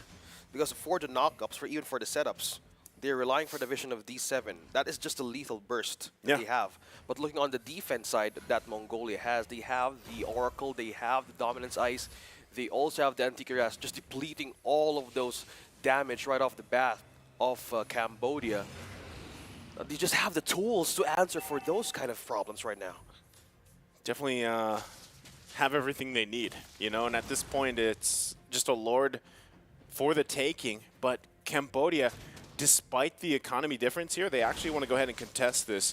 They know that at this point, you know, if we don't grab this, if we at least don't try, that possibly could be it for us. So, you know, at this point, D7 trying to control some of the wave at the bottom as he joins his, the rest of the team here. Trying to get in position once again. Lord's going to be more. Chama is in trouble. Deadliest Catch going to be used. Now the Cult Altar comes through. Chama falls. ZX Aura trying to get out as well. Ethan goes down 2 on top of it. D7 still looking for a pickoff. Can't find it though. Now ATM trying to find Bebex. Bebex, couple shots away. Nice final slash comes through as he falls. 2 members of Mongolia fall. The flicker going to come through. ATM, wow, ZX can't escape. Fury was right there. The Wrath of Fury right on to 3. Now heading just 3-0-3 now, 15 minutes in. Have a good position in this Lord. ATM as well, trying to zone out and hold off Forbid. And even Ethan to come in. Being present, we have Now, the physical damage immunity present for Fury, the confidence now can be used up against Mongolia just to pierce through those snipes right on the bat. It just hurts so much. No matter how much they can deflect, Fury secures the Lord. Okay. Cambodia finds basically hope amidst it all. They were down, like I said, 5-6K gold lead. They found a couple kills, got themselves back to this place. They're getting the items they need too. It's also a big deal that Fury has what he needs, right? We saw that for a lot of the time. The covering fire that he's able to provide here and everything else is working out for them. I guess they're going to have to go ahead and take a moment here once again. Definitely, like I said, it's this is a mental game at this point. You know? Amazing takedown. How would you persevere? How would you even discipline yourself? Yeah. Like, should I do this set now? Should I go deep? Should I get vision? But that just turned around quickly. How Fury managed to spot 3, 2. A great way to just isolating members of even Mongolia out of that Lord take. It was fast, and it's just damage settling in for Cambodia to just go around and just push away to the base of Mongolia. It's crazy because, like, essentially it was Choma that went down first. Yeah. You know, like, they found Choma, and you would automatically think, like, they would be able to profit off of that and, like, turn that, you know, into their Lord into their favor for Mongolia. But essentially, even though Choma went down, it was a great team of Cambodia. And whether that was D7, you know, whether that was even Fury just covering fire for the most part, and then he picked up that Haas Claws and he healed back up and then stayed in the fight. You know, even ATM, like, we've been talking about ATM on this R lot. Yeah, over and over. He has a That lot final of slash. ways. Final slash, just disrupting everybody out. It's a great way just to, in kind of that composition, you might want to divide him out of the plate. Yeah. It just keeps on doing wonders with it. Honestly, at this point of the game, because they were down 6K gold and they've managed to turn it around like that. It's amazing. Like, you really can't know what's going to happen at this point because you're initially thinking, man, Mongolia had this big lead. They were able to secure themselves what they needed. They were in a good position to actually take the Lord after taking out the enemy, after taking out Cambodia jungler Chama. But then it just flipped from there, you know. And now you're at this point, you know, when we eventually get back into the game here, there's still a lot that can happen. And even though Mongolia had a hard time with that last previous fight, they're still relatively in a good position to defend, you know, to defend in their base and get to that point. Yeah, and looking by just the state of the roam was on both level 13 Ethan and D7. That's quite a way to get out, soak out damage, or soak up damage rather, and be a sponge for the team. So a lot of ways of deflecting this kinds of state. As you said, this is a mental way of holding yourselves. Of mental fortitude. A mental fortitude being again cemented at these moments of the game, because at any point in time they could lose. And that might actually give them a way back to the grand finals up. So let's see how it pulls through, man. Let's just wait and see on what could happen. It's anyone's game because even at this point, you know, the last look that we got at the items, majority of them have, you know, 2-3 items. They're working on their 4th, and as that continues on, as we get to that late game, I hope we get to that. What do you call it? Super late game? Super late game? Get to the super late game if you can. Because, hey, we haven't had many games get to the late game even. You know what I mean? Like, there's like, it starts to get there, but then they end around like, what, the 15, 16 minute mark? They have good check boxes, nice, dude. Like, they don't want to, like, no, we don't want this to happen in the, if plan A fails, go to plan B or plan C. So that's how, like, they're just prepared for this. Yeah, but remember when the time when we were like, most games were like over 20 minutes, always? Yeah. It's changed, man. Like, how many games now do we have some for like 15 minutes? 15 or shorter. Yeah. So that's one. But this one is like this one, and we've had actually a couple throughout the Asian Championship here where they have been 20 minutes plus, right? And they get to that point. So I would say that even for this, they've done relatively well, you know, kind of handling it. But we are going to kind of get things situated here, guys, while the players figure things out on the back end as well. So we're going to take a short break. We'll be back after this.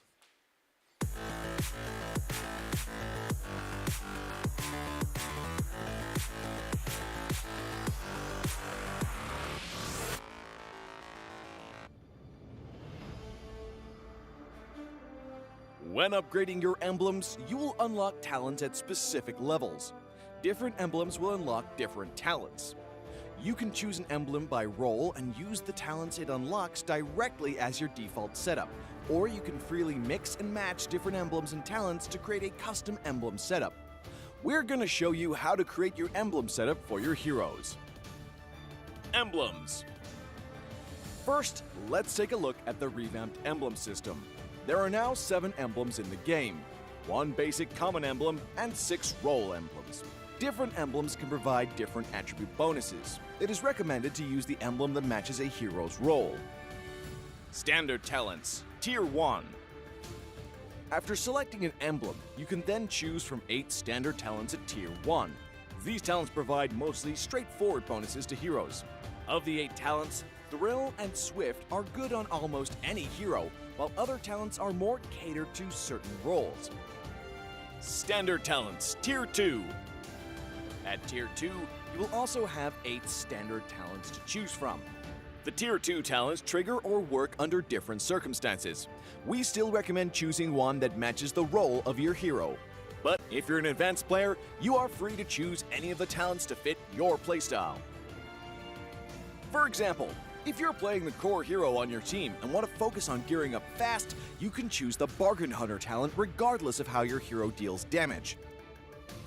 And heroes who rely on their skills for sustained damage, whether it be a mage or fighter, can use the Festival of Blood talent for more spell vamp. Core talents, Tier 3. Finally, let's talk about the most important talents, the core talents. There are 8 core talents available in the game, and each provides a unique and powerful effect. We recommend choosing the core talent to match your hero's role and only use core talents from other emblems for advanced or unconventional tactics. The revamped Weakness Finder talent is no longer reserved for ranged heroes. This talent is now a viable option for any hero that relies on basic attacks and wants better laning and the ability to slow enemies. The Lethal Ignition talent now deals adaptive damage, making it a prime choice for any hero that has heavy-hitting combos. While the revamped emblem system still uses the existing talents, we have removed the restrictions between emblems and talents, opening up new possibilities for many heroes. We look forward to seeing players discover new ways to play their favorite heroes on their way to becoming a legend.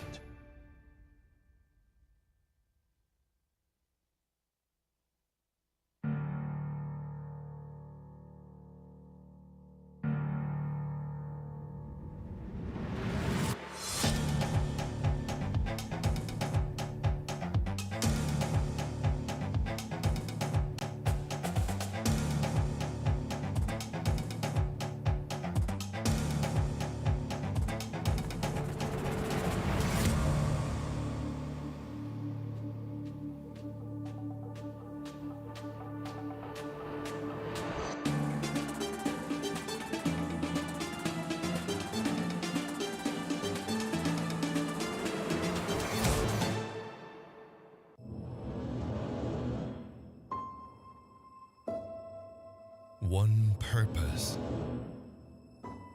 one dream, one rhythm, one step closer to glory. Enemy spotted. They say history remembers the winner. So who will be the ones writing the future?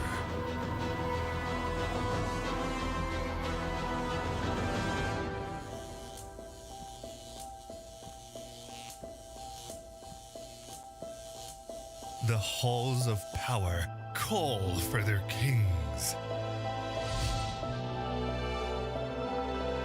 The ones who won't back down. The ones who believed.